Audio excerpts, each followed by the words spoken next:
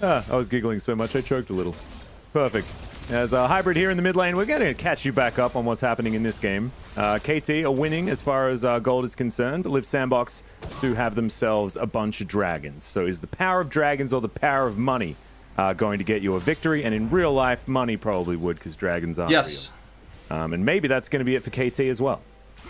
Well, Live Sandbox, the next Drake is in 3 minutes. This is a must-win Drake for them. And things will just get worse and worse if they don't get it. This KT's comp is just going to do so much damage. Unbelievable. Void Staff here for UCal as well, just to guarantee even more damage. They're actually going to make a play around Baron because there's no vision here whatsoever for Live Sandbox. They are slowly finding out about this, but this is going to be a long walk to the Baron pit. They might just be too late. Yeah, well, we'll see whether this is going to be something they commit to. You can see Samira's walking from base, just not going to be there. Blank's going to secure the Baron. And Summit, he's gone down extraordinarily low. The headbutt pulp doesn't really work, but at least the Unstoppable Force gets some work done. But the rock is going to immediately fall down. Effort now also, that will is looking far more breakable than it wanted to be. Blank off to the side, and Live Sandbox are going to limp away. But that's Baron and a teamfight victory for KT. I'm starting to feel like this is just an insurmountable lead for KT at this point. This Root probably needs to be careful about side lane here. A little bit strange that Effort, he had Flash, and decided to go with his Unbreakable Will and take the long way around. Did end up getting taken out there in the end, and deny one Baron buff, but that's all they get, and this is just an insane lead now for KT. And there's just no vision here whatsoever, and all you have to do if you're KT is verify that with some sweepers, and look at it, they put 2 control wards down here. It's like the team fight here is almost inconsequential. Summit does finally get his ult off. He goes in and just gets some knockups, but the damage output again is too much, and not everybody was here on time. And 2 control wards verify, okay, they don't know we're here, and we're just going to make a play for it. They've got a ton of damage output, so they can clear it pretty quick themselves. And, I mean, Live Sandbox right now, I mean, you have to win this Drake fight in 60 seconds. You've got to make sure you have vision control of that. But even still, I mean, you have to have the perfect engage. Malphite has to have the flank angle we were talking about. Summit just kind of walking straight forward. Last time it was a bit of a scrappy fight, so you could give him, you know, the benefit of the doubt on that one. But this time, there has to be something. There has to be something more. Yeah, and also there has to be flashes on cooldown as well. Otherwise, the Malphite's not going to be able to do it. You see Summit trying to frontline. He's pretty tanky, but there's still 30 seconds on this Infernal Drake, and the amount of pressure that this Baron buff can put on is going to be too much for Live Sandbox. They can't stay in this river. They've completely given up lane control. The macro has just fallen out the window for Live Sandbox in this game. And I feel like, you know, ever since we came back from the pause, they haven't known where to be on the map whatsoever. Baron was just free, and then even that maneuver to the river way too early has given away the turret, and now they give away the they're just going to give away the soul, or their soul. It's going to be an Infernal Drake over to KT. One of potentially many, if this game even goes on for another Drake or two after this. I mean, this is absolutely desperation. Almost feels like, you know, I could see the /FFs in the chat for this game. Like, yeah. I mean, you had to take a fight for that Drake. Or how do you come back into the game if you just say, well, we can't win that fight, let's just not fight it? Then, I mean, you're digging yourself a deeper hole, a bigger deficit. This is just going to be so incredibly difficult to win now for Live Sandbox. And almost impossible. You talked about, yeah, you talked about how it feels like they're always, you know, not really on the map. They're not clearing wards. I feel like there's just a constant fear that if they go too deep to clear vision or even try to side lane, that they're going to get pummeled. And finally, Root was able to get a little bit of extra farming done in the top lane because he knew they were taking the Infernal Drake, but short-lived. I mean, it's a scary thing, too, when you have Camille on the other side.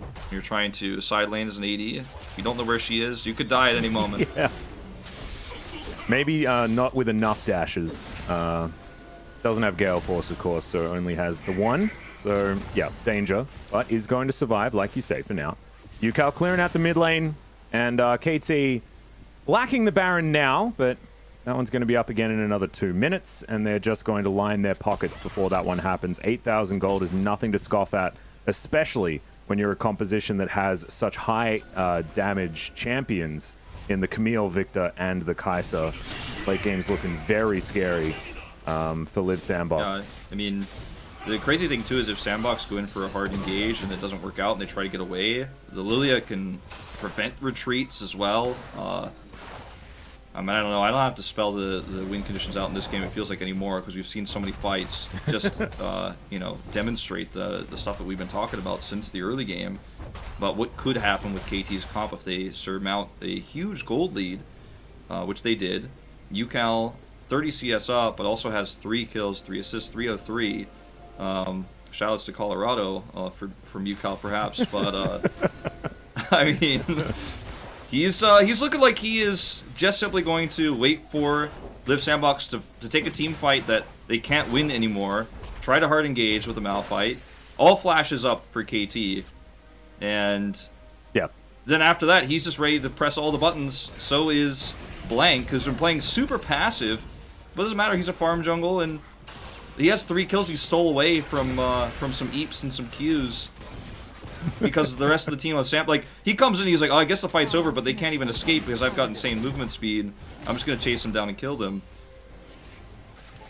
Yeah, and he's also a Lilia that does damage, you know? This isn't going to be the more supportive variety that we saw yesterday as Root.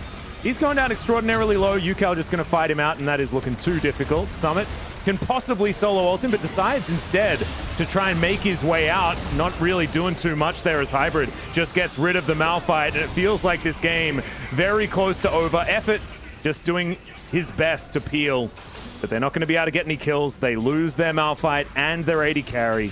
Yeah. And KT have complete run of the map. We just mentioned it. How can you side lane if you're Root? Camille's going to come kill you. I mean, it literally happened just moments later. He got away with it once when they were on the Infernal Drake, but he was not going to get away with it twice. This is not even contestable. In a minute 30 is actually almost, it's just too long. Like, Liv Sandbox can maybe get Drake vision advantage for the soul, but that's all they're going to get. As Root is just way too far out here. He thought maybe Effort could help him out. That's not a thresh. There's no Lantern. And Root just doesn't do any damage. Yeah, he's got the shield bow. He'd be able to stay alive a little bit longer in a team fight, but that's not going to help him whatsoever. And Summit was thinking about the execution with the ulti, but instead tries to use it as a sort of healing way to get out, and that just wasn't the way to do it. Sort of doing half of both, and it was a complete failure. So unfortunate for Liv Sandbox. It really does look like the wheels have come off the bus. Look at the pings coming down here as well around Summit. He's actually trying to show that they don't have vision. He's going to find out they do have the Baron pit here, of course, and the Baron's already been taken out. But looks like for just a moment there, they're trying to set up a fight to kill Doran. So Root's going to side lane. He's hanging out with Effort in the brush, so maybe he comes to punish, and then they get a kill. But KT's like, no, we're just going to go win the game. I don't care about that side laning anymore. That's practically irrelevant at this stage. Just going to push mid, control this Drake. We have Baron. We get another Infernal Drake, which again is more powerful for their composition than Liv Sandbox's. So, I mean, I'm just waiting for the epilogue of this book. Like, who did UCal marry in the end? Like, just read the synopsis on Wikipedia or something. That's what we need to do, because I think we know what's going to happen. The broad strokes anyway. I do want to point out that the 4-1 was sort of perfectly done by KT, putting the 4 in the mid lane, guaranteeing Drake control with Doran on the bottom side of the map, and they can have all of that vision throughout the jungle, and that's sort of why they just left Root to his own devices. Not even able to grab the outer turret, but was, I guess, able to get some farm, but it didn't really matter. So 2 Infernal Drakes, like you were talking about, going over to KT. UCal now going to shove this wave out, and it's just far better macro coming through from KT than anything that Liv Sandbox have shown to us here today. I think it's a lot easier to be on the map and macroing and controlling vision when you have a really strong side laner in the Camille. And unfortunately, Liv Sandbox got behind in lane, in the top lane, and Malphite is not a split-pushing side laner. He's a team fighter, which wasn't able to team fight, unfortunately, correctly. Or just wasn't able to get value. I don't want to say incorrectly as, oh god. Hybrid just avoids the Emperor's Divide so beautifully with the supercharger. Oh my goodness. It's the last time we talk up Fate. It seemed to have not helped him. The caster curse is real. Oh no, that was not what you want. That being said, Hybrid was just a little bit too wealthy at that stage. Yeah, I mean, he was just ready to get a kill. He's ready to use his killer instinct. His spider senses were tingling. Yeah. Well, he sensed that there were 5 enemy players on the opposition team and knew that he could probably kill them, no matter which one they were. Yeah, I guess a spider sense is usually sensing danger. In this case, there wasn't much of that to find. Sensing opportunity, maybe. Well, the Sandbox, they haven't lost yet. You know, there are still inhibitors up, but I'm just not very optimistic that that is going to mean that they have any chance in this game. Let's watch this again. We're gonna have a look at this one more time. Hybrid, I believe, just landed a W hits, and then pressed R. and then Fate goes too far away from the turret, so he's going in. I don't even think if the Emperor Divide hits under turret, it's an Azir turret, I don't even think he survives there. But as soon as he walked out of the turret range, Hybrid said, "Well, okay." Too good of an opportunity to pass. Yeah, up. it's also like that was the easy way of doing that as well, is just walking back. I believe he used Gale Force to create even more distance, but he could have waited and then flashed it, and that would have looked even more cool. But that's okay. You just make the play that's going to win you it, and he absolutely did. Not a lot that Fate... KT's comp doesn't have really strong hard engage. It's just a damage up. I mean, sure, they have the Camille, which can get you a nice flank angle, but if you're trying to walk into somebody's base... Live Sandbox actually could win those fights. I mean, it feels like Live Sandbox's chances of this game have dwindled down to less than 10%. And if KT, walks at them grouped up towards the base, then maybe they could win a team fight that way. So that's why this game is taking a little bit longer to finish, because KT's like, all right, well, we just have to take another Baron, we have to get another Drake, and if you fight us for those, we'll beat you no matter what. So there's no reason to try to end the game now, try to force the issue, despite an insane lead, 12,000 gold ahead right now, and they're about to get a third Infernal Drake as soon as that one comes online. Baron's going to be up first. So, I mean, right now KT is just like following the recipe for victory. As long as they don't skip any steps here, it seems like Live Sandbox just can't win no matter what. Yeah. Just the right amount of olive oil, make sure that you get all of your ducks in a row. And you don't need to rush. It's absolutely fine. They've got a minute and a half, like you say, on the Infernal, but it's just 50 seconds until that Baron is up, and they should be able to go from one to the other, like you say. I don't think they necessarily need it. I think they could have just put the pressure on. I actually think that when that Void Seeker hit Croco, Hybrid could have just killed him and then supercharged away. But still, not wanting to overextend or take unnecessary risks. KT, it's not a race. KT themselves don't want to get excited at this moment in time. I mean, look, UCal has a death cap completed, and when you see that 404 salads to Atlanta, in this case that's my phone code. Hey, nice. I always thought it was just unfound. Yeah, my US number got the 404. But yeah, I mean, we're just all I don't know what 505 is, so if he goes 505, I guess we're just out of area codes to What about 504? Does 504 405? Can he get an assist? I'd have to Google those, man. I don't know. I only know 303, 404. Well, this Baron's going down very low. Live Sandbox look like they want to try and get a fight hit.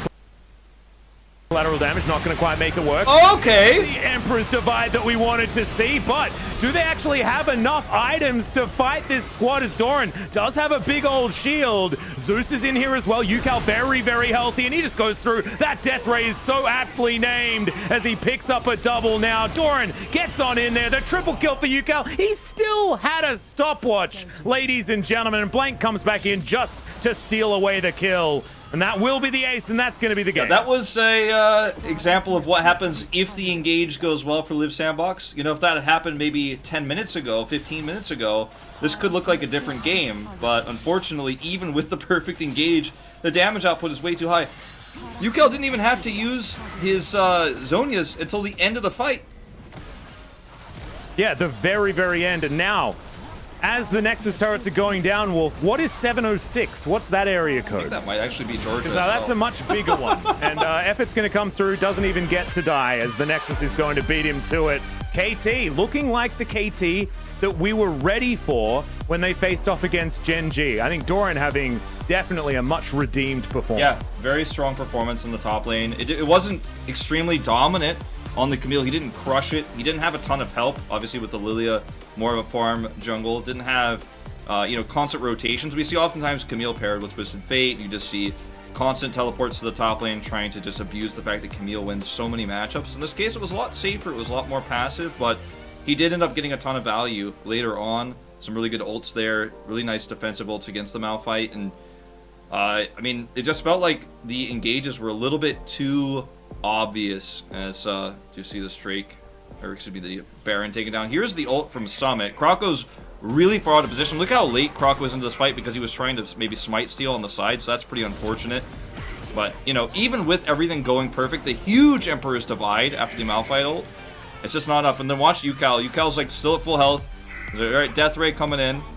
Doran goes ahead and goes golden. And Yukal's flashing in. He's flashing in, and the damage output is just so insane. He gets a big shield too at this stage of the game, and doesn't even have to Zonias until the very end when Fate just wants his revenge. He's not going to get it. Blank just celebrating. That was just... The Zonia's timing was just so troll out of Yukal as well. I mean, Fate's like, last-ditch effort, I can get him finally! No, he can't. He just straight up can't. Yukal played that last fight out so well. And this is what we wanted to see, right? He played well against Gen.G as well, but just the rest of the team wasn't there. This time around, a very different story. And even Blank looking pretty good himself. You know, wasn't necessarily the front runner of what was happening in that game, but did keep things under control. And I think KT, at this moment, with this particular roster, do look like a thing closer to the final product. It feels like Lily is such a great cleanup jungle as well when you're playing against comps that hard engage like that, because there's nobody can get away. You do tons of damage. Your damage stacks up over time. Oh my god. Speaking of damage, let's bring up the post-game stats here, because Yukal, he did a bit of work, one could say. You know, I think people don't want to get excited for KT, but I'll allow people to get excited for Yukal. I think he is really on a tear right now. He wants to return to form. He's been playing almost only Victor, so this is the champion he wants to make a name for himself on. And Victor is getting more and more meta these days, but even when other mid laners would have picked a more control-oriented matchup, he picks the Victor. He does insanely well on it. Yeah. Oh, he definitely looks really good. I want to see more from Blank. I want to see the Lee Sin and some more stuff so that we can get excited about that as well. But this was a game demonstrating that Yukal can put a team entirely on his back. Hybrid was good too, but we'll see whether we can see more from the rest of them as we come back for game number 2 right after the break.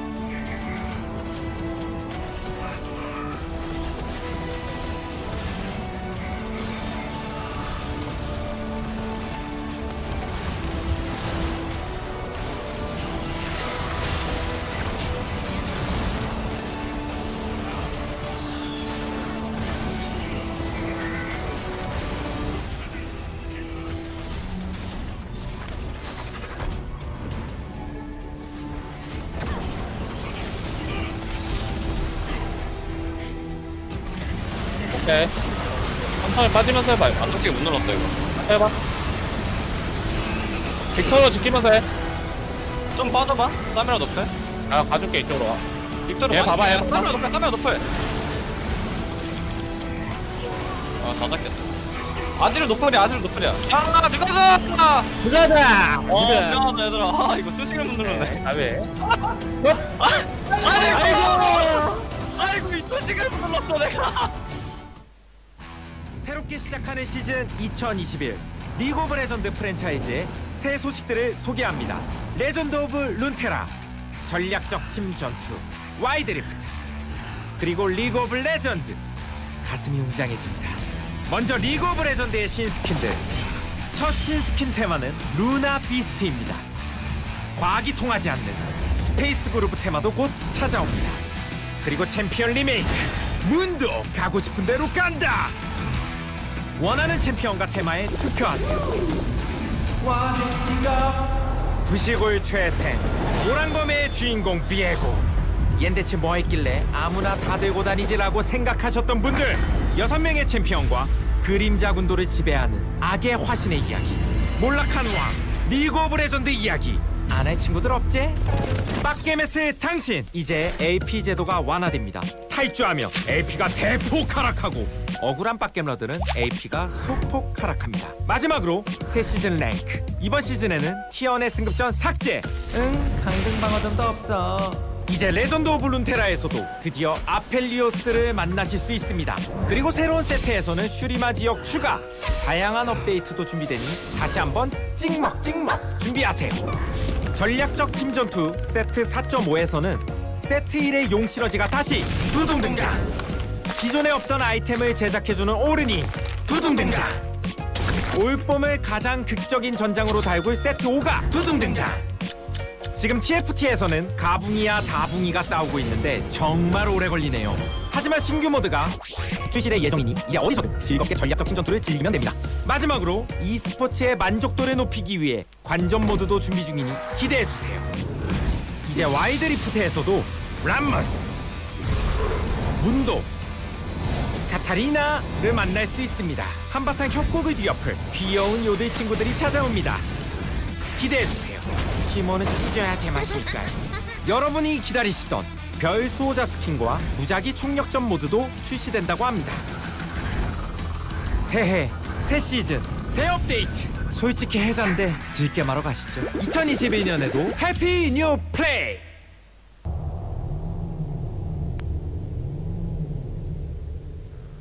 And what do we got now? LCK. A sec. Oh yeah, that's what we gotta do. Wait, what? Where's that? Hang on, wait a second. So where is this? Oh, I can't see it. I hope so. And my brain doesn't work. 1 second. Yep. Doopy-doopy-doo. Finally, something that we can actually use, which is handy. Changes, franchising.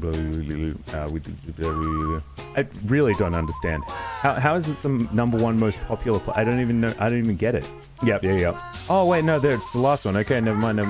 I think that leaving in the fact that I'm very confused makes it probably better.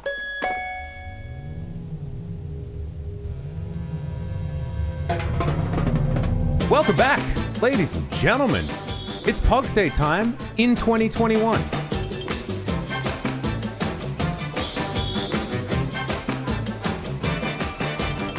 I think I nailed it. I finally nailed it.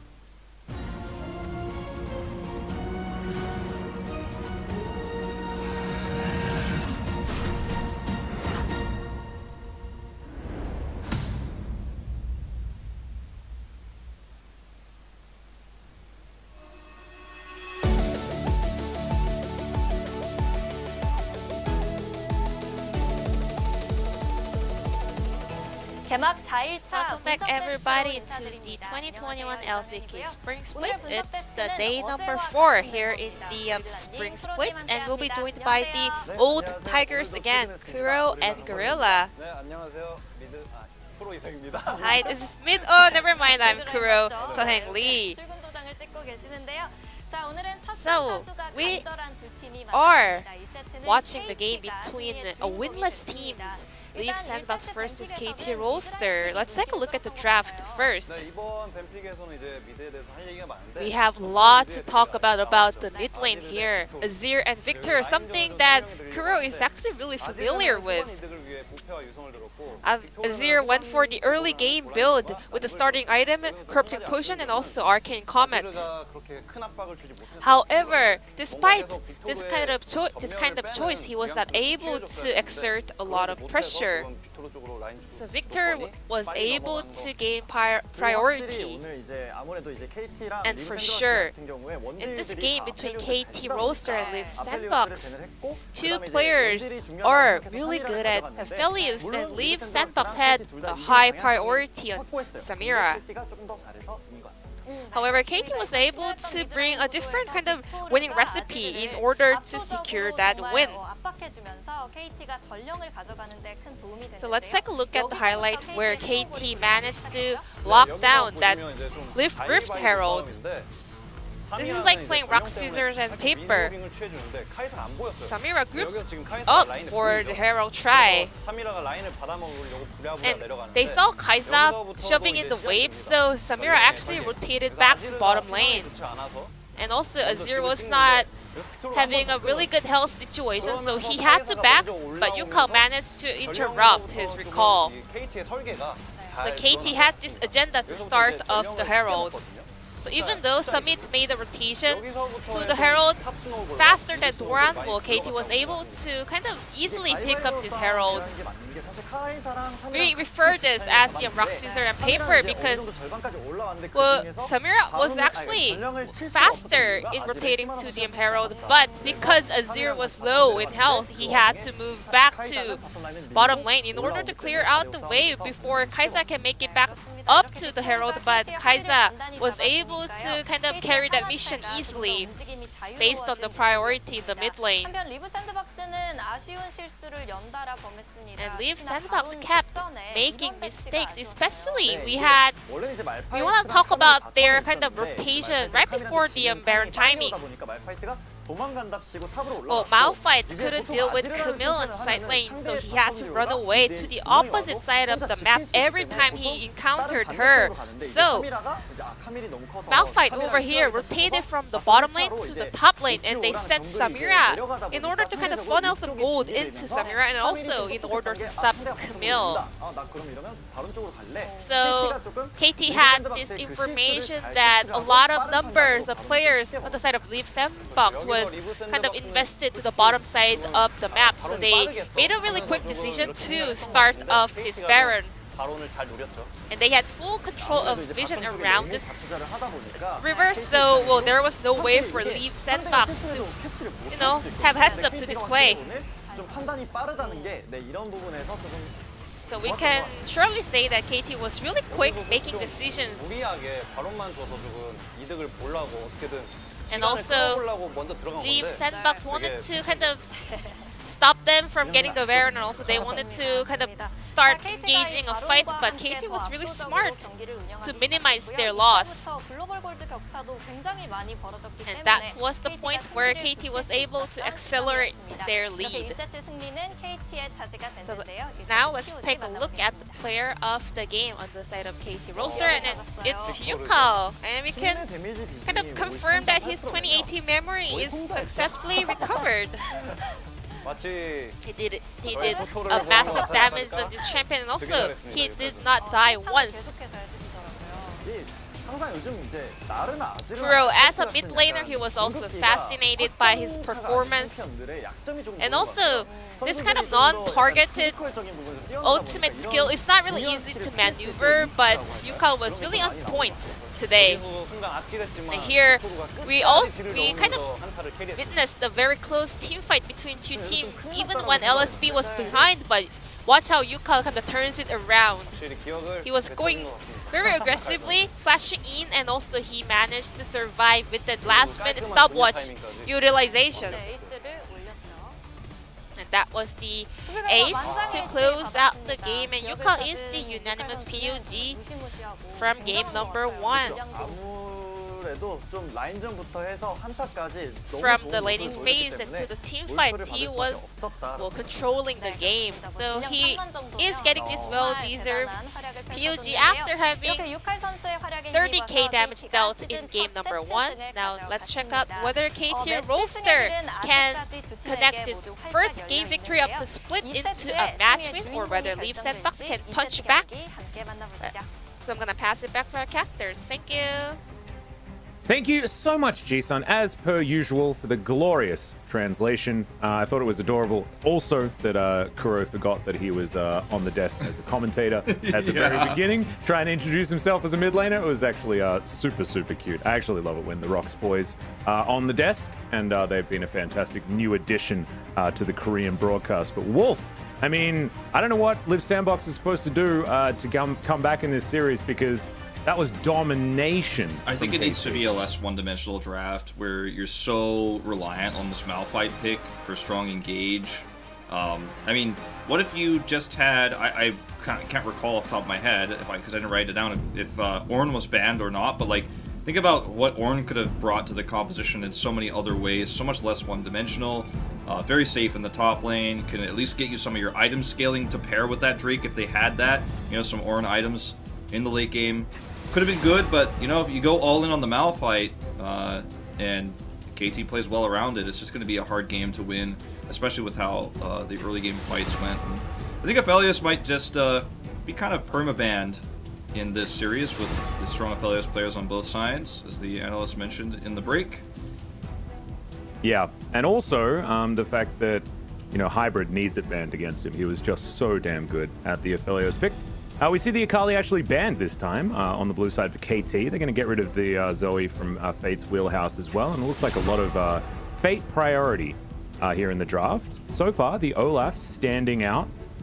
We'll see whether that gets banned away. Both Olaf and Pantheon are probably the most, I guess, permabanned still left available, and Olaf will go down.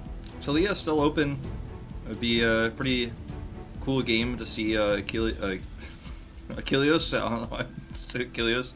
Talia, it'd be cool to see Achilles in there. We say it all the time. But it'd be cool to see Talia, actually played by Blank, already playing Lilia, which is rising up a little bit right now, but still actually at the bottom of jungle priority in Korea. So we're seeing, you know, a lot more Olaf and Graves, but since those are rising up, he will get the Talia here. And it's a pretty safe pick, actually. Yeah. And now you got to think about a lot of things for Liv Sandbox, because Talia is very dangerous as an early game jungler. She can roam mid and top, get picks. So you have to think about, every single time you're thinking about your top and your mid lane right now, you're thinking about, okay, how does that do versus potentially what they're going to pick as the top lane? But also, how does it do against Talia roams? And that's an extra factor that you're going to have to keep in mind here. And the Renekton is going to be locked in to deny the Talia-Renekton combo, but they still have the Talia-Camille combo. So this is a bit disastrous for Liv Sandbox. They're going to take the Samira one more time, and now I'm expecting that Camille just comes through, and they can take the Kai'Sa if they'd like as well. Like, KT can just run it back, but theoretically with an upgraded jungle. I completely agree. And, I mean, with all the mid-priority away from the Victor, Yukal's probably just going to get that again anyways. He's comfortable on it, and it works well with this. The scaling is good with the Kai'Sa. So KT just play another safe game where they scale to the late game. We're going to see the Alistair denial here from Effort, and we are going to see that Nidalee coming through, so I think we'll definitely see between the two AP junglers here, I think we're definitely going to see a Yona ban on one side or the other. Yeah, I think Yone makes a lot of sense to hop onto the ban list. Actually, in the LCS, we saw almost this exact comp, plus Yone win a game just a few hours ago. So maybe taking a leaf out of their book, but this was also the comp that lost from Damwon that we saw yesterday. So a little bit...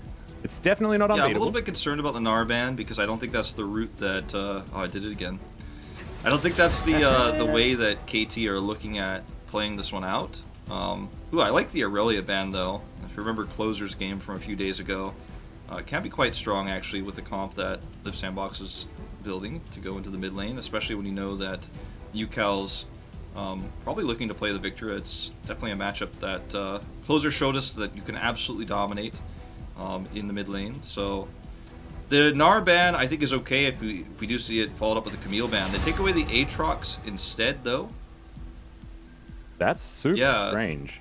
I think the Camille is the way they're going to go about this. I think it's almost obvious that Camille could be picked up here, especially with how Doran played.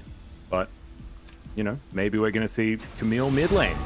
Who knows? Yone going to be banned, and I think that's intelligent. We already sort of alluded to the fact that he fits into this comp very, very nicely. Yeah, I mean, they just don't want they don't want a strong champion in the mid lane who could be oppressive and have strong CC to pair with a really aggressive Nidalee. Just going to toss spears in, also in the late game fights with the Renekton, and looks like they're going to flex that mid pick as a response to what UCal picks up here, but are we really going to be surprised if UCal just takes the Victor again, especially the comp that can scale really well to the late game? I think we could just take the Camille here as well one more time, and it feels like... I mean, Camille Victor makes a lot of sense, right? Orianna's available and can be a lot better for setting up kills for Taliyah. Pairs really well with Taliyah, pairs really well with Alistar for late game engage, but if you're looking for safe damage and a safe lane, I mean, even blind, I like the Victor, but they're going to take the safer option for Orianna, even if UCal maybe doesn't like it as much. Yep, he's been defaulting to the Victor. Maybe he just wants to mix it up a little bit as well, and I respect that. At the same time, Quinn, this is a trap. I just wouldn't do it, but they're going to, so that's fine. I guess you can do like the dive bomb with the Quinn flying on in there with an orb. You know, you collect that, and then you can do the Sky Striker or whatever with the shockwave around you. But I don't know whether I like it quite as much as Galio is being considered right now for the mid lane. I mean, it gives you a little bit of extra semi-global presence on the map. You can roam with the Nidalee. You can be, at least attempt to be, a lot more oppressive against the Quinn in the top lane. You kind of pair with Renekton there and try to dominate that lane, but it's a tall ask. I think a lot of this game really is going to come down to the Quinn trap, as you called it, you know? Falling into this feeling like, okay, I can pick a range matchup, can be aggressive, roam around the map. I mean, the Quinn pick has been very sink or swim. I mean, even going as far back as to when she was played last year in summer. So I think a lot of this game comes down to Doran's performance on this and how well he pairs with Taliyah for Blank. Otherwise, you know, this game can be a game where Summit runs away with it. I mean, his most famous and most common pick is the Renekton. It's usually banned against him. It's left open in this case, so he has an opportunity to showcase how strong of a Renekton player he is and to take back, I think, a little bit of pride, perhaps, even after that really rough game one. Yeah, exactly. But they're going to have to do it pretty quickly. You know, this composition doesn't have all the longevity in the world. We've seen Samira comps really fall behind if they can't get going a little bit earlier on, because you do need to be getting those resets. And if you can't get that first kill, then she doesn't do a whole lot. But it's a different comp out of KT as well. I mean, we saw Quinn, the self-counter pick into the Renekton is something that we were joking about last time she came through, but it felt like it, you know, this Quinn counter pick is something that has worked in, you know, other regions in the past, and sometimes it works here in Korea, but more often than not, it just feels like Renekton's fine. Yeah. Yeah, well, we'll see how it goes into game number 2 here as KT try to make it a 2-0 against Liv Sandbox. It's a pretty cool Galio skin, so maybe that helps Liv Sandbox, but I would have liked an AD mid laner here for them, as well as, you know, a little bit more insurance towards late game, but that's fine. I think this comp could work, but they're just going to have to put their feet on the pedal. Another option could have been Lucian mid. The Lucian could have been... you know, strong, has better scaling, you know, give him a little more range damage in team fights to maybe try to front to back, but doesn't have good CC for the Nidalee, and isn't going to have a great time, I think, trying to rush up against a Quinn in the top lane, so roaming top isn't going to be too great. So they went with the Galio instead. Yeah, it's a little bit more Croco setup, I guess, and Croco has popped off on this champion in the past, so the Nidalee certainly could be a bit of a carry for these guys. But he might be necessary towards the top lane as well.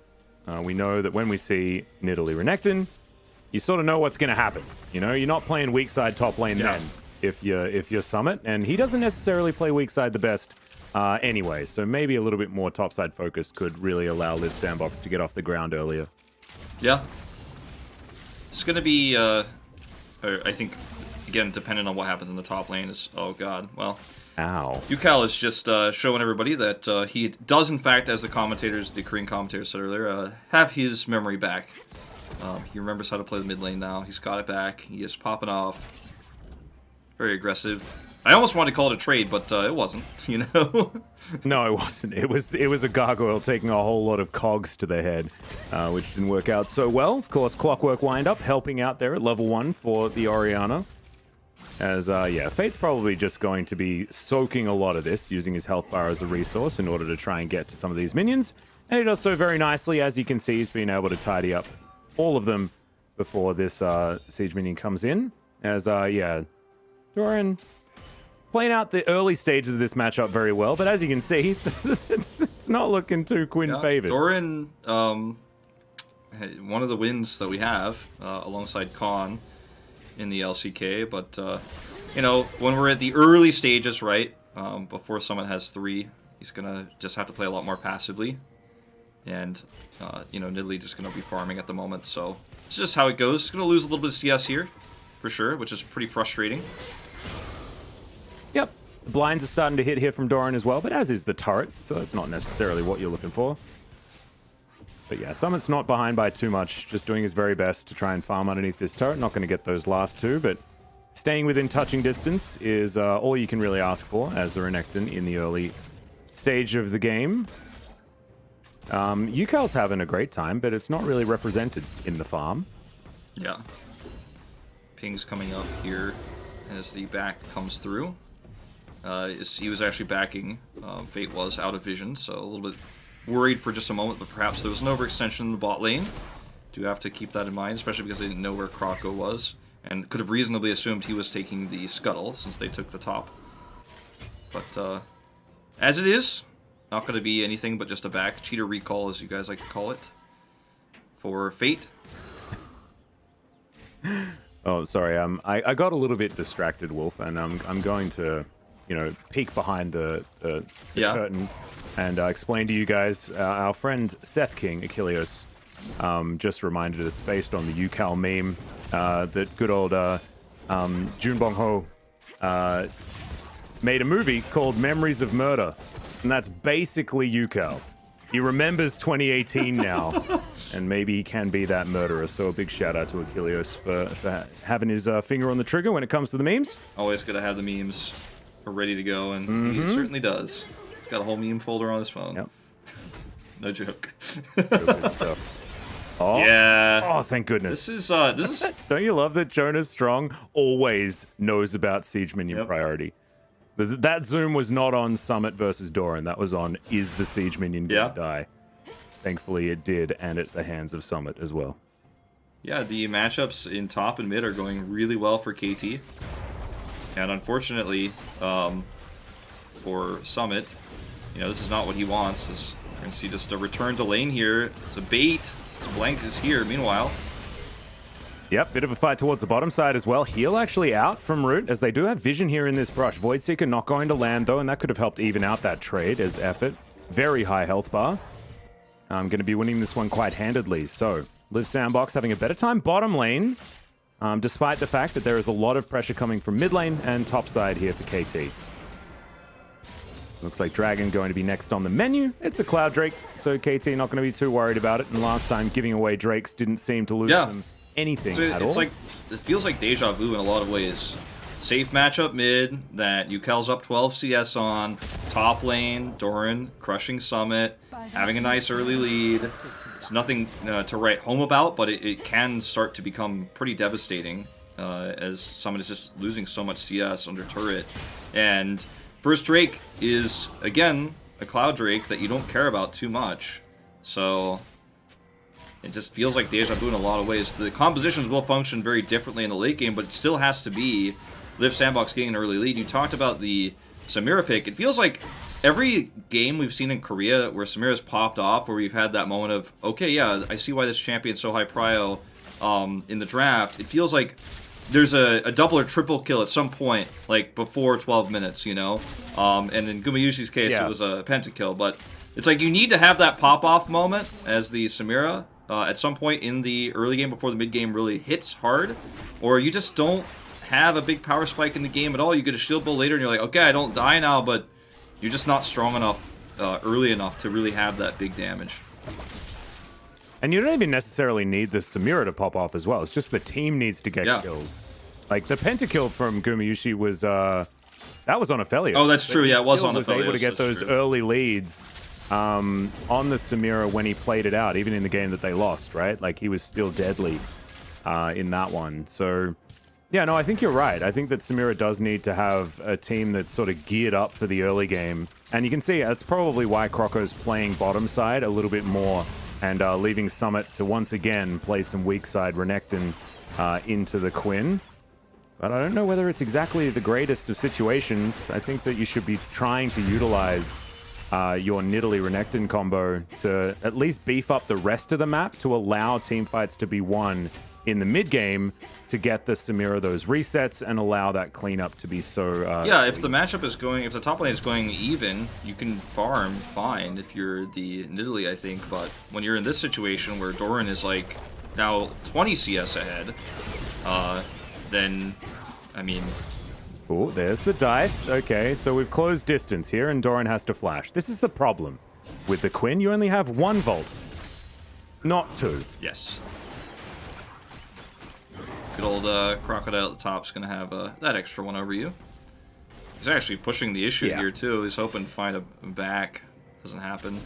Did you say Crocodile at the top, or did you mean Croco at the summit? Ooh, I like the reversal there. Yeah. Yeah, it was my fate to make bad puns. He hasn't... I made a lot of effort to have the right route there. He hasn't really gone up there too much this game, but at least Summit gets this trade that's gonna parlay into a Rift Herald, which can give him back some of that gold he's missing in the top lane if they make a play for that, coming up very shortly. The next Drake... Yeah, I actually think this could be really valuable on Summit as well. I feel like because of the parallels between this game and last game, it just feels like we're going to see an Infernal Soul again. But, you know... Ooh. No, it'll be Mountainous. You think so? Just for the parody? Yeah. Yeah, I'm the Drake Whisperer. I just know. I set up a lot of clouds, and now I'm setting up mountains. That's it's just what I do. All right. As KT once again, you know, they're ahead by just over 1,000 gold, and that's basically in the mid lane and in the top lane based on farm. And of course, Blank's been rocketing around the jungle as well, surfing on them walls and picking up all them camps. And the bottom lane's pretty even, so if KT just continue along this road, things will look okay, but looking at where that Rift Herald's going to go and who's going to be able to pick up the next Drakes, that's what's going to be important, because it's not all about gold lead, and Liv Sandbox have been able to, you know, pick up the majority, in fact, all of the neutral objectives around the map. Yeah, it feels like the best option would be to try to get some extra gold to Summit so you can start to do more in this game, but at the same time, you know, you're really feeling the Samira at this point as not ahead, you know, which is fine in a lot of different compositions, but in this one, you know, the fact that she's just a few CS up and that's all that she can say about her state of the game, it's not enough. Well, this might be a bit of a change as Root's trying to get that damage in. Solar Flare doesn't get the stun though as Croco, he finds Blank, and that's real dangerous. Killer Instinct, oh, I could feel Hybrid just wanting it, but he's not actually able to get there onto Croco in the end, and probably would have been suicide anyway. This Fate, he's going to Justice Punch his way out to safety, but we were talking about the fact that it needs to be Liv Sandbox making the moves. They tried, it just didn't quite. Yeah, unfortunately, just not able to get that poke, or get that kill rather, that pick in the bot lane, and they were so close to it. Summit's going to shove this wave in, finally finding his place in that top lane. The Drake fight here, definitely vision advantage right now, or positional advantage and vision advantage to Liv Sandbox, as Yukal's looking for a solo kill here. Summit's on his way. Yep, and he's surrounded by 5 people. Flashes forward, Fate, one more auto, and he will be able to get first blood, but he can't get there. Everyone collapses, and UCal maybe a little bit overexcited after his player of the game performance in game 1. Yeah, just without having any vision in the river, and also knowing that he was missing in top, Summit was missing. From that alone, it was pretty overzealous to hope for that solo kill there. And also, like, Fate was pulling the strings on that one, baiting him quite a bit, and then everyone else was on Drake nearby as well. They're going to funnel this gold into the bot lane for the Rift Herald with that Drake take and the free pick onto UCal. So this is going okay for Live Sandbox, you know. Yeah, Root actually didn't get any of that money. All of it went to Croco. Oops. So I think Zeus actually delayed it long enough so that, you know, it wasn't actually able to be funneled into the Samira. That could be a big problem. As, yeah, you can see UCal got so close, then decides to back away, flashes, and unfortunately Fate had a flash as well. Yeah, just a little bit of miscalculation on the damage there. Yeah, that's unfortunate that Root didn't get the gold there. It's actually 6 gold behind at the moment. No! All of that 6 gold, as here's the flash solar flare, and that's another dead UCal. Oh dear, he really did put a target on the back Looks of his like head. he forgot how to play mid again. His memories are gone. Now Fate's got him. Yeah. Yeah, I mean, you have to respect this comp. It's extremely deadly with Renekton roaming around, potentially. You know, that's what happened the first time, and then just kind of overextending there again without vision in mid. And now he's, you know, he's 0-2. He's still ahead in CS, but that lead is going to diminish every time he makes a mistake like this. Absolutely. Pings out onto exactly where Croco is. KT understand that they're getting a little bit of attention down here as Blank's going to turn up, control ward in the brush. As some rocks are being thrown over. Spear not going to land as Fate is here, but he's standing on a ward.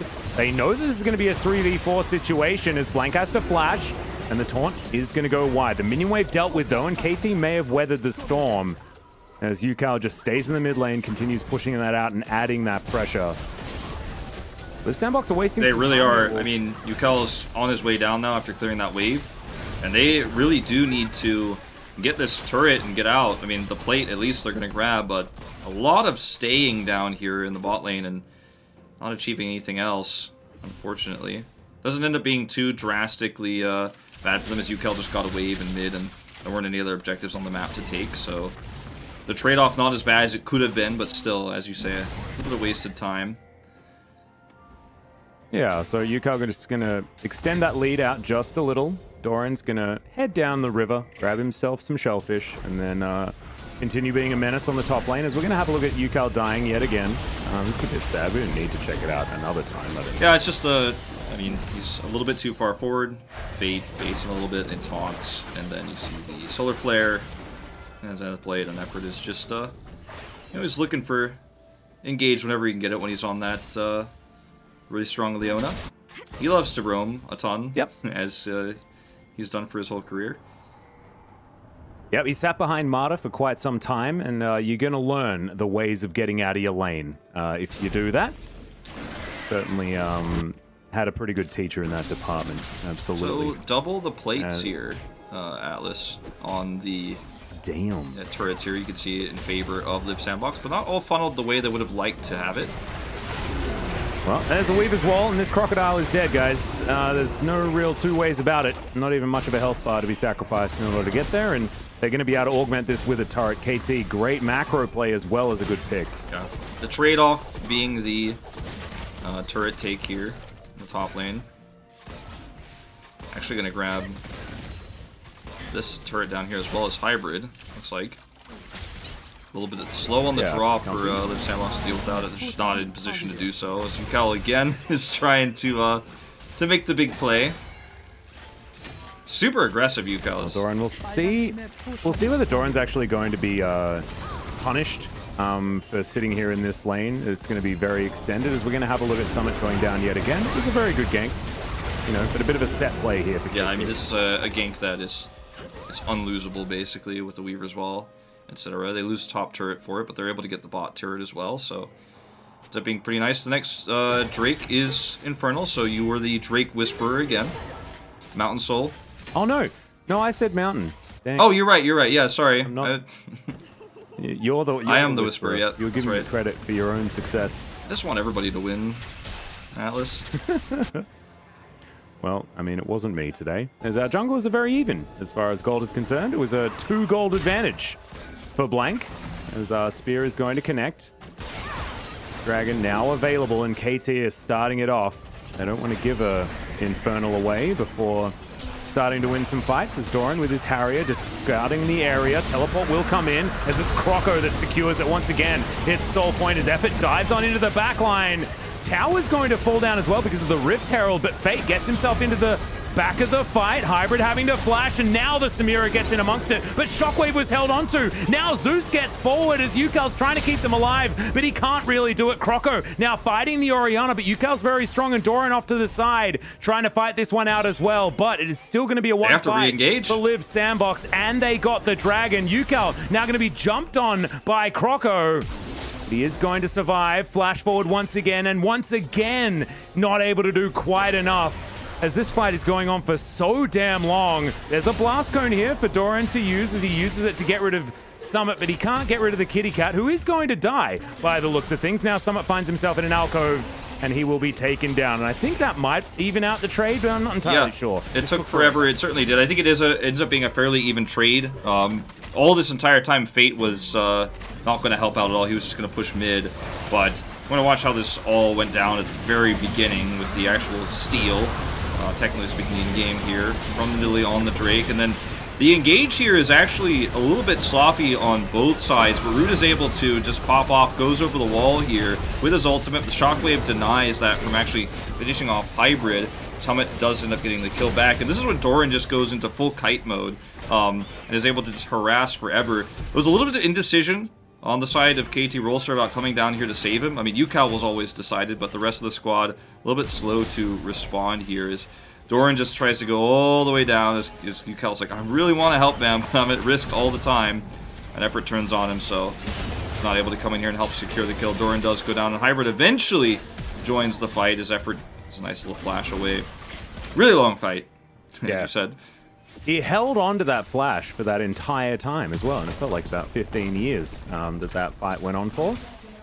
It is going to mean that Liv Sandbox hold on to a small gold lead for a few seconds until it's taken back by KT. This game much closer than game one, for sure. But if the parallels continue to happen, KT will take the next 2 Infernal Drakes. And we'll see some unfortunate engages for Liv Sandbox. But the comps don't operate the same, right? And Root, if he had gotten a double kill in that last fight too, would have been even better, but he is starting to come online a little bit. It's not the lead you would want to have as Samira, but it's not a situation where he's extremely behind or anything like that. He can absolutely win this this next fight and start to turn things around, especially if they get the Infernal Soul, which is closer than it feels like it should be, because we had that insanely long fight and long replay afterwards, but we're not that far away from it. And their comp is not one-dimensional about like hard engage this time, Atlas. You know, it's more of an actual straight-up team fighting comp that can front to back. Yeah, no, it certainly can. And I was just thinking that KT don't really have that, right? They've only got Zeus as far as being a body in the front line. And with a Samira, it's good to have some beefy boys to, you know, CC and control the Samira before she gets completely ridiculous. But they're relying on, you know, Yukal and Zeus really locking her down whenever she throws out the ultimate. But, you know, Yukal was actually pretty good at it last time, so maybe it's going to be enough here for KT. But certainly looking like a very different game than game number one, that is for sure. Yukal doesn't have an insane lead this time, you know, and isn't going to be able to do consistent, crazy damage. He's more of a, you know, Shockwave bot, no, you know, I mean, not to oversimplify it, but that is going to be his MO for a lot of these fights coming up. And Talia can help cut the team in half. There are ways to isolate a target, but I really do like this for Liv Sandbox if they win this next Drake fight, which happens in 60. Like, I think the game is totally opened up for them at that moment. So this is KT's real... the burden is on them to deny this Drake and win this fight and try to control vision is what they're trying to do here now, but unfortunately, Liv Sandbox just have the better position here. They have way better vision control, and KT, I think this is almost just a Hail Mary for them at this point. This fight is going to be so difficult to win. And every 5 minutes, they have to do the same thing over and over again. So if KT deny this, then they have to gear up and then do it over and over. That's the power of Soul Point. As Live Sandbox well and truly in position here. 25 seconds until the dragon is going to spawn. Hybrid. So going to wrap around, head back to the mid lane. Killer Instinct available. They want to use it as this blue buff. Just exiting his home for a few moments. Oh, this is... There's now KT with some position, but in goes the Solar Flare. Only getting a bit of a slow onto Yukal, who can now regain control. 3-man Shockwave right on the back line, but it hasn't actually locked anyone down. Heroic exit just to keep everyone alive. And the Weaver's Wall is going to split up the fight. Hybrid utilizing it now to lock down the Samira. And the entire bottom lane probably going to fall here. The Void Seeker, will it actually come out? The answer's no. But it looks like KT have done enough. That's a good knock up there onto Doran, but it's just not enough. The fight feels like it's already lost. Without the Samira, they're just not the same. Nope, certainly not. Once the Samira's gone, I mean, look at the damage output in that fight. 376, taken out super early. And that was a beautiful fight from KT Rolster. I mean, I was about to say this is unwinnable, this fight for KT. They were out of position. There was a vision advantage for Live Sandbox. I mean, the cards were stacked against them, but they fought beautifully. At Hybrid's flank, on the side, he waited till the last possible moment to engage, did a lot of poke damage, and then the Weaver's Wall comes in very, very late into the fight when Live Sandbox have utilized most of their utility and Samira is no longer relevant. We're going to see an attempt to take this Baron away, but not going to be successful. But that was a beautiful fight from KT. Really nicely done. That was a bit of a scary Baron because, of course, they don't have anyone that can really tank it as Solar Flare. It's going to stop Doran from getting onto his bird as Shockwave comes through onto Effort. I don't know why Yukal did that. You didn't really have to, mate. You know, Effort didn't do anything to you. So it's not actually going to end up in a kill or anything like that, but Shockwave comes off cooldown very, very quickly. So Baron and denial of the Dragon Soul, and KT are starting to move up that advantage. Yeah, they certainly are, Atlas. And again, it just echoes the story of the last game in terms of how the Drakes are working out, how these team fights are going. I really do hope we get a replay eventually of that last team fight, but there's so much action on the map right now that we might not get a chance. But it was beautifully played by KT, which gets them this objective, the Baron, afterwards, which was, like you said, risky, but they pulled it off just barely, and that's the sign of a team that is very much aware of their win conditions in this game and how this game could go if they do not continue to play aggressively off of a small advantage, because Live Sandbox are almost at that point where if they get that Infernal Soul, it's just going to be too hard to fight anymore with the damage output of Samira, so it's important to always even just slide underneath the closing window on that Baron as best as possible, even take the risk there. Yeah, no, I like it. As in goes Zeus, gonna get flash out from Root, which is exactly what they want. Now the Samira are gonna be so much more susceptible as Summit struggling against Doran. He's got a massive experience lead, as you can see, 2 levels on the Renekton, and this is how it's supposed to go, right? The pressure is supposed to stay there, and then the Quinn can really bully from range with all the extra damage she's able to build. So finally, we get representation of how Quinn's supposed to, navigate a late game with this matchup, as Root is going to deny the Weaver's Wall. Yep. That Whirl of Blades or whatever is pretty good, as it turns out. Busto. It's nice that that's actually an interaction we can have, though. But, yeah. I don't like that it can wipe out the Ornn's Rams. It's not very it's not. That doesn't make any sense. Rams. Okay, so this fight, when you look back at it, too, KT, I mean, they're standing on vision this entire time. But look at the engage here when they actually commit with Zeus and the shockwave that comes in from Yukal. And now the Weaver Wall has cut the team in half. Like, Liv Sandbox is like, okay, we want to cancel this fight. We'd like to, we'd like a refund. And Hybrid comes out the side when the Weaver's Wall is there. Nobody can collapse on him. Fate is a million miles away, and Summit is already dead. So he actually comes in at the perfect time to do that extra damage. And then they're just able to convert this into a Baron right afterwards, as Doran does a ton of extra poke damage there to wipe out Fate after the Zonias was used. Yeah, that was a very nice play. I love, Blank and Hybrid coordinating the Weaver's Wall to split up the fight and then allow Hybrid just to get in there with the Killer Instinct. He ignored the low health Leona. He got rid of Root, which is exactly the right thing to do. And then there was no way that Liv Sandbox win a fight after that, and that may have just set them up to win the game. About a 5,000 gold lead now for KT. This Orianna's getting more and more terrifying. Zhonya's Hourglass coming in very, very soon. Seraph's Embrace is already there. And we already saw, like, Yukal's just playing out of his mind this series. I don't know, so far this season. It's been a good start for him, absolutely. And again, I think the story for Yukal is taking back the glory that was almost his, right, from 2018, where there was a lot of good talk about Yukal about being one of the rising up and coming mid laners, and then suddenly it just all felt like it went away, and it's actually a really scary moment for Liv Sandbox. Oh, they're gonna be fine. Ward over the wall. But yeah, I mean, I think for him the objective, Atlas, here is to become his former self again and be dominant once more. Well, he's had a hangover ever since losing to Rookie, and I guess it's taken him 2 years to get over it, but it's good to see that maybe he has. As Doran, a little bit of a dicey position there, but no one's going to engage on him, and he's pretty quick on Valor right now. They're gonna fight. Area spots out. KT has to win this fight once again. Like you said, that's the power of the soul point. Yep, over and over. Every time it gets easier, I guess, because you do have yourself an Infernal Drake, you know, augmenting your stats. But now KT in position. The Drake's going to reset, though. This is going to be a 50-50. As Hybrid's getting poked out, these spears are powerful. As into the backline, there's the Shockwave! Special cow delivery, I love it! But the Infernal Soul does go over to Liv Sandbox. The fight is not over yet, but maybe it's beginning because the Samira is gone. Croco is gone. The other Croco, he's about to leave as well. As now Fate, he's trying to get out of there. And Effort is as well, but no damage is left over. Blank? Okay, he's got his Zhonya's. He'll be fine.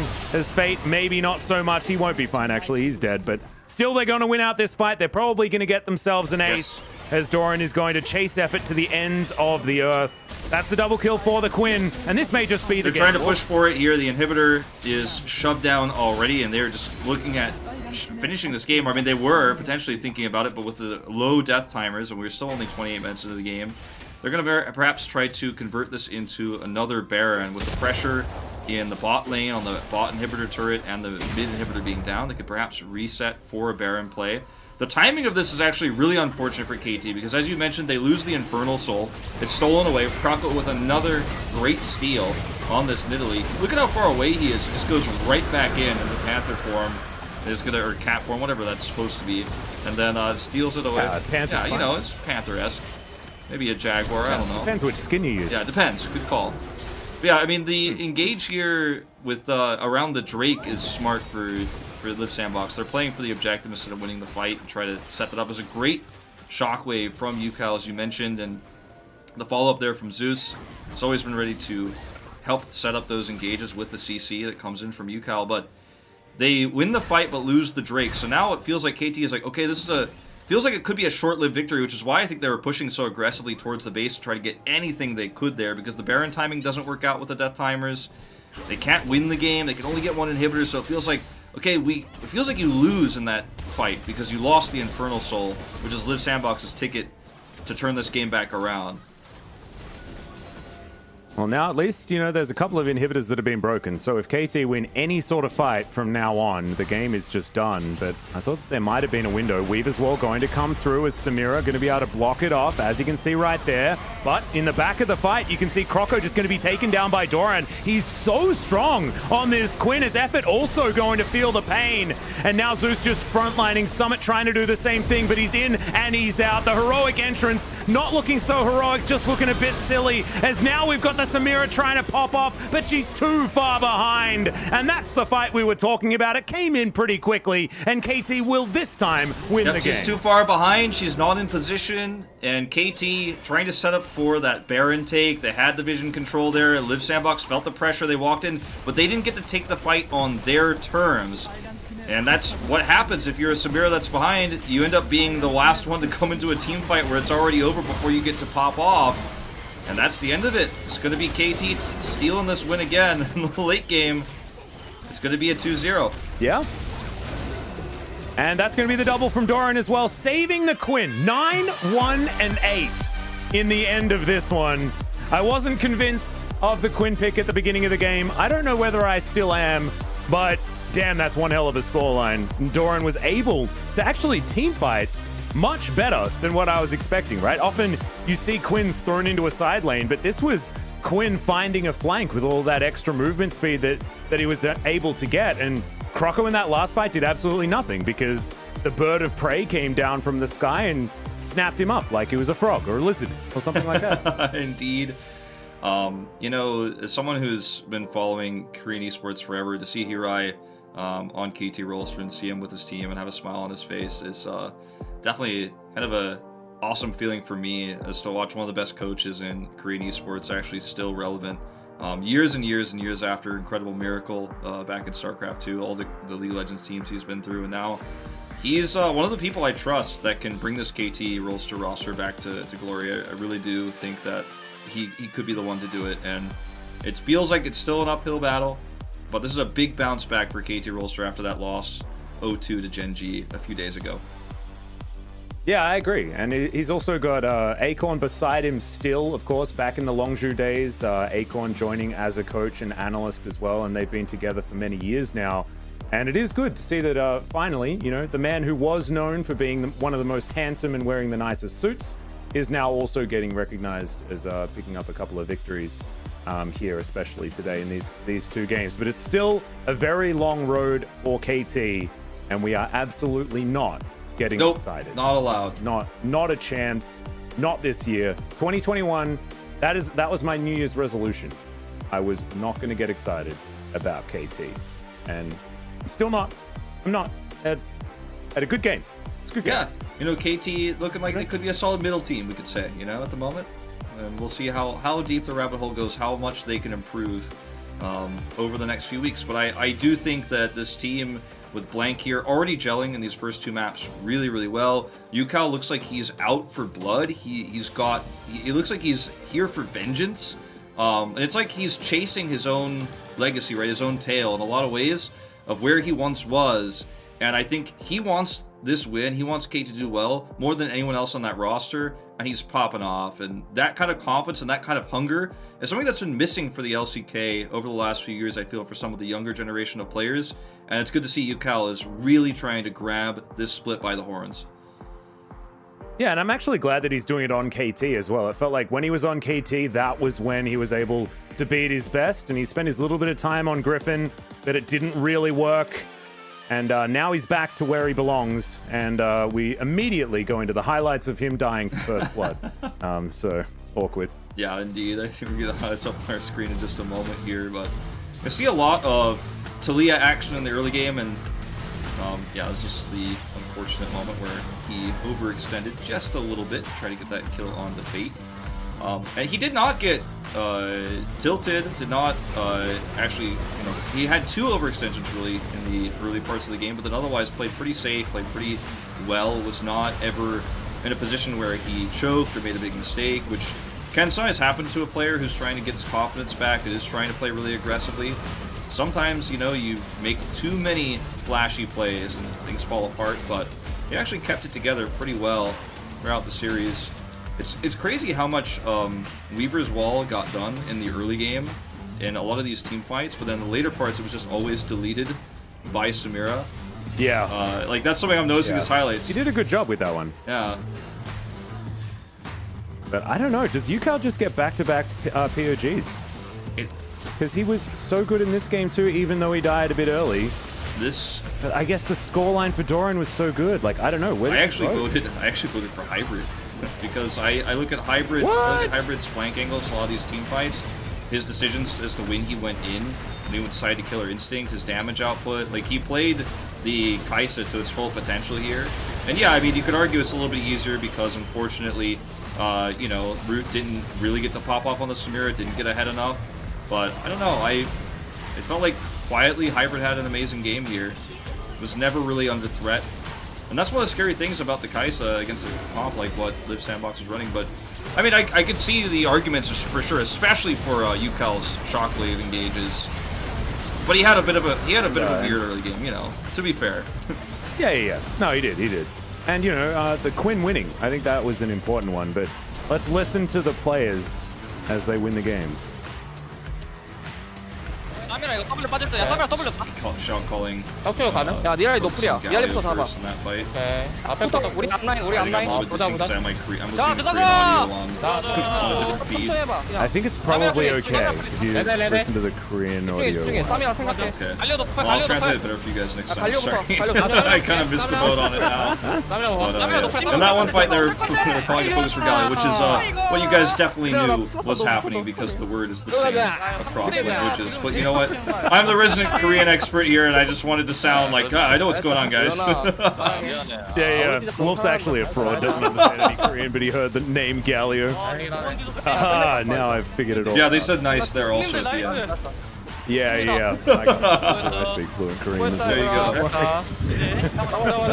But going into the post-game breakdown, yeah, Doran's going to get player of the game, dude. I think you're going to look a bit silly at the end of this one. But it's good to get out ahead of it. You know? I mean, I had this happen to me with the Ezreal pick just a few days ago as well, where I did vote for the 80. Yeah. People don't always, the 80s don't always get a lot of credit in this meta where it's hard to be a 80 player, but I thought he did pretty well. I agree. And also, you know, 2 members of KT doing more damage than the entirety of Live Sandbox sort of tells a bit of a tale here, as they weren't really able to get much done. It felt like they got to Soul Point, things were going great for Live Sandbox, and then it all fell apart. You know, that one opportunity to really get those 4 Drakes in a row, when they missed that, it felt like they were just over the Certainly. hill and couldn't get there. But we are going to go to the analyst desk, so G-Sun, take it away with some translation.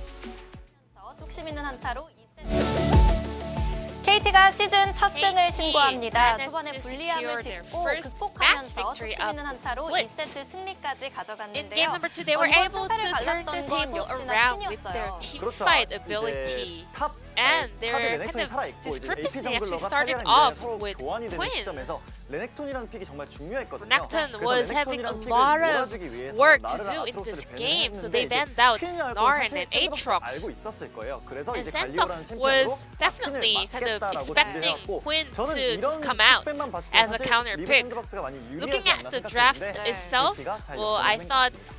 Leave 맞습니다. Sandbox definitely had the edge over to KT roster. Indeed, Quinn was the centerpiece of KT's comp. 여기서 솔직히 The 도란 game 선수가 results 수많이 all 못했어요. came down to her 못했는데 performance, 이제 and 서미 선수가 Doran 그만큼 was 좀 not 더 doing 숙련도 the 있는 best 레넥톤을 work 좀 in 잘 the early 상대하지 않았나. game. Especially 네, Summit 맞습니다. could outplay the 초반에는 좀 퀸이 opponent 밀리는 with 구도가 his 나왔습니다. proficiency on 서밋 선수가 Renekton. 자잘한 펀치를 맞다가 묵직한 한 방을 때렸는데요. Summit 이게 managed 리브 to 샌드박스의 punch back 전령으로까지 Quinn 이어졌어요. really hard, and that 맞습니다. actually 여기서 ended 되게 up 중요했던 giving 게 Herald over to 레넥톤은 leave Sandbox. 아무 도움도 받지 않았어요. Renekton 아무 도움도 받지 않고 single-handedly 혼자서 forced 빼고 both 여기서 또 summoners 이어지는 게 out of 전령까지 Doran, 이어지고 Quinn, 그 다음번에 and that was 오리아나의 converted 그 into 부분까지 Leave 이어지는데 Sandbox 그래서 Herald 중요한 게 Triad. 서미 Also, 선수는 아무 let's see 도움도 how it 없었거든요. all snowballed 근데 down to 혼자서 모든 other 걸 해냈습니다. side of the map. 되게 He 대단했다고 just did 생각해요. everything by his 이제 라인을 own. 먼저 리드하고 He had this priority 위로 to 압박을 just 주는데 shove in the wave, 그래서 and he made a 레넥톤의 rotation 위치를 down to the mid lane. 콜이 좀 늦었나 봐요. Maybe 여기서 이제 KT was 오리아나가 late with the 죽으면서 call where 저는 Renekton 리브 was. 샌드박스가 And 좀더 많이 that's 게임을 where kind of 가져왔다라고 Yukon started to 생각해요. lose his massive lead up against Galio. 입장에서도 사실 퀸이 중요하다는 걸 알고 모든 KT was 자원을 다 also well 쏟아줬었거든요. aware of 근데 the 이제 fact that 그에 Doran, 반면에 Quinn 서밋 was 선수가 아무런 도움을 having 받지 못했는데 a huge 혼자서 스펠도 responsibility, 빼고 미드도 whereas 가고 well, 모든 Summit 걸다 was 했지만 actually left alone, but he was able 네, to, 그렇습니다. in fact, 이렇게 outplay 서밋 선수를 필두로 the opponent's 리브 laner 샌드박스가 5세트를 차곡차곡 챙기면서 based on 달려나갈 the 준비를 lead on the 했는데요. top side of the 리브 map. 샌드박스의 Leave Sandbox was 발목이 able to stack 꺾였습니다. up the 자유를 dragons, 얻은 한타에서 but 콜이 엇갈리면서 we had KT가 a very 가져갔어요. unfortunate 이게 사실 team 리브 fight coming out from 샌드박스의 Leave 조합 같은 경우는 Sandbox. 정교하게 잘 걸어야 되는 입장인데 Well, 여기서 레오나 포지션 The red side team actually requires a very delicately planned team fight, so watch effort. He was preparing for a team fight, so he casted his Hex Flash behind the wall, but well, it seemed like the teammates were not on the same page. 라고 생각하거든요. 이게 확실히 So we can kind of 팀원들을 믿고 약간 tell 시간이 that 넓어질 텐데 Leave 아무래도 조금 Sandbox players were hasting a little bit 하고 있다 보니 because they were in a crisis where they're going to start off their losing streak. So maybe they were not 여기서도 이제 오리아나의 충격파가 되게 having their best time in terms of the decision making. 한타를 대승으로 이끌었던 것 같아요, 오리아나. In addition to that, the shockwave from Oriana was the key factor that enabled KT Roaster to get a huge win in that 자, fight. 이렇게 리브 샌드박스에서는 서밋 선수가 분전했지만 Even though 리브 Summit put 샌드박스가 up a good 한순간에 fight on the side of 무너지면서 Leap KT가 Sandbox, 이후에 KT 에이스를 Roaster 두 was 번이나 the 띄우기도 했고요. victor 이세트 in the 승리까지 end. 가져갔습니다. KT의 POG Now 만나볼게요. let's check out the player of the game, and it's 기억을 gonna be 찾았어요. Yukao. 오리아나. So we can call him the player of the match, 저 and 때문에 약간 we 실력도 can 나오는 게 아닐까. definitely 아, confirm 아마 his 제 memory 기억상 is back. 18년도에 그 기억을 The 되찾겠다고 2018 아마 Yukao, 저 the 그랬던 것 signature pose 확실히 of his 팀원들이 다 golden 잘했다는 time. 게 그 지표가 이번에는 30%. All 5 players were doing a lot of work, but 이것도 사실 he was doing massive damage 리브 on 샌드박스 Oriana 조합은 as 상대를 well, just like 물어야 game number 되는데 1. 깔끔하게 물지 못해서 오리아나는 원래 Leave 이제 Sandbox was 받아치는 not 식으로 having 보였습니다. the 좋거든요. clean 상대가 maneuver 상대적으로 over 뭉쳐지기 here 때문에. to open and 그래서 engage 오리아나 onto 궁각도 the 잘 나오고 opponents. 또 슈퍼 플레이가 나온 것 같습니다. 또 오리아나의 궁각을 In addition 계속 to that, 생각을 he 하고 있었던 것 같아요, always 선수가. 그래서 landed multiple shockwave 되게 onto the 항상 opponents, 잘 so 넣었습니다. we can kind of tell how kind of focused he were during the team fights. 팀원들도 그만큼 오리아나를 편하게 잘 해준 것 And 같아요. also the teammates were supporting him a lot 다른 as well. 딜러진들도 솔직히 딜을 되게 잘 Other 넣어주고 carries also 네, did 말씀해주신 a 부분이 lot of 반영된 것 damage. 같아요. 뭐 딜도 골고루 넣었고 표도 골고루 And just like that, 받았습니다. we have 올 a 시즌 bit of a 유칼 split 선수의 vote 역할이 over here, but 중요했는데요. Yukao 이렇게 유칼 선수가 팀의 picked up the 중심에서 solo 팀의 POG 첫 of 승을 today's match. 이뤄냈습니다. 유칼 선수의 인터뷰 준비했습니다. 바로 Now 만나보시죠. let's hear from Yukao, the man of himself, 안녕하세요. 승리 the man back to 축하드립니다. 2018. Congratulations on your win. 감사합니다. 네, 스프링 Thank you. 첫 번째 승리기도 하고요. First 스프링 win 첫 번째 of 솔로 the split POG예요. and 소감부터 first 들어볼게요. solo POG of the split as well. How are you feeling? 오늘 경기 그래도 저희가 첫 승을 얼른 신고해야 되는 거라서 Yeah, we had to get this first win, so we were feeling a bit shaky. But as the game started, we were feeling more comfortable and we were enjoying the game. I'm happy that we were able to have a very entertaining series. 네, 그럼 이제 유칼 선수 1경기에서 In game number 1, 매치 대결 나왔어요. we had this classic mid lane matchup, Azir versus 이 Victor. 구도에서는 솔직히 저는 빅토르가 I 정말 유리하긴 personally 한데 think that 아지르 Victor 선수가 has 초반에 the early game 좋은 priority, 아이템과 but 좋은 Azir 특성을 went 선택을 for the early game 했는데 build in 혹시 이 game 1. 구도에서는 좀 어떻게 So what do you 생각을 think 하시나요? about this matchup? 저는 지금 아지르가 I think 굉장히 currently 안 좋은 Azir 챔피언이라고 is a 생각을 very 해서 low tier 사실 champion. 나왔을 때 라인전이 So 조금 밀려도 나중 가면은 괜찮겠다. I was like, even if I fall behind during the laning phase, everything will be okay in the later phase. 원래 특성도 So I wasn't too worried. 이제 And also the 서영이 이제 runes. 가기 전에 딱 남겨주고 한 게 있기 때문에 Also, I followed the advice from 뭘 Kuro. 남겨주고 갔는지 좀 들어볼 수 있을까요? What kind of advice? 그건 이제 조언을 해줬어요. 기업 비밀이라는 아, 게 그래요? 서영이는 That's 사실 a secret. 서영이는 사실 이제 빅토르랑 오리아나 Kuro, 딱 이런 거 하면은 He's the god of 진짜 Victor and Oriana, you know? 딱탑 3 안에 들어가잖아요. He's 전성기 the, 딱 보면 Well, we can 그런 거를 이제 definitely 제가 say 있을 he's 때 the top 그런 걸 3 뒤에서 Oriana 보면서 Victor player. 포지셔닝이나 So 라인전 이런 걸 많이 watching 배웠던 him 것 play, I learned a lot about the 네, positioning on these 그렇죠. champions and also the build and itemizations. 이렇게 극찬을 Kuro also commented there, your Victor reminded him of his own Victor in the past. So let's take a look at your highlight. 네, 장면이 곧 나올 건데요. 이때 어떤 VCR is almost 마음이었는지, 뭐 ready, so 자신이 Can 있었는지, you kind of 그리고 elaborate 구도는 what 좀 was 어떻게 going on at 가는지 that 등등 moment 설명해 and 주시면 what 좋을 것 was 같아요. coming to your head? 근데 또 이렇게 크로 선수 화면으로 만나니까 어색하지 않나요? How are you feeling watching Kuro on the desk? 서영이 형이야 뭐 제가 방송을 I 말을 mean, 안 하고 자주 챙겨 보는데 I always 되게 watched 좀 his 재밌게 streams 게임하고 and I 이제 enjoyed it. 스맵 선수랑도 듀오한 거 Especially 봤는데 the 너무 재밌더라고요. Duo games with Snap was so 많이 funny. I loved it. 챙겨봐 주시면 감사하겠습니다.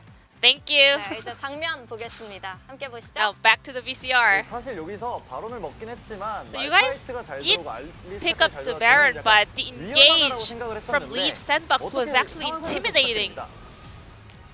일단 뭐 바론 버스트가 Well, 바론 버스트 we 하고 were 있는데 going for the 갑자기 Baron burst. 저희 카이사가 And our Kai'Sa was like, 그런 말이 하면서 갑자기 원콤이 no, 나온 거예요. like 그래서 I don't have flash, 어, and he 이거 got 큰일 one 났다, shotted. 너무 So I was 무리해 like, we 하면서 were 딱 in 한타를 trouble. 시작하는데 뭔가 So 좀 we had to 상대가 just take this 되게 fight. 대박이 나게 했는데 And I 제가 know the 죽지 opponents 않아- had 죽지 this 않는 각이어서 wombo combo, 괜찮았던 것 같아요. but there was no angle for me to die there. So we were able to kind of close out that fight with a 네, win. 상대가 뭔가 뭐 상대편 5명이 절 빼고 그냥 4대 그냥 절 Because 빼고 4대 완타 하는 느낌이었어. It felt like 제가 조금 the 화가 opponents 나서 were 다 죽였던 것 playing 4v5 without me, so I was kind of 확실히 오늘 angry. 경기를 봤을 때 유카이 선수의 뭐 스킬샷이라던가 폼이 Your 정말 많이 올라온 것 performance in 같은데 today's 혹시 그 series 기억을 was on 되찾게 point. 된뭐 So 계기라던가 아니면 was 혹시 뭐 there 도움을 많이 주신 any 분이 있나요? turning point that helped you recover your 일단 memory, 제일 큰 or any 거는 사실 강동 감독님께서 people around you 2020년도 helped you out a lot?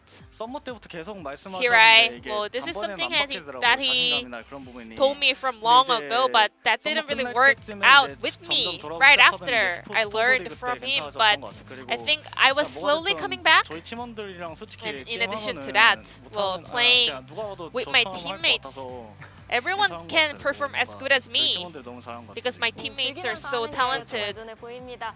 자, 2세트에서는 퀸 대 Game 레넥 two, 구도가 나왔는데요. we saw 사실 Quinn 도란 versus 선수가 Renekton. 초반에는 And Doran was having some 도전을 했어요. rough 팀원들은 time. 이 구도를 좀 어떻게 보고 있었나요? How did KT Roaster kind of see this 도란 kind of 선수 top 사실 matchup? 그 정말 뭐 나르나 킨 이런 거 사실 Doran, 잘하거든요. he's really good at 근데 Nar, Quinn, and 가끔씩 everything, 이제 but 열심히 패다가 sometimes 갑자기 흥분을 해가지고 like he's really good 그냥 at 한번 bullying the laning phase, 게임을 but 조져버릴 때가 있는데 there's 그런 that 거 one 살짝 moment where he just 조금 throw the 쎄하긴 game. 했죠. So we were like, 되게- oh, the game is going to 그래서 south. 제가 탑이 스펠이 So I 다 was 빠졌을 kind 때 of worried, 그래서 but 오케이 나 라인전 잘 되고 있다 나 믿고 게임해 했는데 When Doran used all of his summoners, I was like, I have all, well, I'm carrying the game. I'm in a huge lead, so just trust me. But 궁금한 게 있는데요. well, I ended up dying to 블랭크 summit. 선수가 이번에 돌아왔잖아요. 활약이 오늘 좀 And 저는 Blank 돋보였다고 is 생각을 back, 하는데 and he 블랭크 was doing a 선수 lot of 플레이에 work 대해서 as 한번 well. 평가를 How would you like to 해주셨으면 rate 해서 his performance as a teammate? 성구 형이 사실 오늘 피지컬은 별로 안 Playing, 좋았는데 I think his 그거는 mechanic 솔직히 wasn't that 대체적이었다고 good. 생각합니다. But other than that, I 그러면은 think 이제 he was the KT의 best 정글들이 jungler in the 보은 world. 선수와 블링크 선수 둘이 있지 않습니까? 혹시 호흡은 어떤가요? So we have two junglers on your side. How's the teamwork going? 뭔가 그 서로 뭔가 I think they both 그 kind 사람들이랑 of- 저랑 굉장히 건설적인 관계여서 되게 we are 서로 in a very 발전하는- constructive 그러니까 or 서로 발전하는 productive 관계여가지고 relationship. 되게 You 좀 know, 서로 you 잘 always 맞는 것 help 같아요. each other 친하게도 to 되게 많이 grow 친해져가지고 and develop. 좋은 것 같아요. So we're getting closer to each other. 또 약간 진짜 개인적인 질문인데 상대적으로 작년에 비해서 Compared 로스터가 to 어려졌잖아요. last year, KT 같은 경우에. KT Roaster is 그런 having a bit of a 부분에서 혹시 younger 뭐, 작년과 roster. 뭔가 이게 다르다라고 생각하시는 게 있나요? What makes 21 KT Roaster different from 20 KT 그냥 Roaster? 분위기가 The team 작년에도 atmosphere? 엄청 좋았는데 I mean, it was 올해는 really 뭐 good 조타를 last 넘어서 year, 미친 것 같아요. but this year it's like 에너지가 넘친다. even better than 네, good. 네. You know, it's like crazy. 좋습니다. 자, 그러면 다음 경기는 한화생명을 상대합니다. Your next 유카 선수는 opponent 초비 will be 선수를 Hana 상대해야 Life 되는데 Esports, 어떤 and you'll be 각오로 facing 임할까요? up against Chovy. 이 초비 형님이 너무 잘해서 Chovy, 솔직히 he's so talented. 솔직히 뭐 저는 So, 자신 to 있긴 be 한데 honest, I mean, I'm 솔직히 저는 confident. 저는 일단 이길 자신 있고 I'm 그다음에 confident that I'm gonna win 일단 저희 lane, 팀 4명이 산화생명 내용보다 잘한다고 생각하기 and 때문에 I 캐리 believe 받으러 my 가겠습니다. teammates, 퍼스트 4 of my teammates are better than the 4 of the Hana Life players. So I'm ready to get carried by my teammates as well. KT를 응원해 주시는 Lastly, 팬분들께 end 한마디 message over to the 부탁드릴게요. KT Roaster fans. 이거 젠지전을 딱 앞에서 보면서 Watching 얘네 뭐 하는 this 놈이지? 이거 Genji 맞냐, 이거? series, 약간 I'm 이런 sure 생각 하셨을 that 것 they are 같은데 pretty much 그래도 오늘 disappointed 리브 in us, 샌드박스전을 but 보고 with this matchup against 조금 Leaf 그런 마음을 Sandbox, I hope 가라앉히시고 they 저희 are 재밌는 feeling much 경기 better, 항상 보여드릴 테니 and we will try our 응원 많이 best to 해주셨으면 show the best and 감사하겠습니다. entertaining 감사합니다. matches. 오늘 So 승리 keep 다시 supporting 한번 us. 축하드립니다. And this will be the end of the 파이팅! interview with 축하드려요. Yuko, and I'm gonna pass it back to our 감사합니다. casters. 파이팅! Thank you. Thank you so much, Ji-sun, for your interview translation as per usual. Great to hear from you, Cal. Actually, really in Yeah. depth. I really liked it. Love the respect to Kuro, but- man. Always. Yeah. I think when you got two mid laners having a discussion, it gets a little bit deep. You know, I like that. For sure. But let's bring up the standings and check out how this changed things for all of our teams. Of course, Genji remain on top, but KT moving up to 5th place, which is where they were last year, if memory serves. Yeah, this is a standings that looks scary for Liv Sandbox off the get-go, but it was against Nongshim that they played, and of course against a pretty leveled up KT Rollster right now, so I think they certainly can bounce back, but the next few matches will be very telling. Yes, absolutely. Looking forward to that one. After the break, we are going to have Hanwha Life Esports taking on DRX. Of course, a couple of former DRX players that are on that squad, so going to be exciting to see which of these teams are going to come out ahead. We'll see you in just a little while.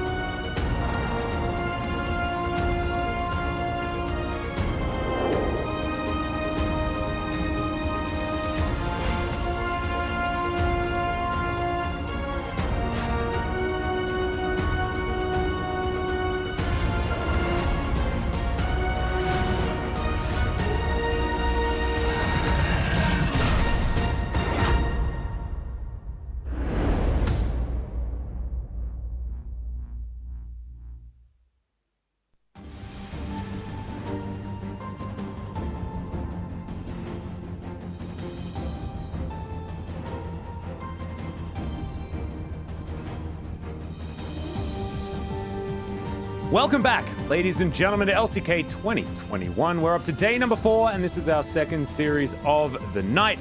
Humble Life Esports up against DRX. Humble Life, of course, taking away a couple of players from 2020's DRX, which is why this is going to be a pretty confusing series, because we're used to talking about Deft and Chovy as being on DRX rather than against.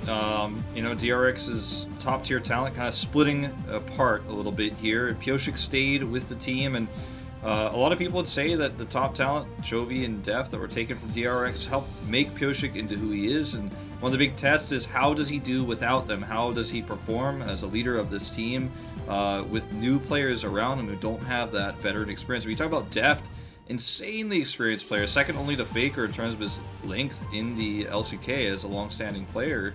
Chovy obviously has been to the top of the world in 2 different medals and 2 different teams. So for Pioshik, he's got to keep that team stable if he can. Well, we'll see whether he can do that. Of course, it's a tall ask for such a young player. But, ladies and gentlemen, let's have a look at the points of the match. Of course, this will be about, you know, formerly quad, now Sulka, going up against Chovy, who has been an absolute monster. No, it doesn't matter whether they lost their first series against T1. Chovy was still real good, despite Closer actually having a great performance. So, looking forward to seeing what Chovy can do, but also looking forward to seeing how much Sulka has learnt from the man he was sitting behind throughout 2020. That was a really close series that DRX was able to take against Africa just 2 days ago, and I think the biggest takeaway for me and for most people about that series was just how well they were able to react to strong side laning, the 1-3-1 comp they were up against, and how they made really good late game decisions. You know, they were calm, they didn't choke, they didn't overextend, they didn't take objective fights they didn't need to. They were very reactionary, and that's the kind of play that you want to see from a new rookie roster.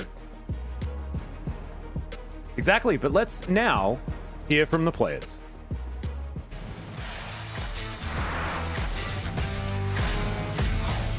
이번 상대는 이제 DRX인데 표식 선수 빼고는 다 바뀌어서 DRX라는 느낌이 나지는 않지만 친정팀이니까 꼭 이기고 싶어요. 흑교현이 스노우볼 같은 걸 엄청 잘 굴리는데 최대한 이제 그 운영에 휘둘리지 않게끔 가드를 좀 단단히 해야 될 것 같습니다. 표식 선수 킬 좀 내고 싶네요. 만나면 이제 반갑다고 이제 바로 때리고 시작하고 표식 선수 시체 위에 와드 하나 꼽아주고 싶네요. 표식이 선수가 어떻게 성장해왔는지 봤고 얼마나 노력하는지 알고 얼마나 좋은 사람인지 알고 있기 때문에 저는 좋은 사람을 좋아하기 때문에 가장 먼저 생각이 났네요. 저도 뭐 지훈 선수 엄청 좋고 롤도 잘하고 남자답고 롤이 아닌 친구로서도 엄청 좋은 사람이지만 매운맛을 보여줘야 될 것 같습니다. 제 약점은 한번 어이없게 죽으면 좀 흔들린다? 그게 제가 봤던 마지막 약점인 것 같네요. 뻔하게 안 하고 남들과 다르게 한번 죽여주면은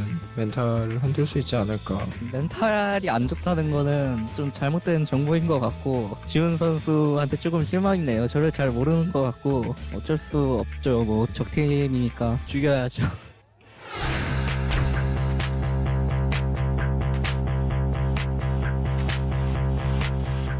지훈이가 라인전을 엄청 잘하는데 그만큼 썰카 선수 입장에서 부담감이 클 것 같은데 서로 자존심성 약간 그런 게 보이지 않는 자존심성이 있을 것 같아요. 제가 더 팀 게임에 더 영향력이 많아서 주전을 안 밀리지 않았나. 초비의 장점은 미드 라인전이 정교하고 정교한 만큼 주도권이 거의 늘 있는 것 같고 갱도 잘 흘리는 스타일이고 미드에서 결점이 없다고 생각해요 저는. 지금은 많이 달라졌을지 모르겠는데 라인전을 안 한다? 작년까지는 그렇게 보였고 이제는 어떻게 보일지는 만나봐야 할 것 같아요. 제가 도전자의 입장이라 생각해서 싸우면서 배우고 지훈이의 실력을 좀 뺏어야 될 것 같아요. 저희 팀에게 신뢰를 주는 미드가 되고 싶고요. 잘한다는 확신이 있는 그런 선수가 되고 싶어요.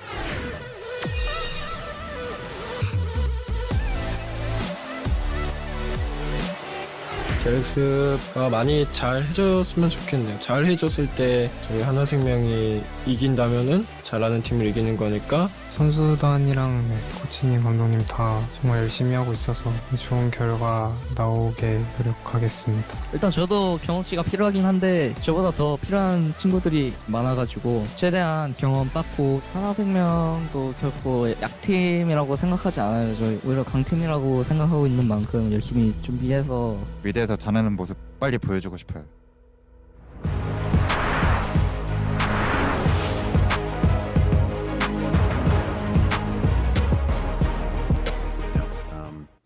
I'm a bit confused. I don't know what Chovy was really talking about there. He said like something about Pioshik being really nice and that makes him want to kill him or something like that. I mean, what was happening? There was some, I think there was some kind of almost forced trash talk coming out of Chovy, because otherwise he just said like, yeah, he's not that great, but you know, when I look at his laning phase, like since last year, like he's been kind of okay, but maybe he's better now.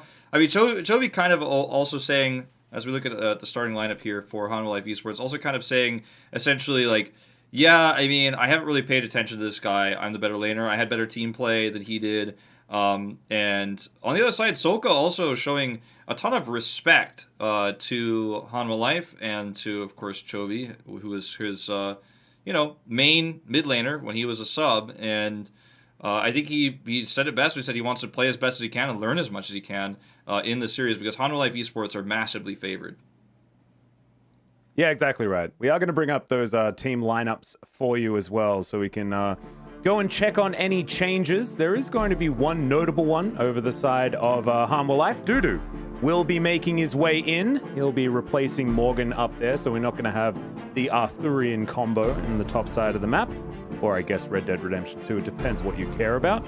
As Dudu stepping in, I think bringing a bit of extra veterancy is going to be important here for these guys. I don't know whether Morgan was necessarily looking any better than what Dudu was last Yeah, I tend to agree with that as well. Still early days, but give a little bit of extra experience when you're playing against an easier team earlier on. But taking a look at, of course, DRX's starting lineup here, same that you're probably going to see for the entirety of the split, with Kingen in the top lane. Kingen definitely impressing a lot on the Gnar. Valdez was talking about it quite a bit when he was playing it, and then of course reminding everyone about it yesterday throughout the day, because Gnar has been such a sore topic, I think, for teams who played him and lost.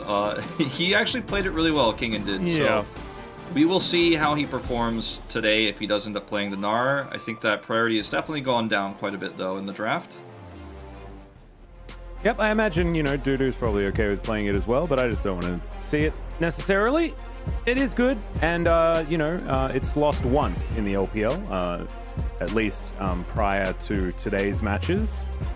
So it must work. It just has only worked one time over here in the LCK. Look at these stats, by the way, for Chovy. You mentioned it earlier. Despite a loss in that series against T1 on opening day, he still is second in damage per minute, damage percent on his team. And he's leading so many metrics despite that loss. And, I mean, this is a terrifying mid laner. I mean, perhaps the scariest we have next to the likes of BDD, Faker, and Closer, who's up and coming himself. So that is going to be a really tough matchup for Solka. He knows his teammate, former teammate I should say, very well, no doubt, but doesn't mean he's going to be able to out-finesse him. Yeah, exactly right. I imagine Showmaker probably wants to... Sure, of course. I mean, outside of God tier. Yukal's actually the one...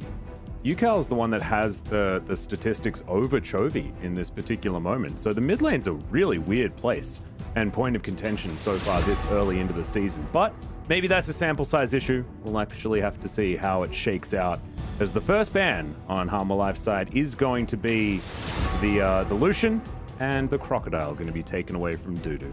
Yep. So Lucian jumping back up in this series for sure. As we'll see where Hanwha Life wants to go jungle-wise. The ban on the Nidalee. And Pioshik has been, obviously, continuing to prioritize Kindred, especially in the matchup against Graves. We saw that already from DRX just 2 days ago. So I feel like they don't have to be the ones to lead the jungle bans. They can leave that to Hanwha Life and either respond. If Olaf's left open, they can respond that way. They can also go ahead and grab the, not even necessarily in first rotation, that Kindred. Well, Harmalife are definitely going to pick Olaf. That is 100% what they're going to do if it is left up, as Lulu is going to be banned. Yeah. That's an interesting one. We saw the pretty weird Lulu top lane attempted bow hyper carry Vayne, and this just removes that combination from existing. And we saw it almost popped off for DRX. That was the game too where we had a really wonky game in that series with Afrika where the Lulu top came in and they almost were able to make it work. In the late game you could start to see Vayne starting to do insane damage, but just gonna essentially say that's off the table with this Lulu ban. Well, the Talia is going to be prioritized here for Arthur. Not going to go for the Olaf by the looks of things, as that's the top of the tier list. I imagine Pioshik's pretty happy to go towards it. He plays a lot of the Olaf, but actually looking at Lee Sin for now, but it won't be actually locked away, as Pioshik's just going to play with our hearts for a little bit. I imagine it's going to be Kai'Sa and the Alistar. It's kind of crazy how Kane just never really made it into Korea. Never was played in the Kespa Cup when he was at arguably his strongest. And, you know, he was one of the higher win rate junglers. And, oh! Whoa! Okay, we're actually going to see Lisa you were looking for. You've been talking about a lot. It's Pioshik who plays it first. Yeah, I actually wanted it to be Blank, I'm not going to lie.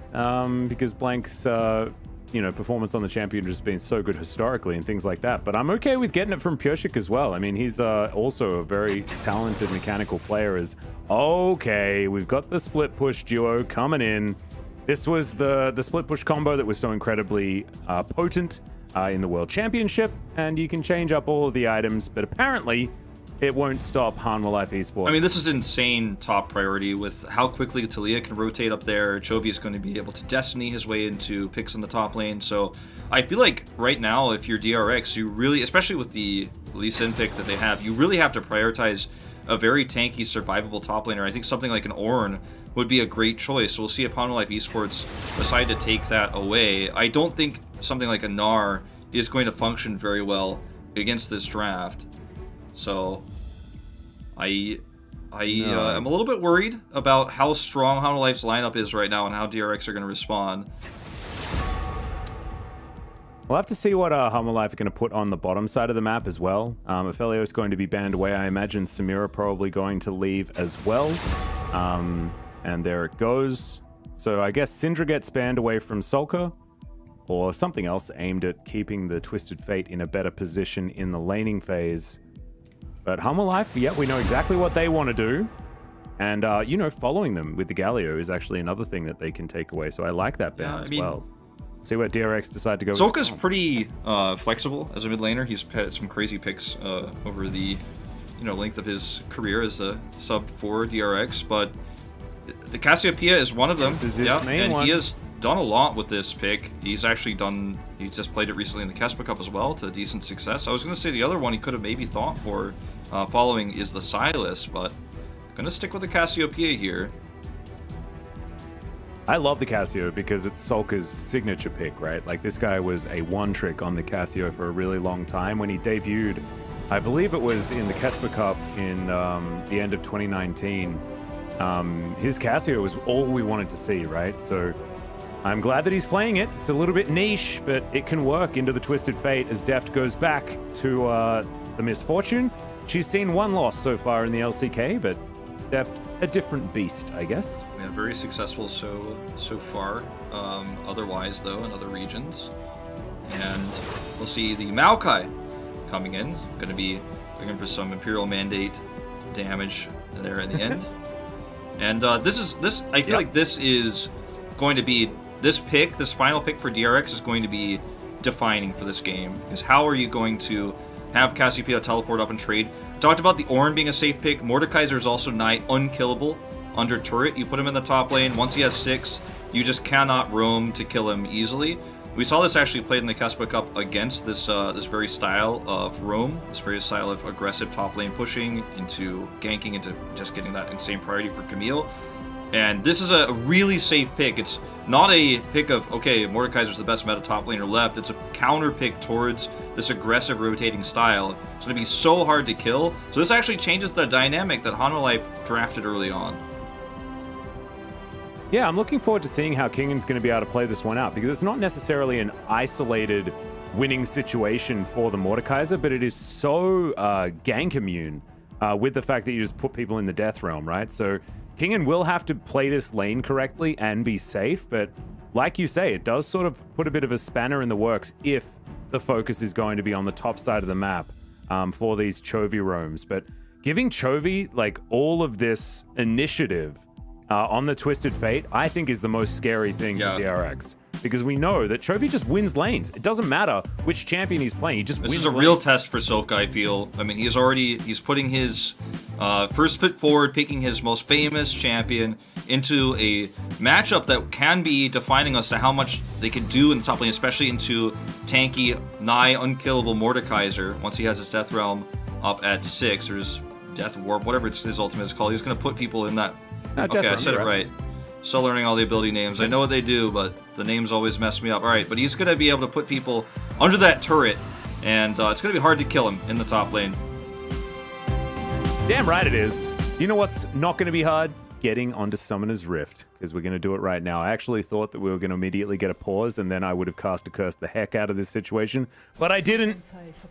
And here we are. Arthur, he's going to be taking some wall rides, and the Talia has been very, very powerful so far in the LCK. I don't know whether she's actually lost as of yet, as I will cheat and actually have a look. And the answer is no. She's currently 4-0, I think, because she won a game earlier today.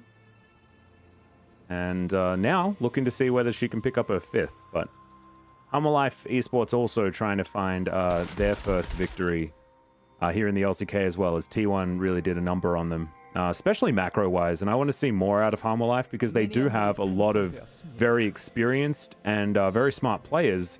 They just did get ran around the rift by all of the young guns on T1. Yeah, has been the story of at least that series. And Casper Cup again, Hanwha Life Esports, impressing until it got tough, right? They were a pretty easy group, and there was a lot of hype around them. So we're going to see a pretty aggressive invade here. Steal this blue away. Yeah. Having a look at some of the stats from Kyoshik, he's been doing some work here. Got some good numbers, as the steal is going to be very successful. So already you've got Kyoshik on the back foot. Yeah, that's not ideal, especially for Lee Sin, but we'll see what he can accomplish in these upcoming moments. The Mordekaiser conversation in the top lane is really an interesting one, because before 6, you know, the matchup, I personally think is very skill-based, and it looks like, just based on what we're seeing in the minimap, like Kingan's having a good time here at level 2. But once you hit, okay, really good time. All right, gets the magic shield, but the passive's still doing some work here from Kingan. Dangerous, apparently, according to Dudu, but Dudu plays a lot of Camille last season, so shouldn't be struggling too much and should understand how this matchup is supposed to go. Yeah. Post 6, I mean, Camille is going to put a lot of pressure on him, but as long as he doesn't overextend the lane, he should be able to just hide under this turret. So he's again going to trade aggressively here, as best as he can. Yeah, the passive actually helping Dudu out a lot right here, so thankfully he's had that one timed for when he's going to get Death Grip. Dudu pushing the wave back, and we'll just have to see how this lane is going to develop over time, as the hook shot is all Kingan really needs to be worried about. So if he's standing exactly where he is, he'll be absolutely fine, as Arthur's going to clear out some vision and grab himself this Rift Scuttler as it is about to spawn. Kyoshik, though, is on the wrong side of the map to get a Scuttle Crab himself, so this is a bit awkward timing, because Talia eats crabs so quickly. Not to mention that his bot lane is pushed in super hard. There's just nothing they can do there, unfortunately. So this is going to be the first aggressive push towards the Mordekaiser. Kyoshik is already here to the rescue, but not going to be able to turn much around here, unfortunately. Yeah, they just sort of walk in there like, oh, Oh, okay. I'll just leave then. It's fine.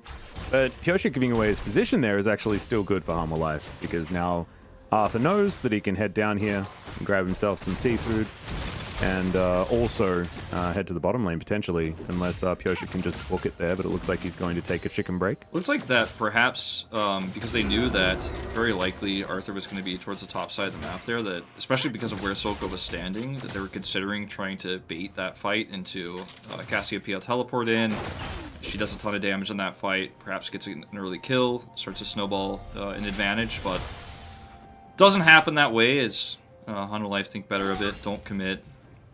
King is going to head back to lane now, taking the long walk, doesn't want to give away his teleport just yet. Yep, speaking of teleports, Chovy going to go back, grab himself some shoes, and then he's teleporting in as well. That Petrifying Gaze not going to be as scary with Mercury Shreds collected. Pyoshik did manage to get the Rift Scuttler after going for a bit of a reset instead, gets himself a book and a ring. As you can see, Def making it rain here onto Bao, and these saplings are going to get more and more frustrating as this game goes along. Certainly true. There's the teleport from Soka, so this is actually a pretty nice advantage for Chovy because he's going to have Destiny very shortly once he hits 6, so he's still going to be able to roam around the map and potentially find some extra pressure. Very likely going to be in the bot lane again because it's Mordekaiser top, but that's something that Soka can't match right now with teleport. And had he been able to keep it, which I don't think is reasonable in this case, he needed to buy. But if he had been able to keep it, it would have been a lot safer for DRX. But right now there is this kind of scary moment as Destiny's coming online very shortly. Ooh, we might need to name that ward, because it might be around for a while. Chovy going in and making sure that he knows exactly what's going on in the red buff side of the DRX jungle. And now we'll see whether the gold card is going to ring true, because Vista wants it. In fact, you don't even really need to start it with a gold card. There is so much CC, and they wrap around the Cassio, so she can only hit one person with her ultimate. That was beautifully done by Hanwha. Very, very clutch rotation here as well, right in the time where, you know, the ward timing, the ward you were talking about there, makes it so that they know for sure there's no help coming through. The vision control on the top side of DRX's side is insane, as Dudu is being aggressive, not even without 6 after that last exchange. Yeah. That was a Dunga. Very nicely done by Dudu. Yeah. Gets out of the way of the Death's Grasp, which I shouldn't call Death Grip. That's a different video game. Close enough. As we're going to see this again. Look at it. It's just everyone spreads, so only one person gets hit.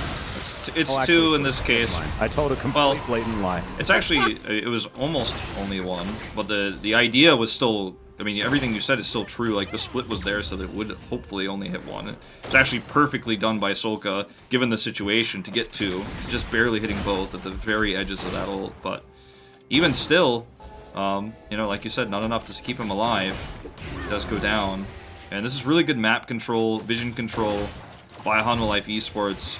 And they're not even done with it yet. They're like, okay, where's the one place we don't know where Pyoshik could be? Oh, it must be here. Let me just verify that before we look for this Scuttle and Drake.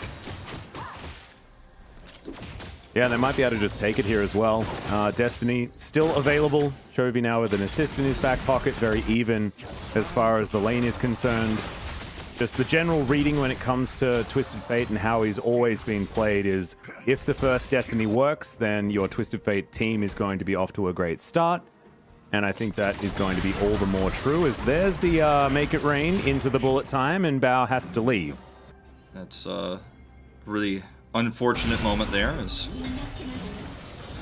I mean, now you're just shoved back again.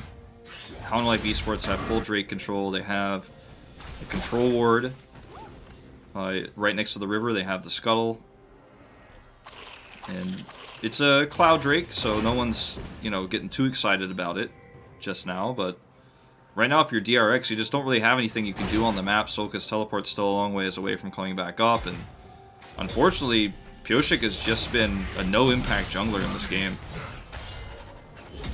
But he's just been spotted the entire time. Yeah. That ward that is yet to be named has managed to spot out exactly where Pyoshik is, and Dudu's just going to wait out the Death Realm as best he can.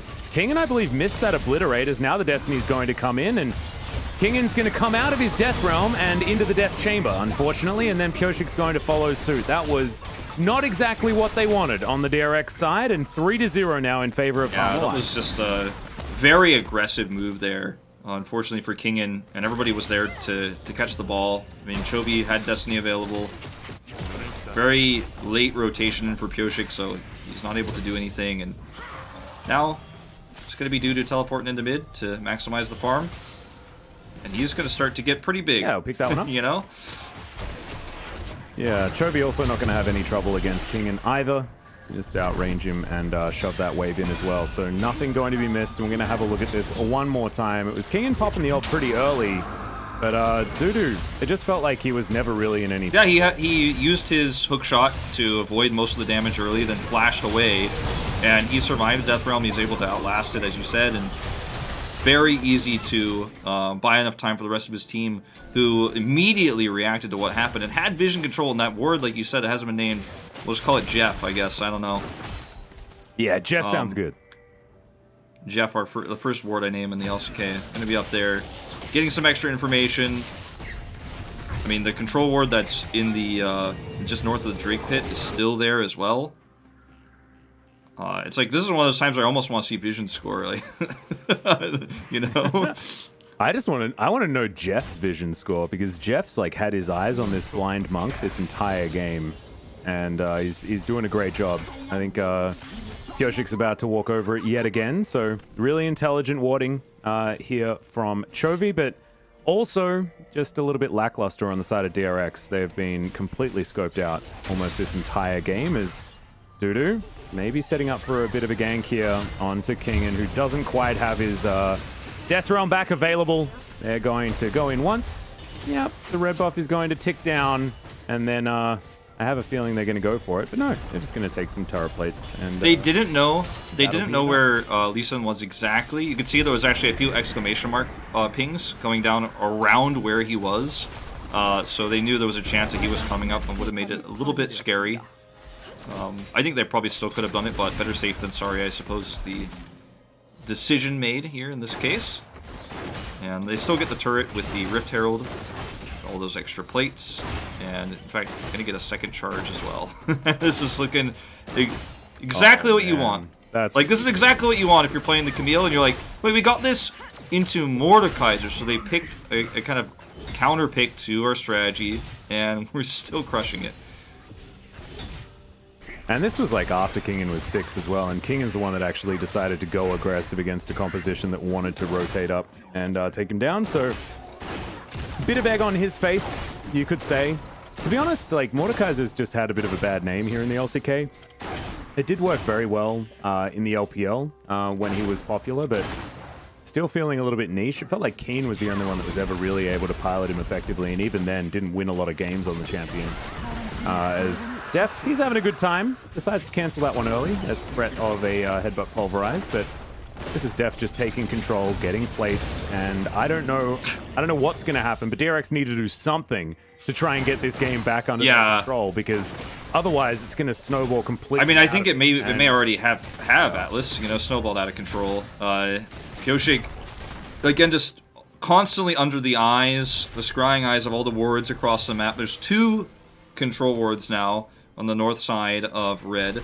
There's another control ward south of blue. They stole blue away from Pyosik as they pushed aggressively under those turret plates. And I mean, it begs the question as to why they even canceled the bullet time anyways, because everyone was there to save him. Like, it's like, well, you know what? Might have actually just held on to that one, because probably could have dove the turret there, because everyone's always where they need to be.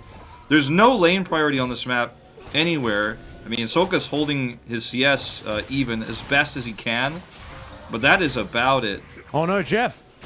Oh no. Oh, Jeff survives. What? Kingen missed it. He didn't even see him. I thought he even walked through the brush, but I was watching the minimap, so that's what we've got to do. You got to check in on Jeff just to make sure that he's okay, and the minimap is fine for that. So on Jeff watch, we have no issues anymore, as Jeff's just going to show them exactly where where Pyosik is another time, and that's going to mean that Def can walk past this turret if you would like to, try and take the rest of these plates before they fall in 22 seconds. Or Look at Vista, like that. just slowing their return back to defend it, so it gets full plates here. And in fact, this is not safe. Oh god. They've got to see us something. Well, they're actually going to go for the dive as Bao is able to avoid the Christmas brambles. And Arthur gets tagged, but this is still a disaster. It doesn't. Vista's not ready to call this quits either. He's like, let me just support you from the tri-brush over here. You want to get any more turret plates? Oh, you got all of them already? Okay. I'll back away. Indeed. And I think that, people probably had a lot of doubts about this DRX draft. It does make sense if you've been, watching these players a lot. I mean, Sulker, of course, definitely loves Cassiopeia, and I don't mind teams sticking to comfort, but it looks really, really silly when now they just don't have any way of getting back into this game, and this Twisted Fate composition is just going to walk over them. It is one of the most oppressive styles of composition if you can't stop it early. And so now it just feels like there's not very many options for DRX. Yeah. And it's a little bit unfortunate to watch as, that's 10 times the gold on plate. Insane. Here for Humble Life. I think the biggest, the biggest factor, there's a close up on Jeff. The biggest factors in this game have been twofold. Arthur having insane ward coverage throughout this game. I mean, Jeff, no! Well, at least we got one last look at him before he went down. But I mean, true. That's true. You had to witness your first ward die. Wolf, it's I hope you're okay. I'll probably after a good night's sleep, I'll start to get over it. Probably gonna affect me during the days off. Though I'll be thinking of you, Jeff. Yeah, me but too. Monday, Tuesday, we'll have the funeral. Yeah, on I think Monday, that's good. Yeah, set the location. I'll be there. Yeah. I just wanted to say that without Master, the two biggest things. It's like Dudu is just gonna go in here. He's death realmed, but who cares? Well, now Sulker actually trying to offer some damage back, has already ulted, as now Dudu gets back in. They managed to lock down that kill, but in the meantime, Vista is going to die. So that's going to be the first kill over to DRX. And in the top lane, no play-by-play required, really. That was just the quintessential TF Camille and a dead Mordekaiser in the end. Yeah, and this, going back to what I was going to lead into before we, had death of Jeff, death of Kingen, is that it feels like the turning point of this game was really when Kingen decided to aggressively use his ultimate in the top lane to try to make a play happen, which then, of course, led to absolute control of this lane once again. And again, he uses his ult here now defensively, but Chovia's here, gold cards at the ready, just able to Destiny in. He gets taken out. I mean, Arthur's like, oh, I wish I had rotated mid, At this point. And this is actually just going to be the Sulka stun coming through the ultimate here from Vista to try to save Deft. He's successful in that regard, but does go down himself. Yeah, Vista sort of like sacrificing his life for the good of the colony, as he would as a good support. So Deft doesn't even have to blow his flash, actually. Just going to Gale Force his way out of it. Arthur and Chovy now starting off this Mountain Drake to augment their cloud that they already have. I'm predicting that we're going to have Earth, Wind, and Fire this game, as also predicting Becca to take half of his self-fire and damage. Not really much of a prediction, given the fact that it literally just happened as I was saying it. And it'll be an Ocean Soul, so I'm just wrong, Wolf. You take it away. Indeed. Just, had to check on that. Of course, we were going to see another aggressive Destiny in here. On to Kingen. And there's no turret here. There's just no way out. I've seen this movie before, Wolf. I've seen it sad before. Ending. It's not good for Mordekaiser. Sauron dies again on my multiple time watching Lord of the Rings. I guess he's just going to go to spoiler alert, but I guess that one's a million years old, so you probably should have seen it already. Or at least read the books, Yeah, true. But yeah, Sauron not doing so well. So, yeah, I mean, this game has just run away from DRX, unfortunately. The Ocean Soul here, not going to be super impactful, so kind of just forget about it, I suppose. It could be good for DRX if they're able to somehow bring this back and stack it up. But an 0-3 Mordekaiser, probably not going to save him in this game, not going to bring him back to relevance, don't imagine. And that's even if they could somehow turn this around and start to pick up some of those Drakes. I think the real selling point here for DRX's comp was supposed to be how safe it was in the top lane. And it just has not been because King had made a few small mistakes early on. And, I mean, look, this combo has been so incredibly powerful. Camille, Twisted Fate, but you get the Talia also, and you're ulting aggressively. I mean, it's just, it's almost like he's forgetting who he's playing against here. Well, I'm sure they remember because, of course, you know, the DRX organization certainly understands the majority of what makes Hanwha Life the team that they are at this stage. Brambles flying through here in the mid lane as this turret is not long for the world. And it's just a bit of a sad game to watch, to be perfectly honest with you. This is a Hanwha Life that are angry after their first loss to T1.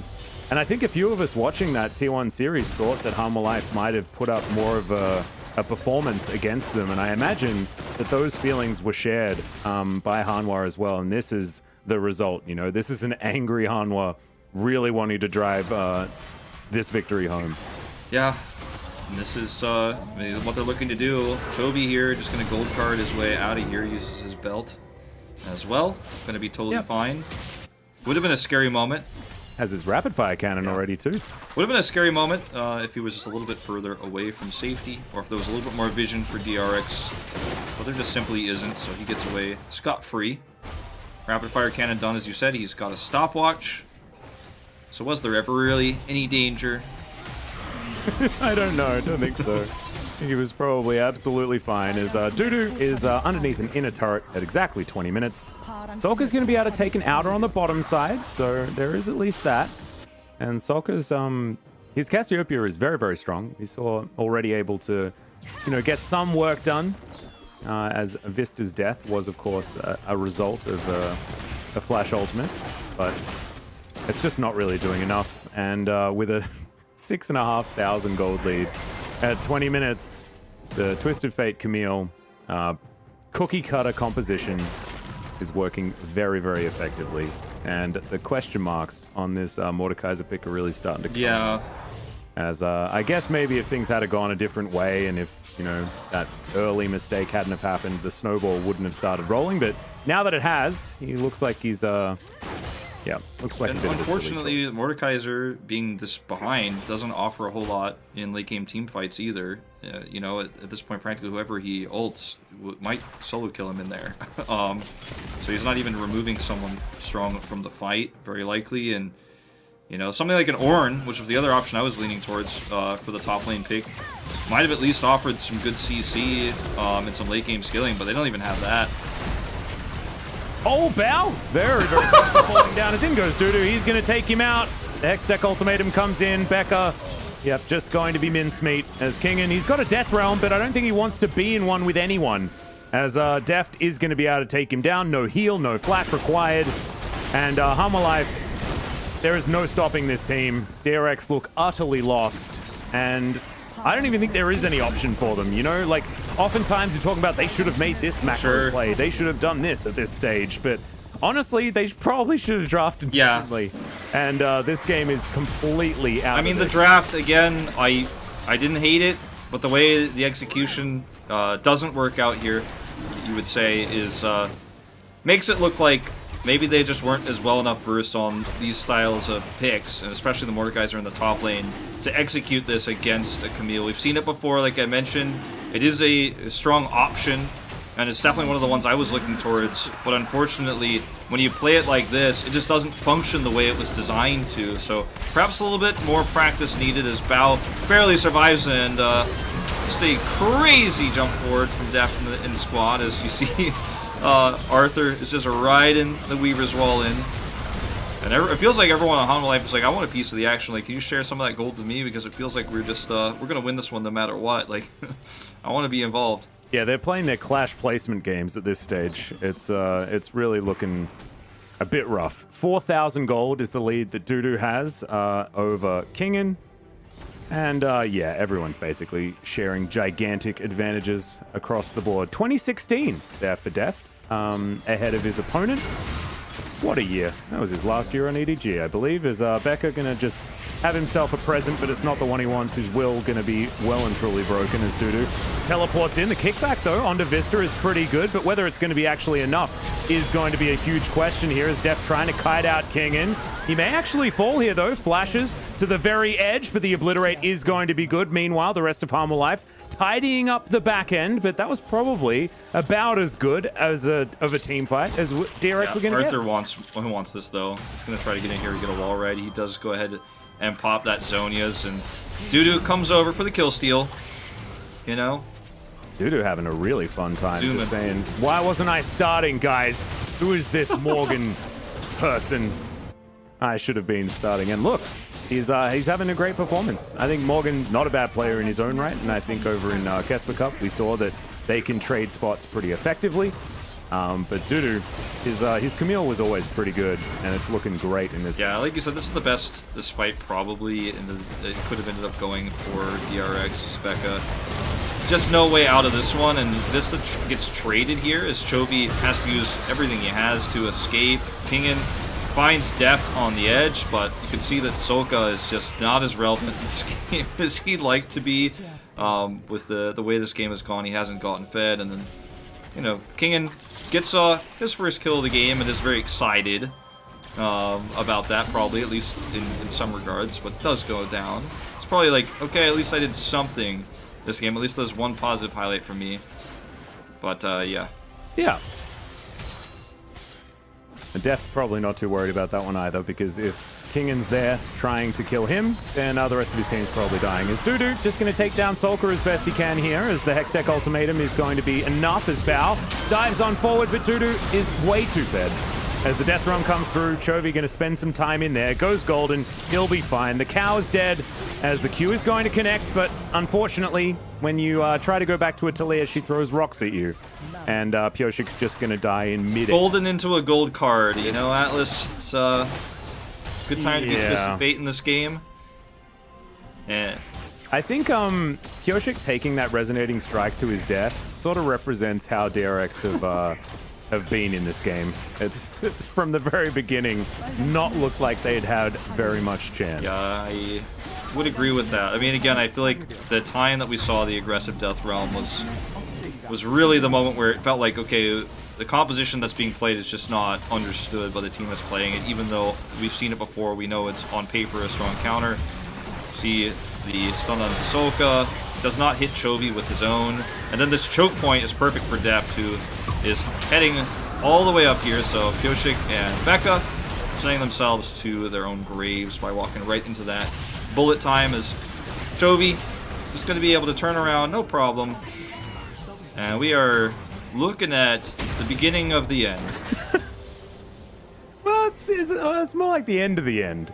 You know, I think the end started pretty early, and now we're at like 14,000 gold in the lead for Harmful Life. Here's an aggressive trade, though. The move forward as Arthur is going to go golden. The seismic shove, stunning.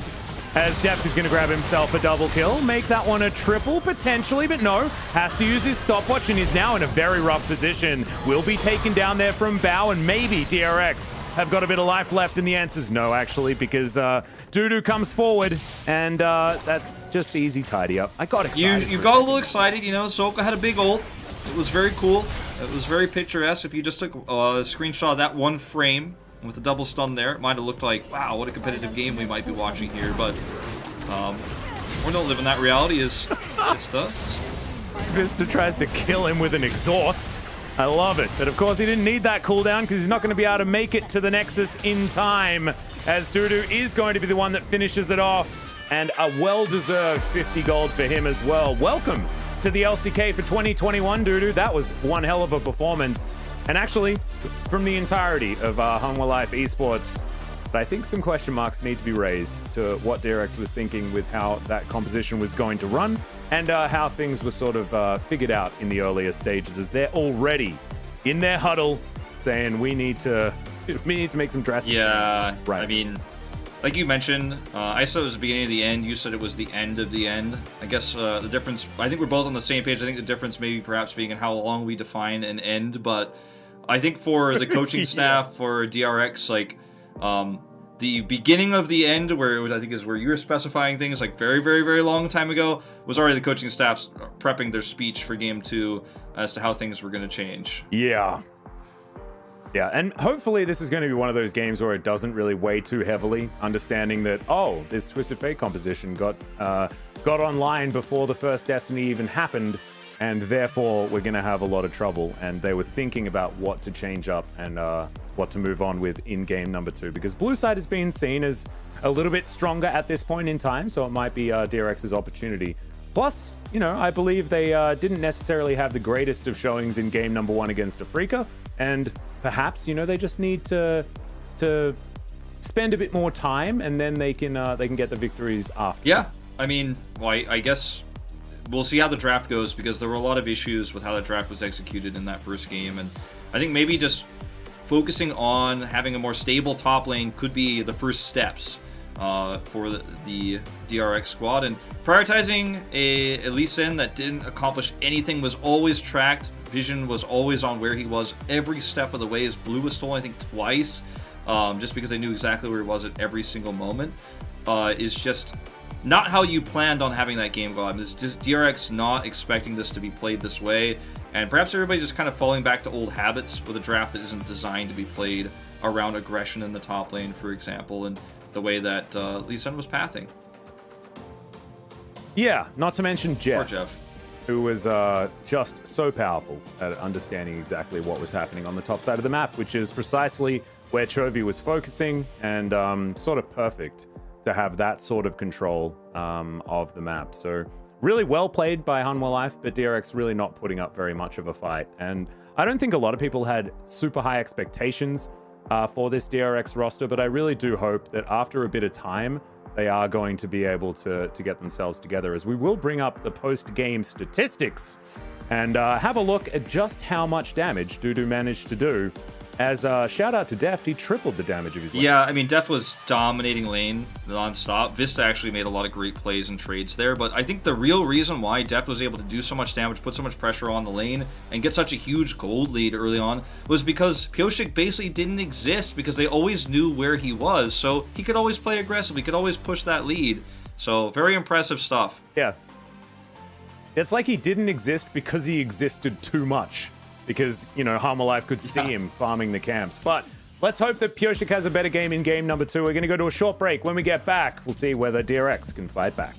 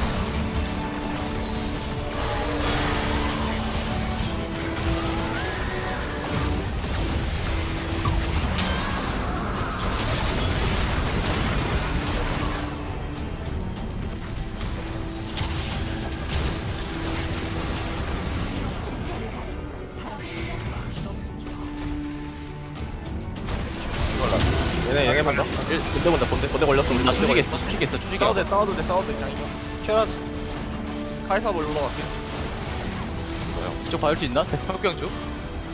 카시 스톤 먹을게 턴 넣어줘 괜찮아 해봐 다시 봐줘 괜찮아 이거 나안 죽어 미드로 가자 웨이브 있어 그냥 끝낼 만해 난 카시 오페 난 카시 카이사만 미드 여기서 같이 간다 그냥 죽어도 돼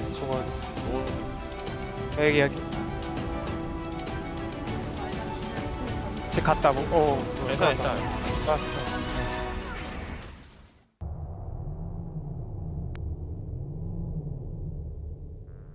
And what do we got now? LCK.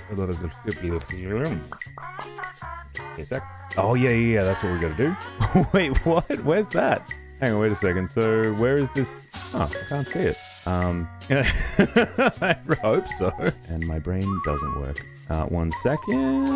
Yep. Doopy-doopy-doo. Finally, something that we can actually use, which is handy. Changes. Franchising. I really don't understand. How is it the #1 most popular play? I don't even know. I don't even get it. Yep. Oh, wait, no, it's the last one. Okay, never mind. I think that leaving in the fact that I'm very confused makes it probably better.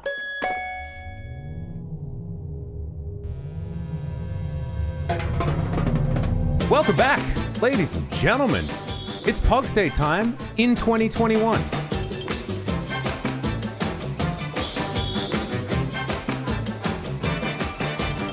I think I nailed it. I finally nailed it.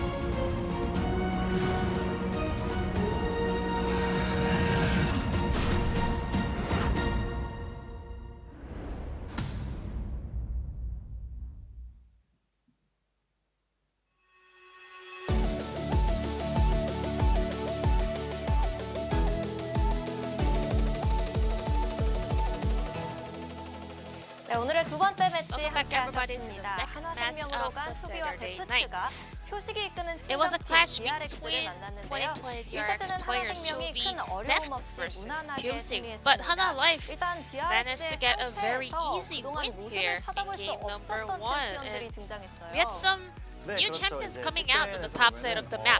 모데카이저, Mordekaiser, Lee Sin, Lee Cassiopeia Sin, Cassiopeia on the side of DRX. DRX. 탈리아를 가져갈 걸 알고 있었고 DRX 그래서 이제 knew 레넥톤과 판테 that 탈리아랑 잘 the 맞는 opponents 챔피언을 will 해놓은 상태였는데 take away 이제 Talia. 그러므로 이제 So they 바텀에는 banned out DRX가 some of the 투자를 potential 했죠. pick that has a 알리스타라는 really good 챔피언을 synergy 뽑고 with 아래 the 가서는 원딜 두 개를 배나고 Talia 이제 pick.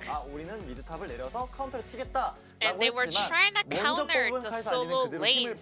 However, the blind picks or the earlier picks Kai'Sa was not doing a lot of 네, work. 맞습니다. 이제 하나생명의 상체는 요즘 메타 그대로인 Hana 픽들을 Life's 뽑아줬고 이제 topside DRX의 actually 상체가 followed the typical 모델, topside 리신, picks. 카시인데 And 왜 Lee 안 Sin and 나온지 이유를 Cassiopeia 좀 보여준 것 같은데 was not 솔직히 doing 카시가 특패성대로 a huge work here, which means 정화를 that 줘야 there 돼요. is a reason 왜냐하면 why those 헬멧의 two 신발을 champions 갈 are 수가 not 없기 때문에 preferred 이제 뭐 특패와 in this 정글의 current 연계 meta. 같은 게 되게 중요한데 그거를 그대로 당하면서 좀 And 특패 발이 많이 also, 풀리지 않았나. Twisted Fate was able to pick up a lot of points in the early game, so he was able to kind of accelerate his own lead. 반면 하나생명은 좀 픽의 의미를 잘 살린 것 같았습니다. Hana Life Esports was able to utilize the strength and the color of their comp. 네, 확실하게 이 So we'll take a look at this minion wave. Earlier to this point, well, because the opponent, DRX, had a lot of ranged champions, they went for a very early invade. So Hana Life had this agenda, they had this control to manipulate the minion wave, which was then connected to this mid lane roll from Vista, because Deft was in a very comfortable position to farm by himself.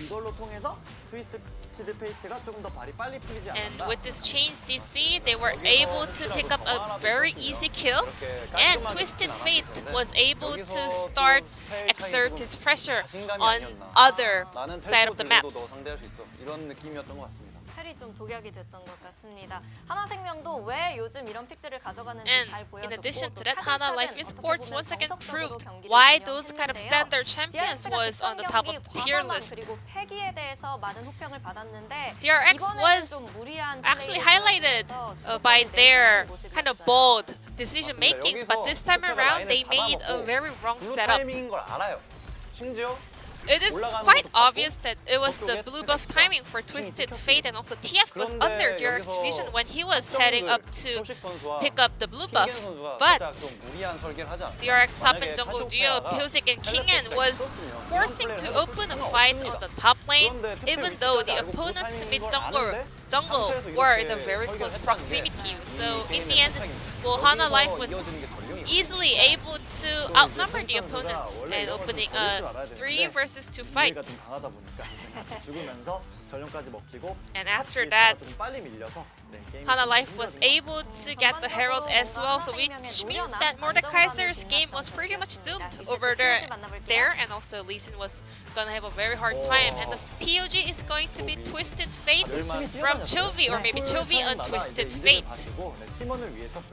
He was supporting his teammates very well, and his cross-map play was also on point. A lot of players actually deserve a POG, but Chovy was definitely one of the player on the list. Cassiopeia without cleanse cannot really have an easy lane in phase up against Twisted Fate, so it was really questionable when Soka actually decided to lane against Twisted Fate on Cassiopeia, because well, Twisted Fate, when you are facing up against TF, you actually need to build the MR boots, but this time around, Cassiopeia, no boots for her, so it was really hard for Soka to kind of outlane the opponents. So Twisted Fate picked up 4 votes out of 9, and we can really say this match is a Twisted Fate of the LCK, as the formal DRX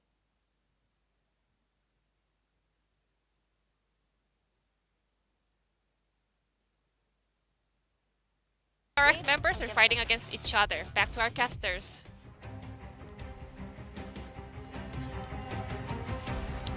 Thank you very much, G-Sun, as per usual, for the wonderful, wonderful translation. And look, I think it was a well-deserved player of the game going over to Chovy, but I think him and Dudu had great games themselves. As you can see, big smile on Pyoshik's face. Still a happy boy. Chovy looks like he's about to pass out. He just wants to go to bed. It's getting a little bit late here in Korea, 8:30. You know. Well. And for esports hours, that is extraordinarily early. So Chovy, no excuse, please. Some coffee, my friend.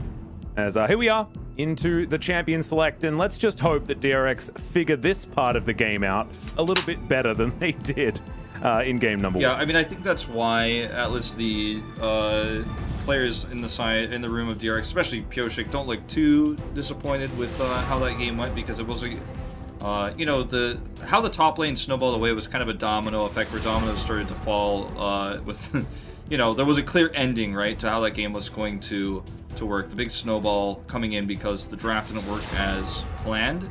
Again, I personally really still do feel it was not a bad draft by any means for DRX. It just wasn't executed correctly, and they just banned the Camille this time. They're just not going to deal with it. They're just not going to have this crazy snowballing top laner to deal with. They're not going to try to draft around it. They're just going to play a completely different game too here.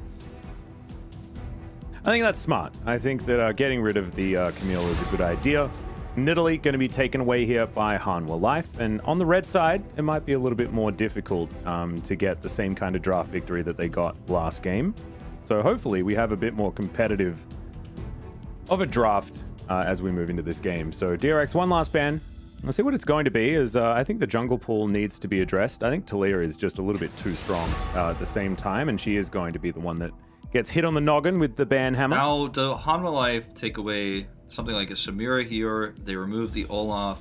Two very strong blue side picks you can take here for DRX in this stage. Pantheon as well. Pantheon has, I think his 0-1 increase only been played once. Really, really high win rate in LPL. We'll see how that shakes out in the LCS now that started up if he ever gets through the ban list. And not going to make it through this game, so we're going to have to keep wondering. Nope. Well, Graves is available, but so is Olaf. And I think picking Graves with Olaf available is a really silly thing to do. So DRX are going to go ahead and do it. And we'll see whether Hanwha Life are going to just grab Graves and be happy. They don't... sorry, grab Graves. Grab Olaf and be happy. They could just take away their bottom lane if they'd like to. Kai'Sa is available, and they could just lock that one in and then grab Olaf later. But instead, they are just going to look at the Olaf right away. Another option would have been to grab the Aphelios and Thresh combo, because Aphelios has been pretty banned. Today has risen in popularity a lot, but both open could have actually locked that duo in, even over the Kai'Sa if they wanted to. If that was something they wanted to play, I think they would have grabbed it here. But as you mentioned, they're just going to go towards the Olaf, the safe pick. Super easy to try to draft around this now. If it were reversed, you might see the Kindred from Pyoshik. Part of the reason why I was talking about that Aphelios in this rotation is now DRX get it here, because you left it open and they have 2 slots to grab it. So all of this priority towards the jungle bans and the Camille leave the Aphelios open, which does give DRX this opportunity to have this really strong bot duo. And how they execute it again, though, that's the question we'll have to have answered as we head into game, because, again, smart draft, smart bot lane, but the execution is way more important than the draft. Yeah, I like the set pickup here. I think that Kai'Sa set is a strong bottom lane and does perform a little bit better than a lot of other Kai'Sa lanes early. But also, you can flex the set into the top and mid lane if you would like to. So it keeps things a little bit more open as we head into this ban phase. And Hanwha Life Esports, they know that they can just take away solo laners, and they're going to get all of the value for those bans, whereas things still a little bit more up in the air over on the side of a DRX. Azir taken away here. Can pair pretty well with the Thresh. And, you know, Solka has crossed the lines in the meta quite a few times and might want to play something a little bit more out of the box, not a control mage, where Chovy might just destroy him and dictate the pace of that mid lane. So I like that, trying to say, all right, I just want to play something standard where I know Chovy's going to win no matter what, probably. We'll see what he ends up picking here, but I think that's the idea here with this Azir ban. I imagine something like Victor or Syndra will be banned here by Hanwha Life, and they'll aim for an Orianna pick here in R4. I agree. That's sort of like where I'm thinking, where my brain goes, because it can't really empower. Sorry, my throat is just a bit of a problem at this end of the day. But it can really empower the Olaf, is what I was trying to say before, you know, almost dying. The Lulu ban is... Lulu, though, is going to be banned, kind of weird. It almost feels like they don't want to ban either mid laner, so they can get the other one. But that doesn't make sense, because they have pick priority, so... I actually don't... The Lulu ban was... It made a lot of sense previously, obviously, to stop the Vayne bot lane, but that's not what we're going to see here, and I don't think DRX has any plans to pick the Lulu here as their top laner. But, I mean, I suppose there's some things that from scrims that we haven't seen, that we haven't been exposed to yet, as to where Lulu fits into this draft. I'm not going to say it's a wrong pick, but from what we know, it's a bit of an outlier, let's say. I'd agree. Gonna have some spheres in the mid lane, most likely, but first, the Gragas will be locked in for Kingin. I hope Solko does. Yeah, LeBlanc would be fun. That would definitely I'm be down cool. for it. Yeah. But it looks like no. Much better than no. Syndra. That's why they banned the Lulu, so we get the game that Atlas absolutely does not want to see. No. I think Zoe is a really hard sell into this comp. I'm not a huge fan of it. You're gonna have problems getting into poke. Like, this comp is gonna be really slow in team fights. The Gragas cask isn't gonna offer you a whole lot, so a lot of pressure on Solko to actually be a sniper in the side of some of these Baron, Dragon, Rift Herald fights, and to lane against Chovy's Orianna with the Zoe just seems like a really hard time, to be frank. Yeah, not to mention the fact that Deft will take cleanse. Vista is on Set. Set actually just naturally pretty good with the Haymaker of avoiding too much damage from these paddle stars after a trouble bubble, and Arthur has Ragnarok, and so he's never going to be stunned or anything like that. Dudu will be picking up the Aatrox in R5. Shout out to our mate LS, who's probably very upset about that particular pickup. But Dudu did very much like the Aatrox, and he's going to choose that as his option into the Gragas on the top. Yeah, it's one of his comfort picks here, Atlas, and I do think that he's extremely well versed on it. I mean, he's not going to dominate Kingin in this matchup per se, but we'll see how the rotations go. It's Olaf as the jungler. But the big question becomes, like you said, how does this Zoe comp operate around Set, who's going to feel pretty comfortable, pretty fine against this? Can hard engage on top of the Zoe if she tries to flank too hard? If she doesn't flank, then she's not going to do that damage. Controlling the vision is going to be super important around these objectives, but Graves into an Olaf, it's hard to actually aggressively go deep in the jungle and get those wards up. You're risking your life every time you try it, so I really prefer Hanwha Life Esports draft here. Yeah, me too. I also think that, you know, the fact that Olaf keeps up so well with the Graves in the earlier stage of the game, Arthur will be able to play around all of the lane priority that Hanwha Life just get, right? Because they have Chovy, they have Deft, they have these lane prowess players, and Arthur's just going to have free roam and should be able to help Dudu out if he would like to. But honestly, he can do whatever he wants this game. And Hanwha Life, once again, having a very good experience in the draft. I don't think this is as much, you know, of a draft problem over on the DRX side as it was last time. I do like the fact that, you know, Gragas is paired with the Zoe. The disengage plus all of the poke and the chaos that can ensue is definitely strong, as Vista's going to find Becca and will sweep out this ward. So not going to have too much aggression here, as the color coordination of Deft and Vista, very, very nice. Yep. Love it. That's a very important part. It certainly is. Can't argue against that. Going to be feeling totally in sync as we head into this. And yeah, when you're Vista on Set, you're not afraid of walking into brushes like that. Might as well try to get as much information as you can, get as much vision control as you can early on.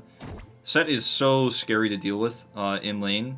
Can be aggressive, can also help you peel back if you're playing a laner like the Kai'Sa, as Deft is here once again.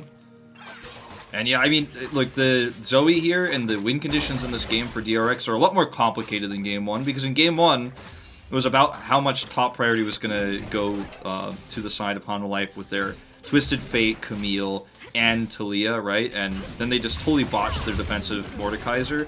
This game is more about objective control and more about execution of like more complicated, more subtle things in team fights and vision control. So yeah, I don't think this is going to be a draft problem. Wow. Hex Flash. That is the classic.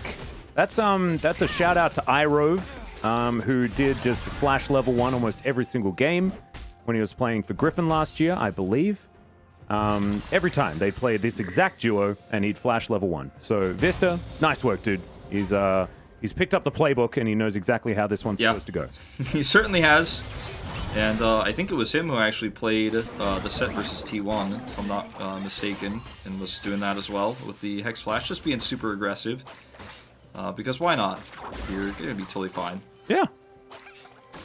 And trading set flash for AD flash is always worth it, as Vista's going to get himself a very nice face breaker onto Becca. Unfortunately for Deft, he's unable to actually proc the passive. Becca would have taken a lot of damage there and would have been potentially at threat of death after a flash, but still, that's going to get rid of the exhaust and the flash from Becca, and Humble Life are just going through all of the summoner spells of the DRX bottom. I thought you were going to say DRX is going through all the stages of grief. We're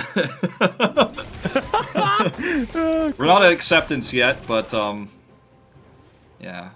This is anger, and then is it denial? It might be. We might be in denial first. No. I think it's denial, anger, then. Wait, how many stages are there? I think we're gonna learn throughout this game how many stages there are of grief potentially. Is forgetfulness part of it? Because maybe I'm at that stage. I don't know. Well, Deft just going to try and throw some shots out, but right now Humble Life are having a pretty good time, as we do have a bit of a visit by Arthur towards the bottom side, and Deft is doing his best to act as tasty as possible. Yeah. As Voidseeker goes wide. Really nice vision control. And Olaf's going to leave. Yeah, and really nice vision control from Vista here as well. So... yeah. Again, just trying to set up for these sorts of aggressive roams and engages to be successful if the commitment does go on to Deft, who was, like you said, making himself very attractive to be dove upon, and trying anyways, you know. Well, now it's going to be DRX's turn, as Vista's going to get caught out. Does have himself his Haymaker, but I don't think it's going to be enough, as Becca's taking a lot of damage. The hook goes wide, but it's going to be First Blood over to Pioshik. A much better start for DRX. I think Pioshik just walked straight through lane, if I'm not mistaken. I'll have to watch the replay again to see if I can verify that, but it was a really long walk, and he was showing it from when he backed. We saw the observer showcase that for just a second. So it was a long walk down, and I guess perhaps overextending here Hanwha Life with Deft and Vista, because they thought, okay, with this ward, we should be safe no matter what. Let's see if we can get confirmation. Yeah, he just stays, he walks down through lane, does not actually show himself in the ward. There's a lantern set up straight from the beginning. The play is there, and clean up onto Vista. Very nicely done. You can see Becca was even prepped for more, but doesn't connect. Yeah, and it was a little bit like overly aggressive positioning from Vista without flash as well, which is not what you want, as the Infernal Chains will connect here from Dudu. Shout out to the Darkened Blade on Twitter, who has let us know that bargaining is step 2 of those grief stages. And so maybe Pioshik was saying, if I kill you for First Blood, will we now be able to win the series? And so maybe that's going to be the step that was missing, and perhaps it will actually alleviate some of this depression. They can go back to some victories here, because DRX, we know they're slow starters so far in 2021. Yeah, definitely not the bargain you want for those Flash and Summer to Smell trades early on, but yeah, this is definitely what you want. This is a good deal. No, that was part of anger. That was part. They were angrily pressing their F buttons, and now they're like, no, but what if we just kill you in the bottom lane? That's the bargain. Well, I don't want to see what depression looks like though, so maybe we'll just stop with this particular analogy. Well, Bao is as this might be it. Shortest lantern trip ever, but you know, you do what you can. Whatever works, whatever works. And so far, Deft is very far ahead when it comes to farm. Of course, he wasn't killed on the bottom side, so he was able to just hoover that one up, as Arthur's going to start off this Ocean Drake, and the lane control that we knew was going to happen is still going to be there here for Hanwha Life Esports, as Solka looking for an avenue to get a bubble down, but isn't going to find it onto Chovy. A lot of pings here. Question mark pings from DRX onto the support. Where is Vista? They don't know where he is, and so they don't actually go up to try to do anything towards this Drake. They don't challenge it, despite, you know, the fact that Deft was here alone. They couldn't collapse onto him either, and now they're even going to take this red buff away. And this is just, again, like, it feels like Pyosik is missing some sort of direction as to where he should be roaming or where he should be denying vision. Sure, he had that really long... I'll hold that thought. Wow. Whoa, that's a big flash from Vista. Beck is just going to be dead as Pyosik has to quick draw himself out of there. But you can see DRX, they want the fight. Kingin comes in, barrel is down, but Dudu's going to land some chains as well. They're broken pretty quickly as Chovy now looking for Solka up towards the top side of this fight. It's broken off as DRX are trying to regroup. Arthur misses the undertow, and Bao doing a fair bit of work here with his Crescendum Calibrum combo. The alliteration there is frustrating, to say the least, but still going to be a win there for Hanwha Life Esports. It's not as huge as it could have been if things had gone a little bit worse there for DRX, but I mean, this is the idea here, I think, for Hanwha Life is just control vision, be aggressive, take camps away, punish the fact that this is a roster of mostly rookies, and the you know, the most experienced one, Pyosik, who's just come back from Worlds, right, is still struggling to find these rotations, and I think part of that is obviously the Graves pick, you know? I mean, you're not going to be able to play as aggressively as... Ooh, nice cask. Yeah, speaking of the players with experience, Kingin trying to answer Dudu here this time around in this game. Isn't going to be able to, but did throw a pretty cool barrel that landed, and that's good news. And he's pretty even when it comes to the laning phase as well. Look at the control wards around the Drake pit right now. They have full vision of that. Vista wanted to maybe even come in here and delay this Herald take. Not going to happen, and I like to see this kind of aggression. Yeah, Flash Hook is going to come out. Vista does keep himself alive and face breaks nicely, but it's not going to matter. He does no damage whatsoever, and he will be taken down. So Vista, some oopsies so far in this game, and I think he had a few of those times as well in their debut match against T1. So might need to calm down just a little bit. Hyper aggressive. As this is actually one of those cool combos. Oh, we're going to watch this replay again, which is very aggressive flash, and Becca is unfortunately very, very down on levels. 2 levels down on Arthur, 1 level down on the bot duo, and Kingin warps in here. Soka is just zoned out by Chovy right now, who knew he was trying to rotate in. Studio is getting hyper aggressive, pushes them away, and Hanwha Life are going to be able to walk out unscathed here. As this is a sleep into the hook, which is always amazing to see. Makes this super easy combo to execute. He's got the lantern as well, just to guarantee that extra follow-up damage. And Vista, yeah, just a little bit out in no man's land. He wanted to see if he could deny the Herald because he knew that's where they were, or at least slow it down. He didn't know the timing they were in terms of that clear, but unfortunately that was a little bit overzealous. Yeah, I don't know whether Becca needed to flash there, but better to be safe than sorry in these sort of situations, and hindsight is of course 20/20, so that's fine. Not going to hold that one against him, and looked pretty cool throwing down the lantern, doing that classic Thresh play. As Deft, he's still ahead by over 20 CS, closer to 25. And the Kai'Sa, we know what she can do if she gets fed, and Deft really hasn't been challenged this game as Pyosik is towards the bottom side. Arthur sneaking into this brush. As DRX, they might be playing feeling like they've got their jungler there and might be a bit more aggressive. This could be dangerous. Question mark ping the river, so they weren't sure. They're playing it very slowly as a result. Now they should know. Ooh, not quite. Arthur's going to come in with the undertow, and they get the bad news. Facebreaker comes down as Vista might be once again in trouble, but he does avoid the end of the line damage. Def just standing up and taking it and dishing it back towards Pyosik as well, but no one is going to be taken down just yet. Just an Ignite invested on Vista's side. Exhaust still. And they use the box as well. Yeah. All right, Killer Instinct. He's looking to jump onto Pyosik here and does so successfully. The Moonlight Vigil not going to do too much as Vista once again is dead. And you can see Arthur just running forward. The reckless swing is most definitely that, as now Def just trying to rain hell down. But this was not the trade that they wanted. It looked so strange. Bubble not going to connect there onto Def, who flashes out of the way, and the Paddle Star will miss. But still, I don't know, man. That's a bit of a head scratcher. That was way too aggressive. Deft was playing a bullet hell game to try to survive through all those shots that were coming at him from the Zoe. The Aphelios pushing forward there. But yeah, I mean, just a little bit too over-aggressive. Box was on cooldown, and that's the only thing that was really otherwise used there in that fight, where you could think, okay, that we should be aggressive here now because we know we can win this fight, we can win this trade. But Rift Herald going to get some extra plates here now.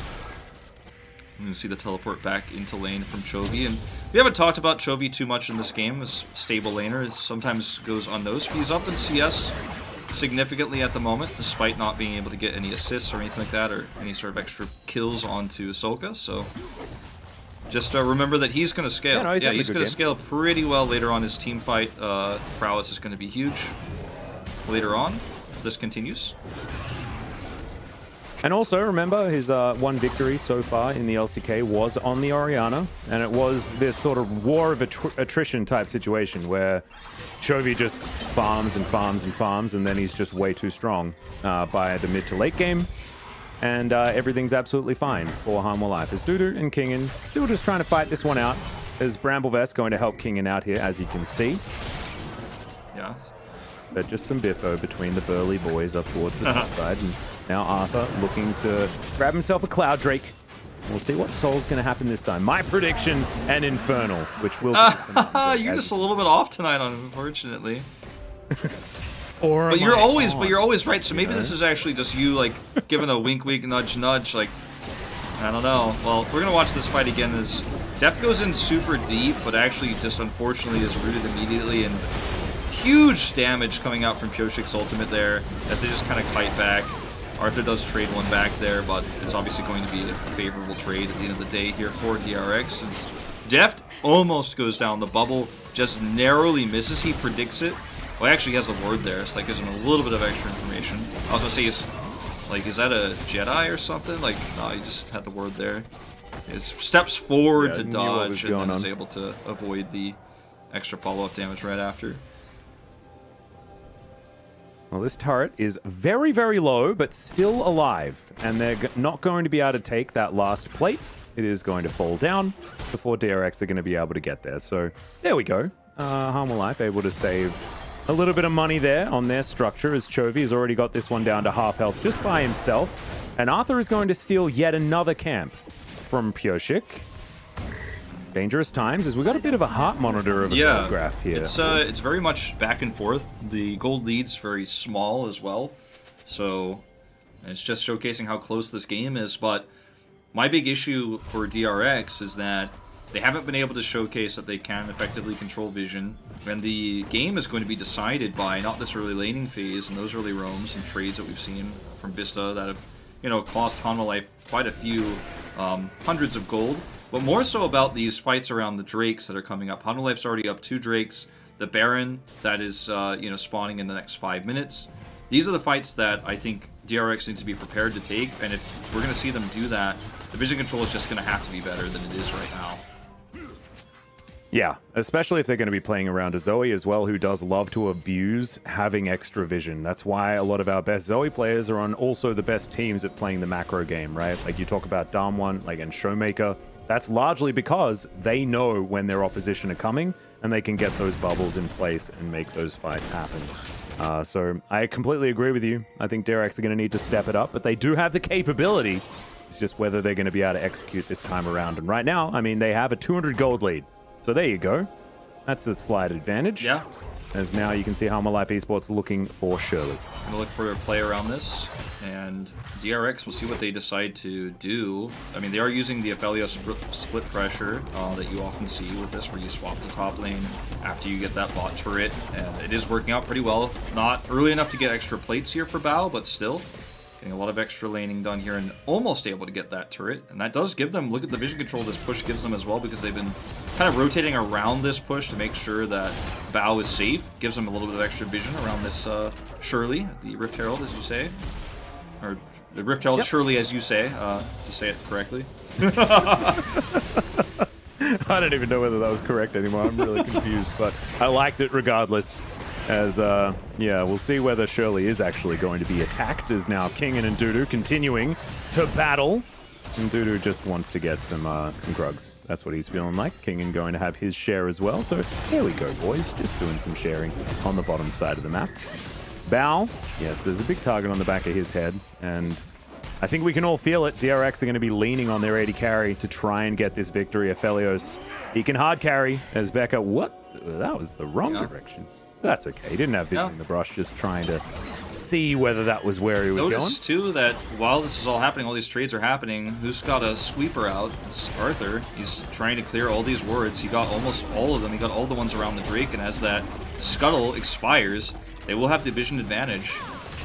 Herald, I think I said Drake, but it's been, it's been a few long nights for me this week. We understood what you mean. We're at the top side of the map. We got it. So, okay, this is actually going to be, looks like the Herald going over to DRX. OnLife just not able to get close enough to it to deny it. Yep, and having, Deft back in base, Chovy had a minion wave to deal with, and they're not too worried about it. Not going to be able to get any plates off this Herald. Second Herald is something that I think doesn't need to be fought over, They don't need to worry about it, and they want to be fighting over this Drake that's happening in 15 seconds. So that's where the pings are. You can see red pings towards the Dragon, and Dudu with teleport at the ready is going to try and help things out. Deft taking half of his health bar is actually very relevant, given the fact that the Dragon has just spawned. Now Solka looking to try and jump on top of Deft, and it's going to be Vista that has to flash now. Hook comes down, and they have to wave goodbye to the set, but I think that was mostly a mistake on Deft's part, as Solka dives on forward, looking for the Kai'Sa, and now this Mountain Drake should be in the hands. Yeah, they got the Scuttle. That's only just going to be vision that they're going to lose this Drake. They also, with that, pick, are able to force the Rift Herald to crash into the mid turret, which is going to open up my favorite fact about Zoe that you pointed out yesterday. And this is just the entirety of the map being opened up for DRX. It looked like they were just going to start to fall apart in this game. They weren't controlling vision well enough. They weren't able to set up for big team fights outside of those picks that we had in the early game, and some of the mistakes of Vista that we were both talking about earlier. But now, Atlas, it's like, okay, we're starting to see how this sleep bubble comboing into Thresh is working extremely well for solo targets. They're using these picks to take objectives aggressively, and it feels like there is hope for DRX in this game, and they've taken back control of this game. They have the reins now, as we're going to watch this again, where you say it's a Deft mistake that leads to, unfortunately, a death here of Vista with a sleep hook. Yeah, Vista sort of like trying to spare the blushes of his AD carry there. I don't know why Deft was necessarily standing so aggressively far forward with not a lot of information of what was going on the map. But that's okay. They still have an opportunity, HLE, of getting themselves the next Mountain Drake and setting up that Dragon win condition. But giving DRX all of this extra space and some extra kills onto Pyoshik is scary, because this Graves does a lot of damage in the later stages of the game. And Arthur hasn't been able to do the classic Olaf thing where he really does pull ahead in the earlier parts. So Pyoshik in a good position. This may not be one of those sad Graves in this matchup that we've seen so far this year. Yeah, seems pretty happy at the moment. A 400 gold lead. Yeah. Or 400 gold bounty, excuse me. Gold bounty. Yeah. But you can see Kingen behind by quite a lot. 30 CS is going to be the lead here for Dudu. He's going to be building towards his Sterix pretty soon. Does have his Gore Drinker already complete. Arthur with his as well. Both of them, in fact, in pretty similar item scenarios. And that 2-item spike is going to be big. And then Chovy's going to be able to make it even scarier with 2 people that he can rest his ball on and really cause a ruckus with that shockwave. That is the idea, and that's where this team fight, these next few team fights, I should say, for HLE Esports are going to be kind of revolved around. But right now, the Aphelios got his Kraken Slayer online, and he's ready to fight. Ooh. Yeah, Gravitum actually going to do a bunch of work here as Chovy not going to survive. Exhaust down, as well as you can see that Arthur, is trying to run away. Not able to do so, and this is a great play out of DRX. They're going to move now over towards the top side of the river. Baron might be on their mind as it spawned a minute ago, and it looks like they're going to start off looking for the big There's snowball. Enough vision here to where HLE absolutely knows this is happening, but with Arthur dead and no smite, and there's just the death timers are so long here for the timing of how this works out before the take. There's just nothing they can do to deny, and in fact, DRX is one step ahead. They're like, okay, we're going to try to push mid. DRX is ready to take another fight where they have a numbers advantage. Yeah, Baron's going to go down in the meantime as Deft Killer Instinct to try and get out of there. And he's just going to have to run for the hills. Dudu trying to fight this one out as Solka picks up a flash, uses it to get away. Dudu doing his very best to try and 1v5, but he only takes one of them. And the Baron is going to remain on 4 members of DRX. That is almost game-ending the way that this has turned out, and it's just beautiful play from DRX. The shot calling when it's there for DRX, when they are ready to make big macro decisions, they always make the big explosive decisions that win games. Chovy gets caught here, tries to shockwave to turn the fight into, I mean, honestly, frankly, to help him escape. He goes down, this cast takes out the Olaf, so Arthur's dead. They get Baron. And what do they do while they're taking Baron? You know, Hanwha Life is like, okay, well, we're going to have to get something on the map. We can't just give this Baron up, but we're down 2, we can't fight. They try to push mid, and they're immediately caught. And look at Kingan's teleport. Such presence of mind to know that Hanwha Life wasn't just going to sit back and lose Baron and do nothing. They pushed mid, so they were already 1 step ahead. They were ready to punish this rotation in the mid. They still get Baron because of how fed the Graves is. On DRX's side, Kyoshik is ready to finish that off by himself, smite it away. And this is just a really great late game decision. I mean, we're pushing into the late game here now, but a Baron, this choice made at 22 minutes that really almost locks this game down for DRX now. Yeah, feeling really good for them. I mean, Chovy still exists. He's got a 50 CS advantage. He's 30 CS ahead of the clock, close to 40.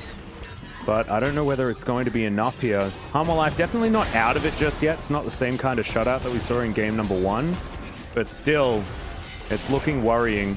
Close to level 15 as Kingan, he's going to move into advantage when it comes to experience. Deft in a side lane, just trying to do his best as well to get what he can. Arthur going to soak a huge battle star as DRX are going to easily take down this inner turret. Deft, yeah, you're not going to be able to grab that without any minions as Dudu and Kingan are trying to fight this one out. Gore Drinker going to help keep Dudu alive for a little bit, but there is a Bramble Vest, and now World Ender comes forward, and DRX, the cavalry comes through, and Dudu is just dead.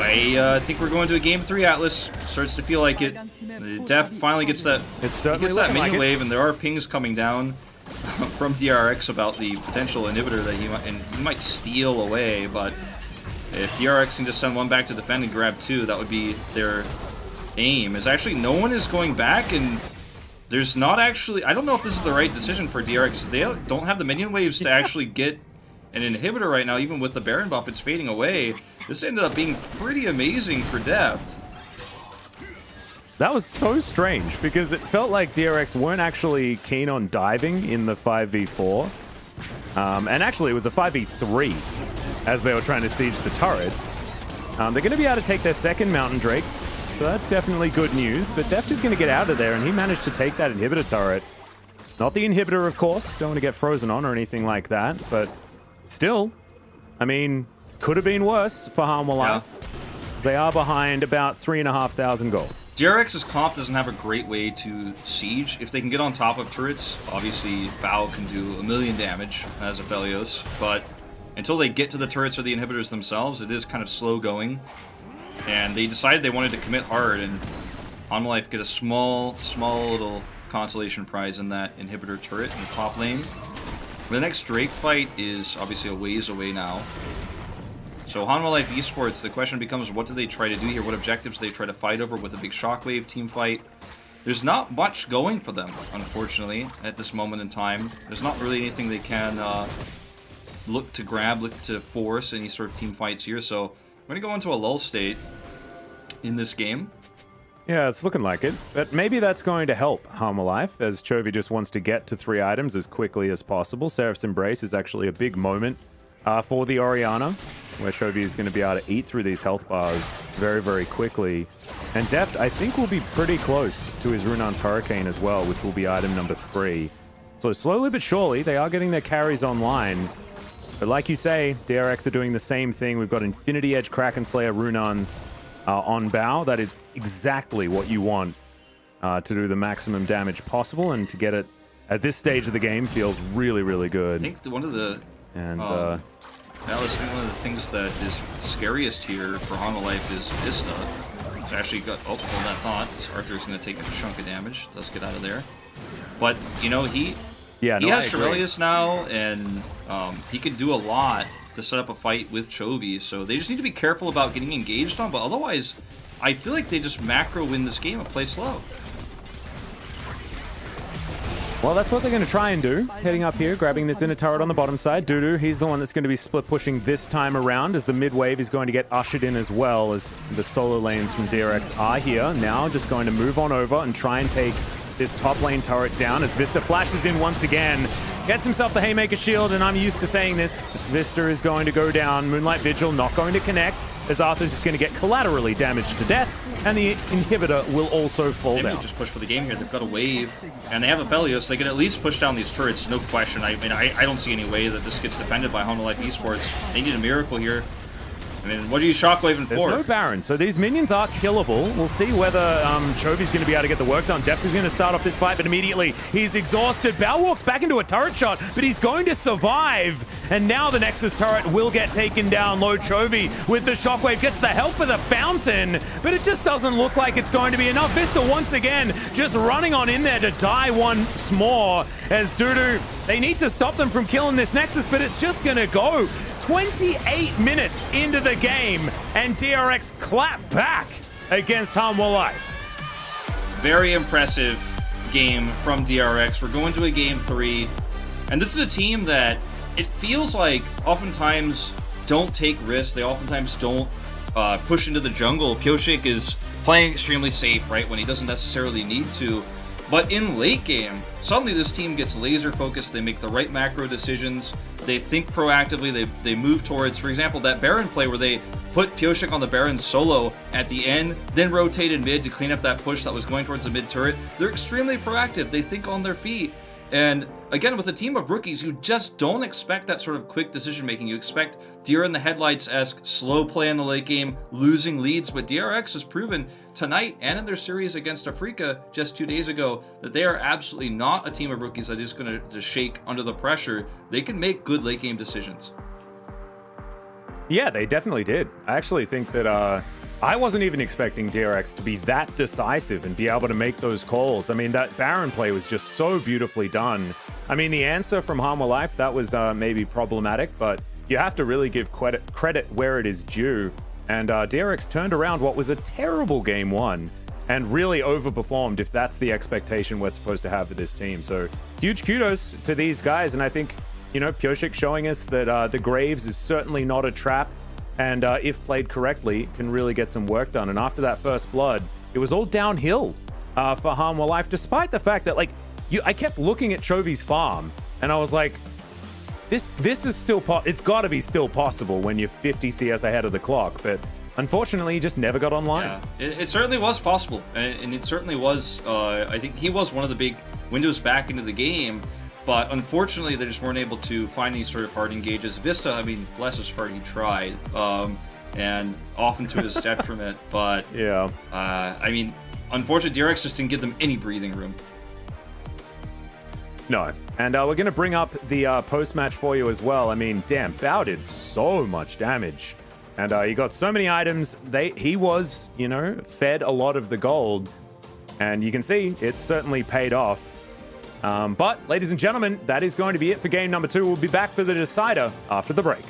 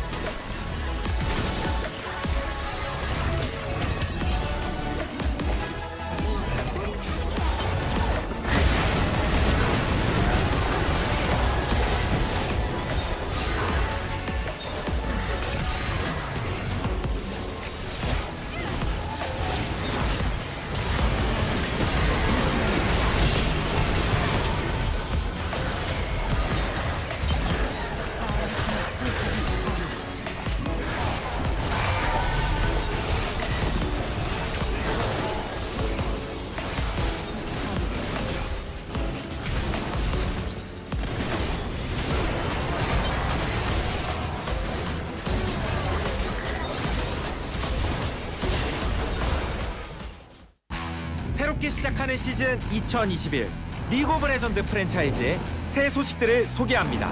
레전드 오브 룬테라, 전략적 팀 전투, 와이드리프트, 그리고 리그 오브 레전드. 가슴이 웅장해집니다. 먼저 리그 오브 레전드의 신스킨들.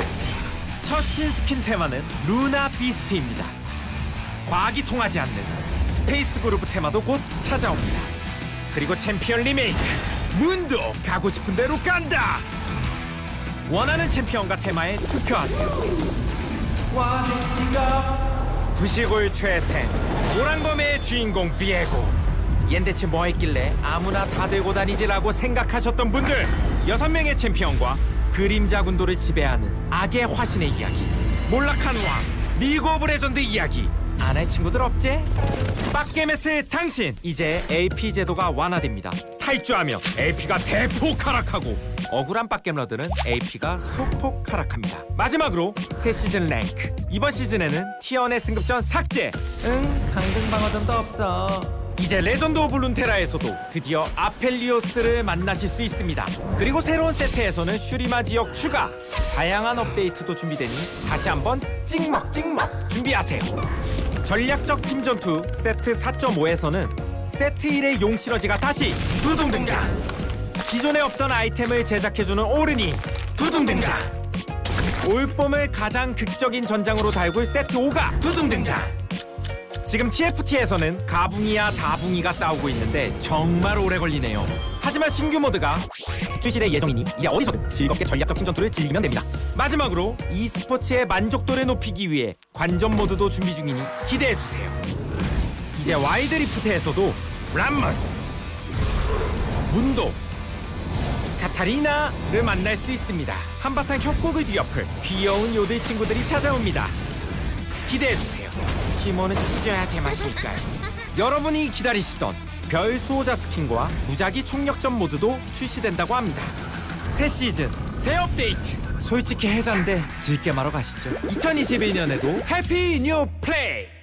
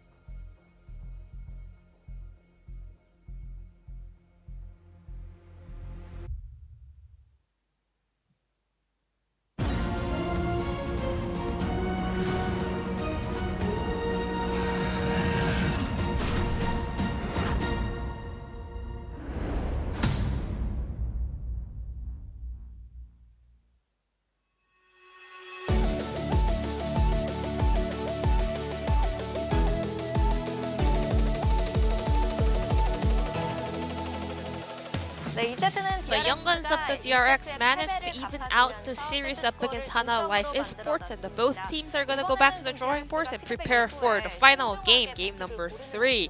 First, let's take a look at the draft. Compared to the game number 1, both teams had a well-balanced comp and a very standard LCK comp. It is really important to not make mistakes when you are playing like this. But the game was having a very high tempo this time around. Aphelios is the hyper carry champion, but Olaf has no weapon to kind of attack the carry in the back line. So Olaf, I think, is showing some of his weakness here in the LCK. Also, Aphelios and Thresh does have a bit of a favor during the laning phase, but still we have to kind of take some time to figure out who has the better matchup between Aphelios and Kaisa. Let's take a look at the first highlight. DRX bottom duos were able to raise top outer turret, and they rotated down for the Dragon tempo. But here, I think Hana Life bottom duo made a blunder. They were a little bit overextended, and Vista got hit by the Sleepy Trouble bubble, and he got cut out right before the Dragon team fight.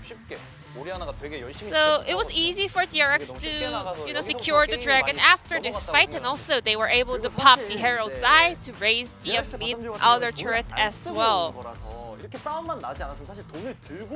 So DRX bottom duo were not able to use their money in the pocket before the Dragon fight, so they could, well actually Hana Life could just wait for the 5 versus 5 fight around the Dragon's pit, but they were a little bit overextended to clear out the wave in the mid lane.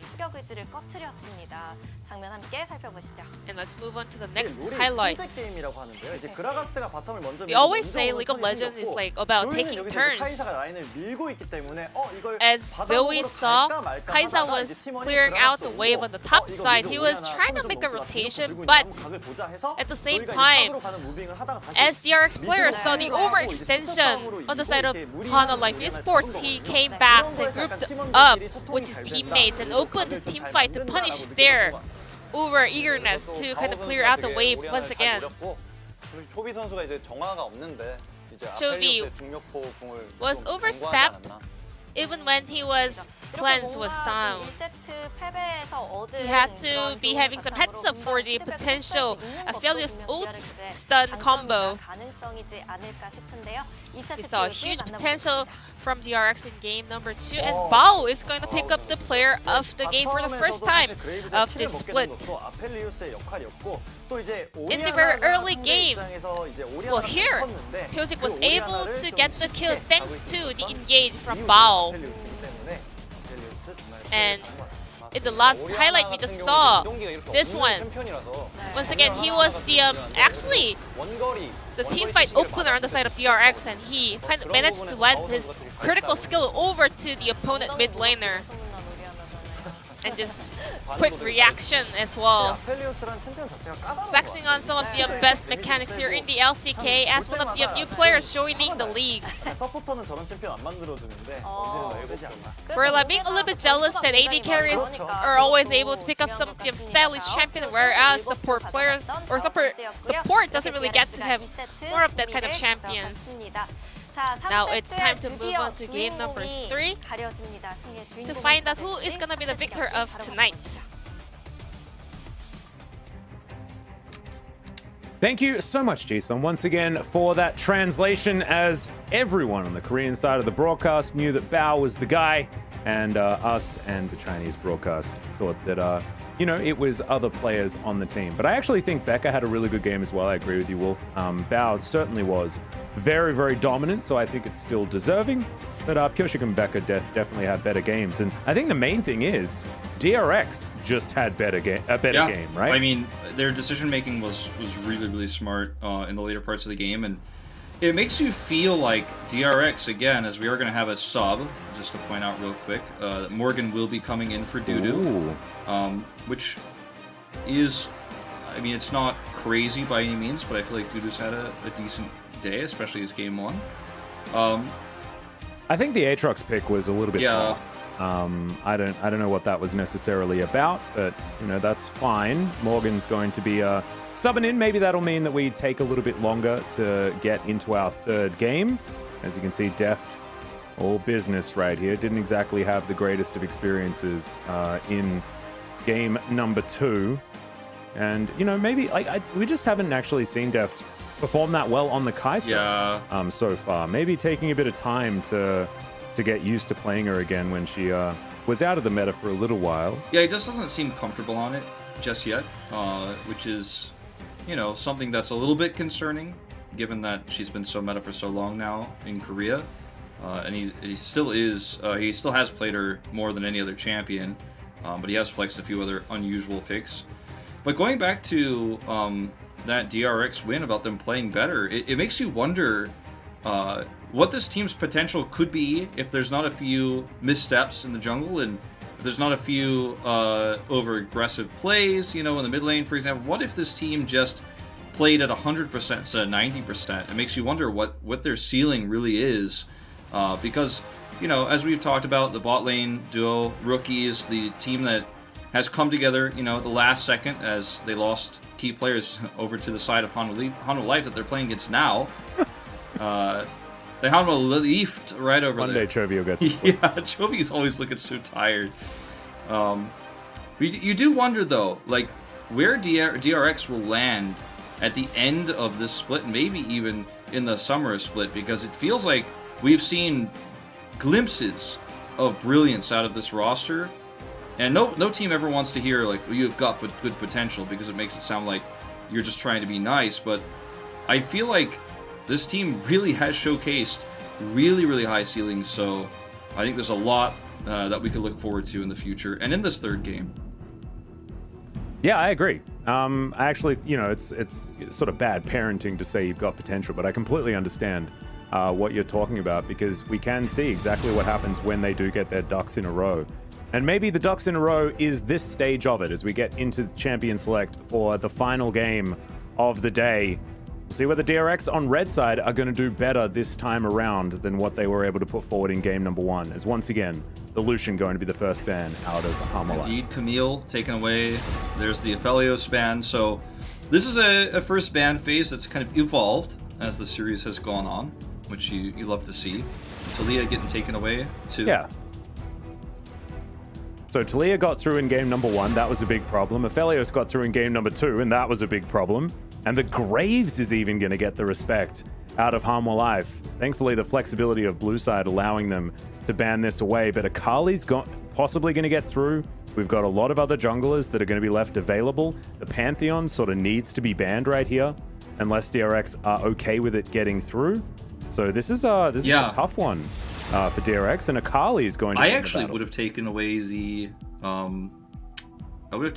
Pantheon here instead, and now it gets insta-locked. But this has been, I think, the biggest weak point of DRX in this series is ironically, because he is the veteran and the one who's just come back from Worlds, and perhaps the most famous player DRX has this year in Pioshik, but he has kind of been following Arthur. Arthur has been dictating the pace of the game, dictating the pace of the jungle, and he will be able to pick up this Nidalee here, which is certainly a strong pick. If that's what he wants to go for, he can, of course, wait until later. Hopefully don't see Lee Sin again. Lilia also can just be the farm jungle they go for, but Pantheon basically just gives you control of the mid lane, it feels like, every single time. He's a semi-global, he's got a pretty easy to execute stun, and Pantheon has seen so much more success than Akali has when left through the draft. Akali feels like something that, even though she's very terrifying, you don't want to leave open. You have to draft around, whereas Pantheon feels pretty good with anything, and I'm scared about losing control of the jungle here for DRX. Yeah, it's a little bit scary. They're going to augment this potentially with a Samira pickup. Deft actually had some good times on the champion in Kesper Cup, if my memory is serving me okay. But Pioshik on the Nidalee is making me feel like Hanwha Life are going to look at a Renekton at this spot. Of course, Morgan was basically a Renekton Aatrox 2-trick when he was over with WE in China.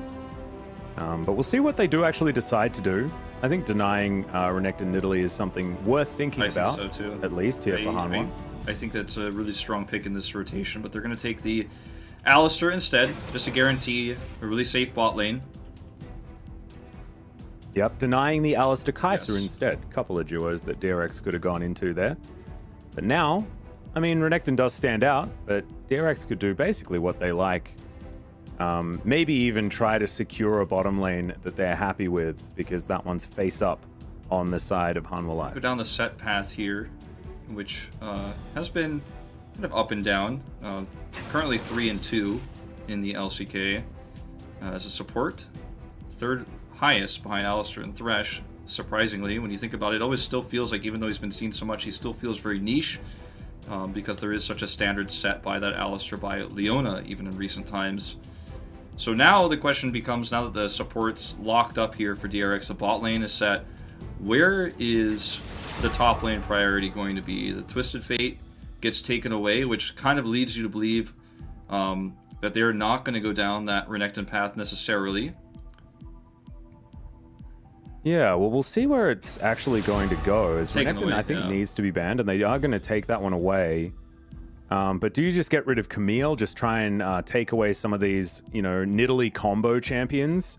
Or are you going to try and spread your bans out so that Solka doesn't have full comfort there in the mid lane? Because, you know, Orianna going to be available, all that sort of stuff. So red side, at this stage of the draft, should be feeling okay. And Hanwha Life just trying to figure out exactly what they want to do with this Pantheon situation. Kassadin taken away from Chovy.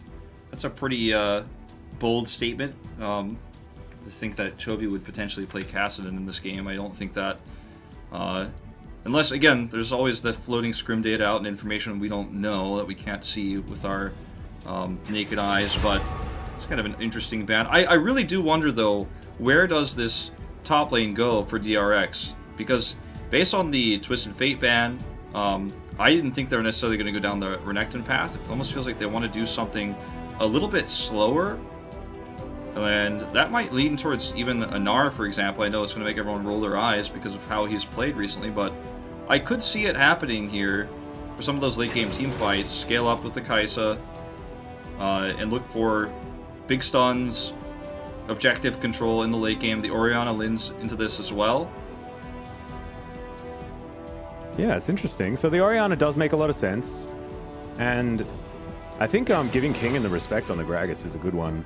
But this might be the pick for the mid lane, as the Galio is locked in, and in fact it is. It's not like it's going to be heading top lane, and there's an Alistar in support. So this is what Chovy has absolutely turned games around on. And so something that he can have all of that extra augmentation for the Pantheon. So a global composition being set up here from Hanwha Life, and Morgan is heading towards the Gnar. So let's see whether this is going to be the Korean Gnar, or whether, like Khan, Morgan's going to be able to reach into that LPL experience and bring out the Chinese. We're going to see the Gangplank response again, it looks like, here for Kingen. And this is very terrifying when you think about what a roaming Nidalee can do. If Gangplank gets ahead early, how much that lane can snowball, how relevant Gangplank becomes in the extreme, supreme late game. That based on these two compositions, I think we are going to head. Orianna's a pretty safe mage for the mid lane, and Galio's not going to be able to all in her or play aggressively with the Pantheon. So the Pantheon, even though it was highly prioritized, its role here becomes kind of weird. It's semi-global, but you're not going to be roaming super hard to the top lane to try to gank the Gangplank, you don't think, with the Gnar matchup here. So it's a strong jungle pick, top tier, perma-banned in most cases, but when the draft is completed, when it's all said and done, I don't know if the Pantheon ends up being insanely strong here. Well, we'll just have to see how Arthur is going to be able to make his way around this map, because also I don't think it's going to clear as fast as Pyoshik's Nidalee as well. So likely that DRX might be able to work on getting themselves some control of these lanes. Like you say, Galio not necessarily a priority champion in the early game in comparison to that of an Orianna that has you know, a lot of reputation when it comes to lane control. Chovy in general as a player, very good at lane control, but maybe in this matchup, it's going to be enough for Solka to be able to really provide space for Pyosik early. And then Gangplank and Kai'Sa and Orianna all going to scale beautifully as this game goes on. I really... Draft-wise, this looks way better for DRX than the first time that they were on red side against I completely agree with you. I think as long as they don't have any big missteps in the early game, if they can play it safe, they can run that extra farm with Nidalee, make sure Kingan's okay in the top lane, perhaps even put a lot of resources towards them, they're going to be in good shape. Damn right. Let's do it. Let's hop onto the Rift for game number 3, the final game of the night here for day 4 of LCK 2021. Chovy, a lot on his shoulders here. We know what he's capable of. We remember that big play that he had against Gen G to get themselves into such a great position last summer, but that was a long time ago. It's very cold now, and we'll see whether it's going to once again be a repeat of itself. It is very cold, Atlas. I closed my window after last year, like 2 games ago. It's -7 outside now. It's getting a little chilly. Yeah. Oh, is it? Oh, I was gonna. I think I should probably have closed mine as well because I hadn't realized that I was getting chilly. And now that you say that, it's probably why. Damn. Yeah. All right. No, I'm not going to leave you by yourself though. So I'll close that after the match. Close it if we have a pause, you know. Morgan has the most adorable skin. He has the most adorable skin. So maybe this is going to mean that the Na's going to be better this game. Fingers crossed. Was the last pick Gangplank here really does end up being a nice response. It's not a free win, it's not an outright crushing win, it's not like the Camille that, you know, obviously was banned, but would have been ideal if in a blind pick scenario if you knew the Gnar was going to be the opponent, but this can be something that snowballs out of control. This can be something that becomes the supreme late game team fighting damage output that you expect from Gangplank, plus the utility of his cannon barrage. And I do want to keep a close eye on this Pantheon. I think the observers are showcasing it to us because it's just so rare. We've only seen it once so far in the LCK. Yeah, so rare because it never gets into a draft. Absolutely. So we'll see what he ends up doing because, you know, you can be aggressive with the with the ganks. I just wanted to say Gangplank there. Gangplank. But oftentimes the Pantheon just allows an oppressive mid laner to be even more aggressive and go for more aggressive trades because he can just come in and help out. Use his, you know, passive global ability, I guess you could call it, his ability to roam super hard to make sure the mid laner is always safe and can look for aggressive trades. That's how it's played a lot in LPL, but in this game, it's a Galio mid, so, I mean, what are you really hoping for here in that regard? Not a whole lot. You're going to have to look for priority elsewhere.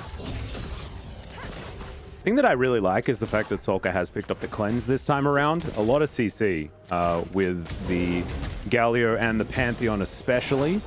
So wanting to make sure that he's not going to get taunted up and stunned and taken down. He's not going to have the teleport to get back to lane and things like that, get around the map, but he will still be a lot safer as now we've got a very aggressive early gank. And Becca has to flash already, but Becca is set, and you're supposed to flash at level 1, so he wasn't supposed to have that summoner spell anyway. Meanwhile, this top matchup is going towards the worst case scenario style, unfortunately for Morgan. Yeah. Got subbed in for this.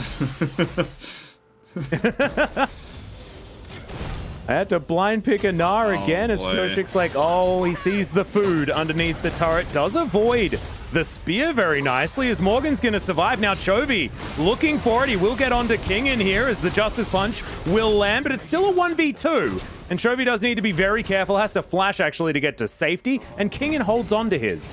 So maybe a little bit of an overstep there from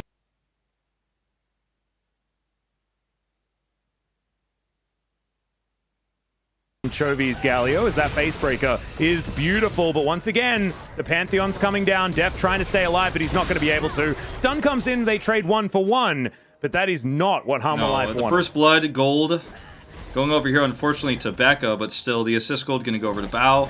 It's going to be pretty helpful for him. 2 summoner spells burned for Chovy in the teleport and the flash to try to trade it back. And you know, if you look back at that fight, which we probably will, it begs the question if he should have just committed in anyways to try to secure the kill, because it was really close. And he loses both for nothing. unfortunately. He survives, which is, you know, the saving grace of it all, because if he had committed in and failed and died, which, again, it was really close. It'd be a pretty terrible situation, but this is exactly what Kingen wants in the top lane. It's just all of the love, all of the attention that he's getting right now from Pyoshik, and that is forcing responses from Chovy. Yeah, and you can see that it's not looking very much better now that Morgan's come back to the lane, especially with a Sheen now on top of Kingen. I think one of the worst things for this matchup was the fact that Sheen now comes in so much earlier, and Kingen's going to be very, very frightening. Vista is going to jump on over and finds himself a control ward. Becca is in position, though, as Solka just throws him a cheeky auto attack. And Sheen is just so nasty. Full control. You know, at this stage. Yeah. It is going to be a hard time, as I think we're going to watch this bot lane again instead. Pantheon coming in for the roam, so was not at the top side, did not give that priority. Becca's big haymaker here, plus the ignite, going to secure the kill. Unfortunately for him, he's not able to get out, but he's able to get that first blood away. So, fairly slightly better trade. Ooh. And there the passive? Easy. Yeah, that's another example of this matchup just being so awful for the Gnar. And I think that maybe Morgan should have understood that that was going to happen, but also maybe the calculation just too good there from Kingen.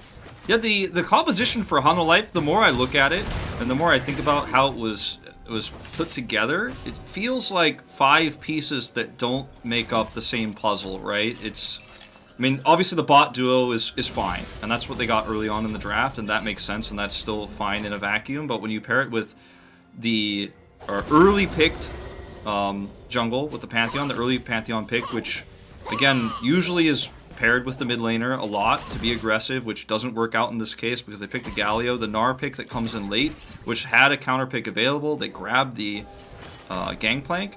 It feels like Hanwha Life Esports draft was just kind of doomed from the start in a lot of ways. I felt like it was doomed from the Gnar pick, right? Because like this then becomes possible. Yeah. And it's an obvious play, right? Like if you've played top lane, you've played against a Gangplank that can just do this, right?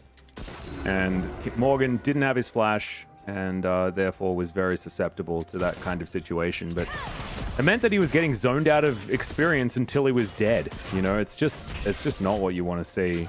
As bottom lane, I mean, at least that is going okay here for Hanwha. You can see Deft is very even on gold against Bao. And in the jungle, Pantheon is doing an okay job as well with his Serrated Dirt already completed. Facebreaker onto Vista here towards the bottom side. Level 4 for Becca, unfortunately. A lot of value there from Deft, but unfortunately for Vista, is just going to get smacked down. Gangplank ulti comes in as Arthur is going to turn up. And this is just going to be a big push towards this bottom side. And Hanwha Life might need to be careful. This could be a dive as Chovy, he's going to try and roam down.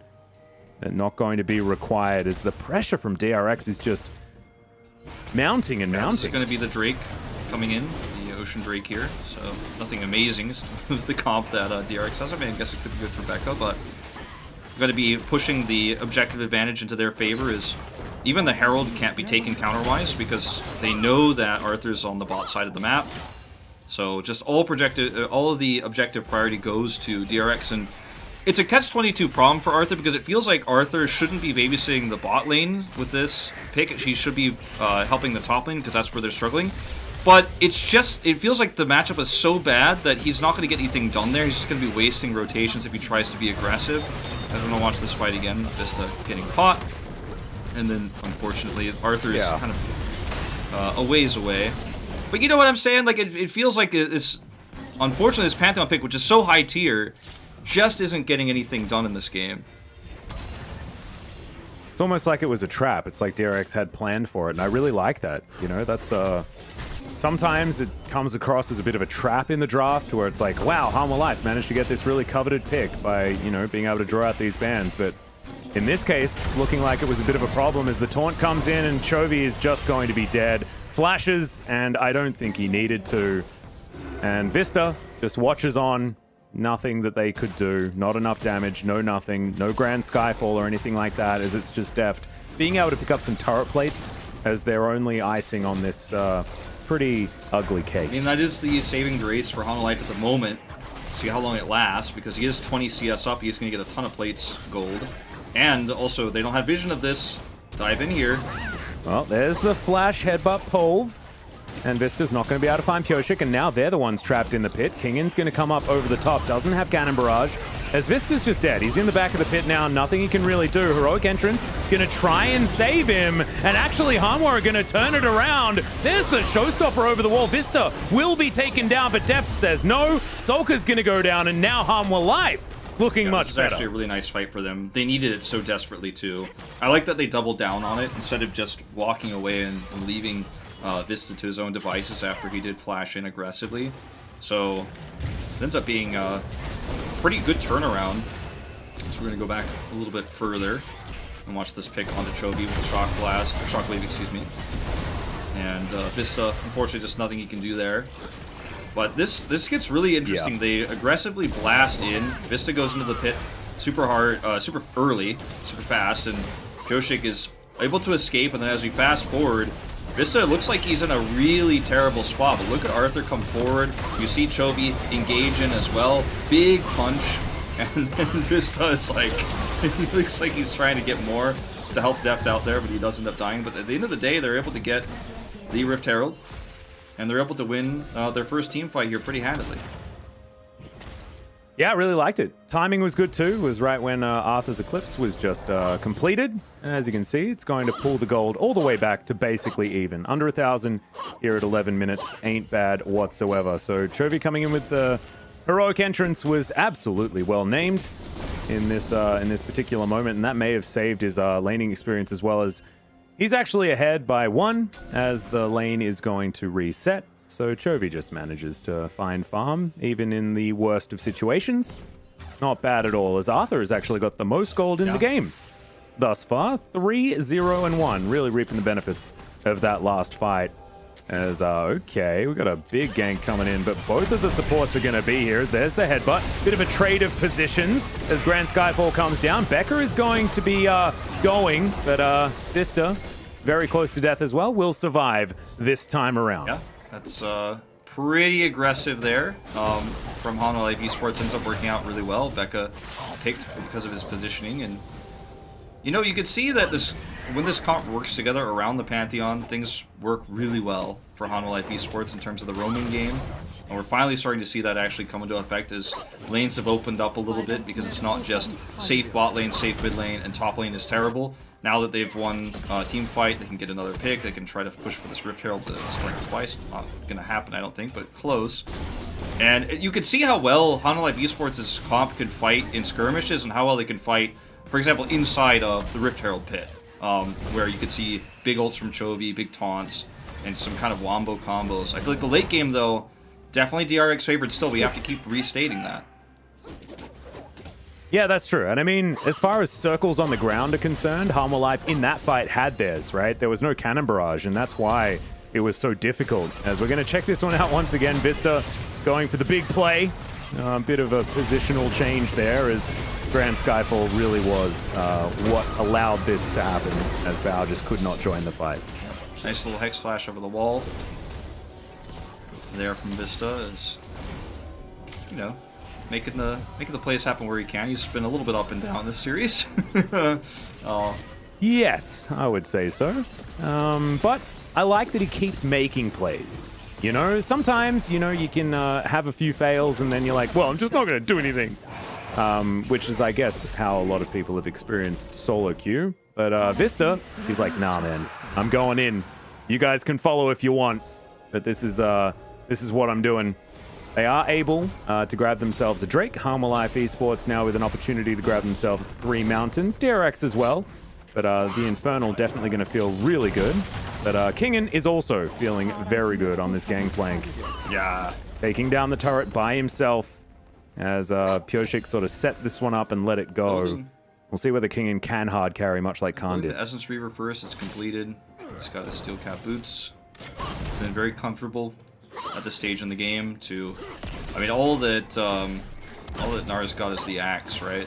Which is going to be nice in this particular moment, but you can see that's the most hopeful trade he can get, you know, in an isolated situation. Yeah. Yeah, not feeling super fantastic as the Gnar, but he'll still be able to get those team fights, the Gnar team fights that we know exist, even if they've been very difficult to come by here in the LCK. Yeah. The possibility that Morgan can come back as Chovy, he wants to start this one off himself. Deft in amongst it, looking for that first kill. He does get the S-rank, 3-man shockwave though. Haymaker's good, but not enough damage to follow up. And Harmful Life are going to back away. DRX going to do the same thing as now Morgan throws down the ulti at a very strange place. Sorry, Kingen does, as Morgan had got out of there, but still, it's going to be all right. Grand Skyfall is also mistimed. DRX going to defend this outer turret comfortably. Yeah, I think the idea with the Cannon Barrage there is he's going to exhaust his Mega Gnar, not going to be able to retreat. Does force a flash, because as you say, the Pantheon roam is very late. At least in this case, Morgan feels safe, but he actually doesn't have vision. This is a bit of an overextension. If the showstopper goes off, he is dead meat, but not going to happen. Yeah, well, there's the flash pole, as we're going to get the trample stun as well. Solka, well and truly dead. And that's going to be Arthur picking up another kill for himself. Kingen coming on in, he's got barrels aplenty. He does actually do a lot of damage onto Deft. Essence Reaver now complete. And Deft is at least able to pop some projectiles and get himself out safely. Thought he might not have enough mana for that one. That was a close call. I don't like fighting their back in this game. Very, very carefully. Very calculated roams we're seeing. And you know, I mean, it feels like the scaling advantage in terms of just raw damage output. So we're going to watch this again. Just being aggressive. Really redeeming himself for what has been a shaky best of 3 for him. But it feels like the late game scaling in terms of damage output with the Kaisa, with you obviously having Shockwave and the Orianna damage plus Gangplank late game, feels really good for DRX. But the way that team fights work CC-wise, engage, initiation, and objective fights around that, it feels like Hanwha has their own set of advantages too. So there's not a black and white game where one team has to get ahead early or they just simply can't win late game. This game and the scaling that's happening, the gold advantage, is going to matter all the way through. And luckily for both teams, it is very close. So this is still a game where anything can happen. Oh yeah, and I think now that we've got to well and truly into the mid game, it's going to be about how these Harmful Life globals are going to work out, or semi-globals, I guess I should say, in comparison to what Kingen's able to offer with his Cannon Barrage. As Vista walks into a spear head on, he's no coward, that's for sure. As Becker and Pyoshik do show themselves here towards the top side, but there's a heroic entrance available. Oh, I love that blue trinket as Arthur shielding himself up, but still loses half of his health bar as Shockwave now is on cooldown. And that means that Harmful Life feel okay taking... Yeah, and Atlas, I think this is another one of those fights where you have really nice CC to control this Baron pit, so why not just force the Rift Herald fight on your terms? Chovy's just going to sit here in mid, collect waves, and unfortunately DRX just don't have a reasonable way to contest this, as Vista is going to eat some damage here. Yeah, it has to actually Unbreakable Will as Bao is just walking after him. That's his tactic, as Cannon Barrage is going to come down onto Morgan and Vista, but at least they'll be able to get out. And DRX are willy-nilly throwing their ultimates around without actually getting very much for it. If he only knew where Vista was. If he only knew. Well, Vista is going to survive this time. Only died twice this game. Wolf, I think Vista's turning it around. 6 assists, you know. He's probably pretty happy with that ratio at the moment. Hell yeah. Definitely better than his last ratio, I'll tell you that much. So, not tilting this time is good old Vista, and that's great news. We do have Deft with his shield bow available, as well as a serrated Dirk, so the Samira's getting online. I think... We'll see whether these team fights are going to be good. Yeah, I think that's where we're seeing Kingen build as well for his second item, because Gangplank will get the Essence Reaver first before getting his Mythic. See where he decides to go with that, but seems pretty high chance. There are other options as well, but only time will tell, as we're going to see the Rift Herald drop down here in mid. As this is a fight where you've got to be really careful as DRX, actually, because you don't have information about where Chovy is. You do not know where Vista is. Oh, Pyoshik. They tried to use the Rift Herald to bait a fight, and it didn't really work. I'm not sure exactly the thinking about that one, because it's not like it was about to time out or anything like that. Just wanted to use it in conjunction with the dragon, but just wasn't really the smartest of moves, as Chovy Okay. Lying in wait, but will be able to bodyguard this dragon very effectively. And DRX have said, well, we're just going to take your mid turret if that's what you want to do. And the dragon will be taken down, turret as well. Now, will the team fight actually be successful as Morgan, Narvar in a great position, Deft dashing after King, and he has to flash to get out, but Becca not going to be so lucky. Solka with the 2-man shockwave. That's definitely good, and now Vista looking to try and deliver him. Headbutt pole comes on in, heroic entrance gets a really beautiful knock-up, and look, I'm going to say it, Vista's redeemed himself completely. That was really beautiful. really nicely played there, and they were setting up for this fight for so long that never happened because, simply put, this is aggressive, to say the least. As Vista's over the wall, they know that he's over the wall. As Chovy goes in, 3-man taunts, beautiful. There's the cannon barrage finally, but Kingan's gonna go down. Deft grabs that kill, and it was all a bait. Why? What? No, don't face check. That was a bit of a silly move, as now Pyoshik gonna go in. He's gonna take down the Gnar. Arthur tries to kite it out, as Chovy will get on top of the kitty cat, and Vista will take away the kill. It is still a man advantage for Harmwell Life Esports, but things could have been better there, as no killer instinct available for Bao to follow up, and Arthur will survive. This is a very sloppy fight across the board. We're going to go back to the fight previously, though, where you can see Chovy was looking for this for a long time. They didn't fight for the Drake, but they're actually able to push into this retreating DRX. And double global here, semi-global, you know, whatever you want to call it, ends up being extremely effective at these types of chases, as we do see a bit of a fail flash there, unfortunately, for Solka, but it was also a great play from Vista at the same time, and be able to secure that kill. This is going to be the Baron setup here, whereas the composition we've talked about so many times throughout this mid-game that Harmwell Life Esports have a great team fighting comp with the CC they have around these objectives. So even though it was pretty ridiculous to think they could take the Baron, to try to force the fight I think is a smart choice. I think they were always planning on not getting a Baron but getting a trade up in the team fight. Doesn't go as cleanly as they planned, and DRX do deny the Baron, which is huge. But I like the idea. Oof. No, I agree. Morgan very close to getting caught out there, but avoids the barrel slow, so he will be okay. But DRX is still able to steal away that red buff. Harmwell Life still not with an advantage. After that situation, I think the fight was so messy, and too many kills went on both sides, and nothing was really alleviated. These outer turrets that have been taken by DRX are really helping augment the wallets of this team, but it's still going to be a death brush for Harmwell Life. Thankfully, Orb is there to check. And Deft going to get tagged by the Void Seeker, but not too much more is going to happen. Chovy side laning. They're trying to play this 1-3-1 right now because of the fact that Chovy can obviously engage semi-global from far away, and he does just that. Speaking of which, yeah, 2-man shockwave does come in. Facebreaker down as well, as Becca looking to get in position, decides to go for the Constellation Cow, as Morgan able to get in there, get on top of everything, and he has the Narvar in perfect position. Kingan, not so lucky. The Gangplank, not sure what you were doing there, buddy, but in amongst a billion Harmwell Life members is not exactly the best place, as they do trade one. Yeah, it was literally what I was going to say, is like, that was a bit of a weird way to flank around and engage there, almost just pushing his face into the team of Harmwell Life, and does go down, and he needs to survive. You know, we talked about how much damage Gangplank can put off in the late game, but he has to survive long enough in the fight to do it. He did go for that Immortal Shield Bow I was talking about earlier, but that is not enough to guarantee you just a walk-in, as we're going to watch this fight again. It was actually beautifully played from Becca, as he comes over here, has a great Facebreaker, turns things around, looks for the Showstopper on the Vista, so he can look for the pick, and then meanwhile, Kingan is like, I have Immortal Shield Bow, that means I'm immortal, right? Probably should not have been walking around that way. Perhaps just overestimating his team's damage output and hoping that he was going to be cleanup. Did not happen that way. No, and sometimes, you know, you press your teleport button thinking everything's going to be fine, and then it's not. And that's basically exactly what happened there, as Vista takes a pretty angry spear to the face, but just is able to clear out the vision. More wards going over the wall, as Morgan, thankfully, is mini-Gnar, and so he's able to avoid that particular spear. And this blue buff is not exactly the one that Kingan wanted. No.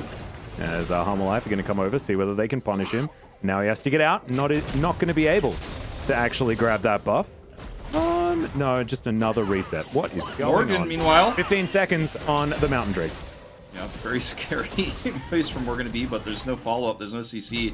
Actually, the rest of DRX is just really getting themselves to mid-push. And as you say, the Drake is coming online here.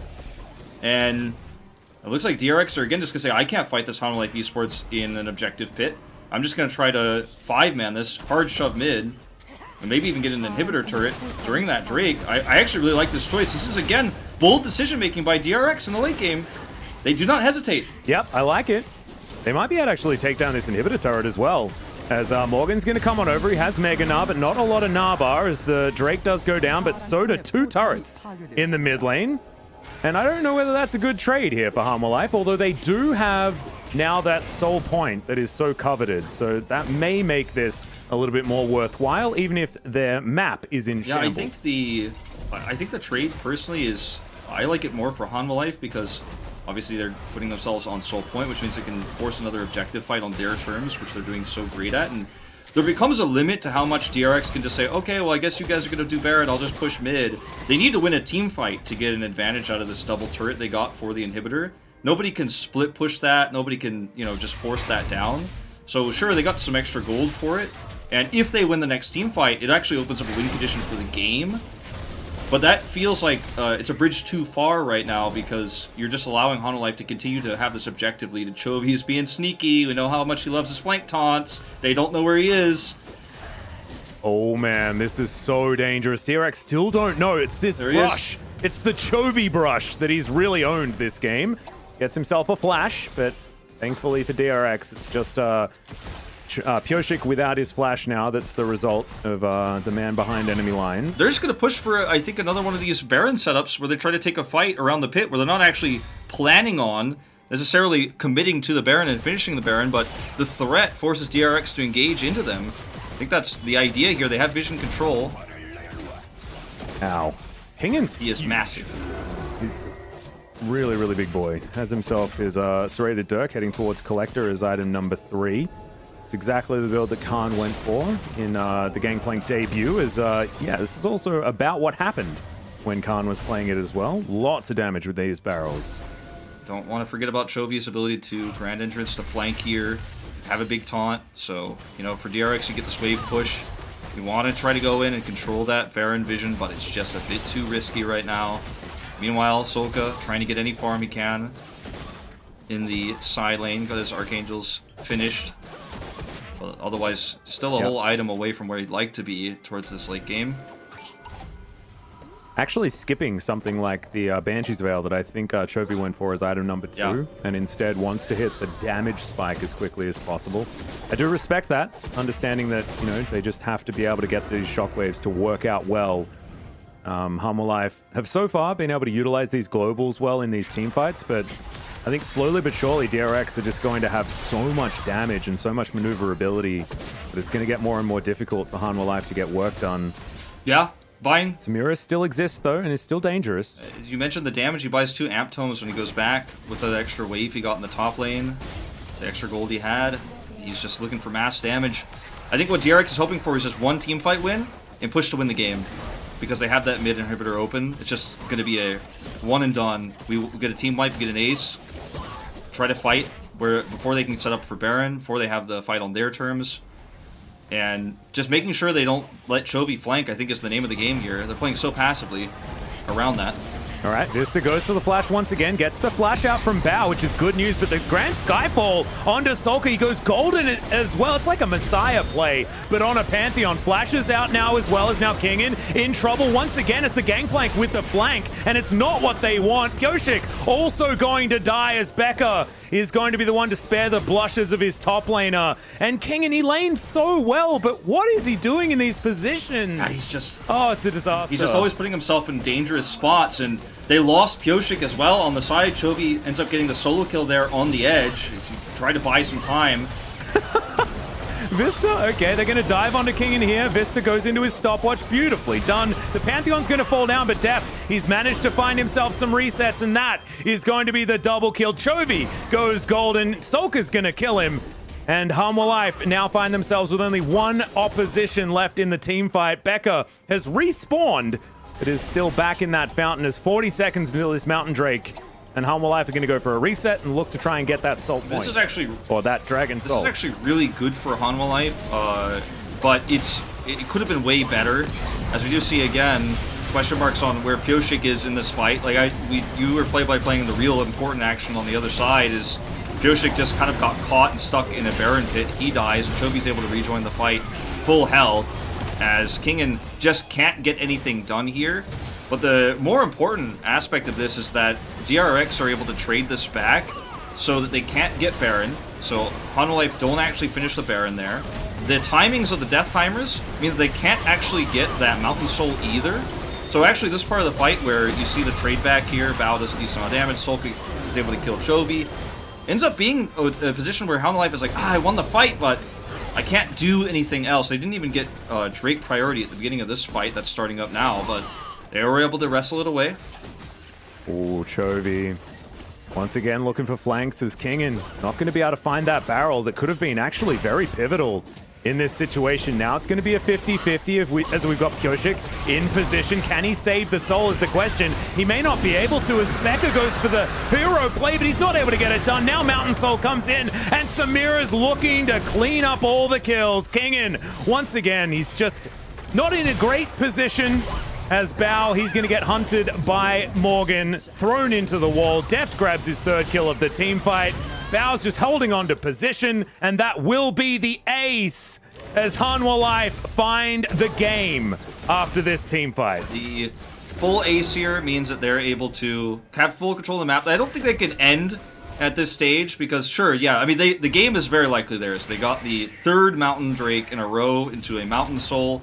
But all the inner turrets are up, so it's going to take them some time to finish it. But taking this fight, actually, for DRX feels foolish. They didn't have Drake positional advantage.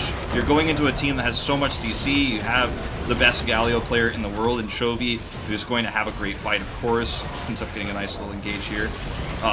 Now, in live, you can see they do take the turret, or excuse me, the Baron, but the turrets prevent them from ending the game immediately. But what they can do now, obviously, is set up for a big push. And, you know, the recipe for your game win, when you're this far ahead, you have this much of a lead and a Baron, is to just simply eventually kill the turrets on the map and push towards the Nexus. But DRX, yeah. like, they're one team fight away at this stage of the game, because we're breaking into where that team fight's going to be. Well, this thought. Well, that's a lot of teleports, Wolf, as Kingen. He's getting taken down to about half health. Morgan really feeling himself at this stage as the globals have all been expended, as there is a Gnar into the wall. Becca's going to be missed by the wallop, though, and Kingen avoided it completely. And now Morgan's looking a little bit silly at this stage of the fight. Likely to be taken down, but no. Goes into his stopwatch. Becca does the same, but he's the one that's going to be dying as Deft diving in. And will be able to pick up a double kill off the back of Morgan, throwing himself at the enemy. Well, that's the game for sure. You know, it looked like it was going to be the game almost, you know, 85%, 90%, and then DRX get caught outside of their base. You know, it's tough to defend against a Baron. You got to try to make a play, you got to try to make a pick, but now it is just simply all she wrote here. Big win here for Hanwha Life Esports, a very competitive back-to-back, back-and-forth series, but DRX aren't able to clutch it out in the end. Yeah, not quite able to do it. Nexus will go down. Congratulations to Hanwha Life Esports for picking up their first victory here in the LCK for 2021. Actually going to even out the scoreline with themselves and DRX. And you can see they're over the moon. Arthur is losing his mind, jumping out of his chair. And he did have a good performance, and a lot of pressure was on him on that Pantheon as well. He had so much gold at the beginning of that game, really was the beneficiary. As once again, you've got DRX leaving their chairs, getting into the huddle, and making sure that they can all come together after a difficult loss. Yeah. But still, another 3-game series for DRX, and I think a lot of people had really signed them out of the LCK before it had even started, but they're looking a lot more competitive than a lot of people gave them credit for. Speaking of, you know, difficult, Vista had a really rough series. He did really bring it back in that final game, especially. Turned things around a lot, but even though they get the W on the board, they are able to take the series. He looked like he lost. He had his head in his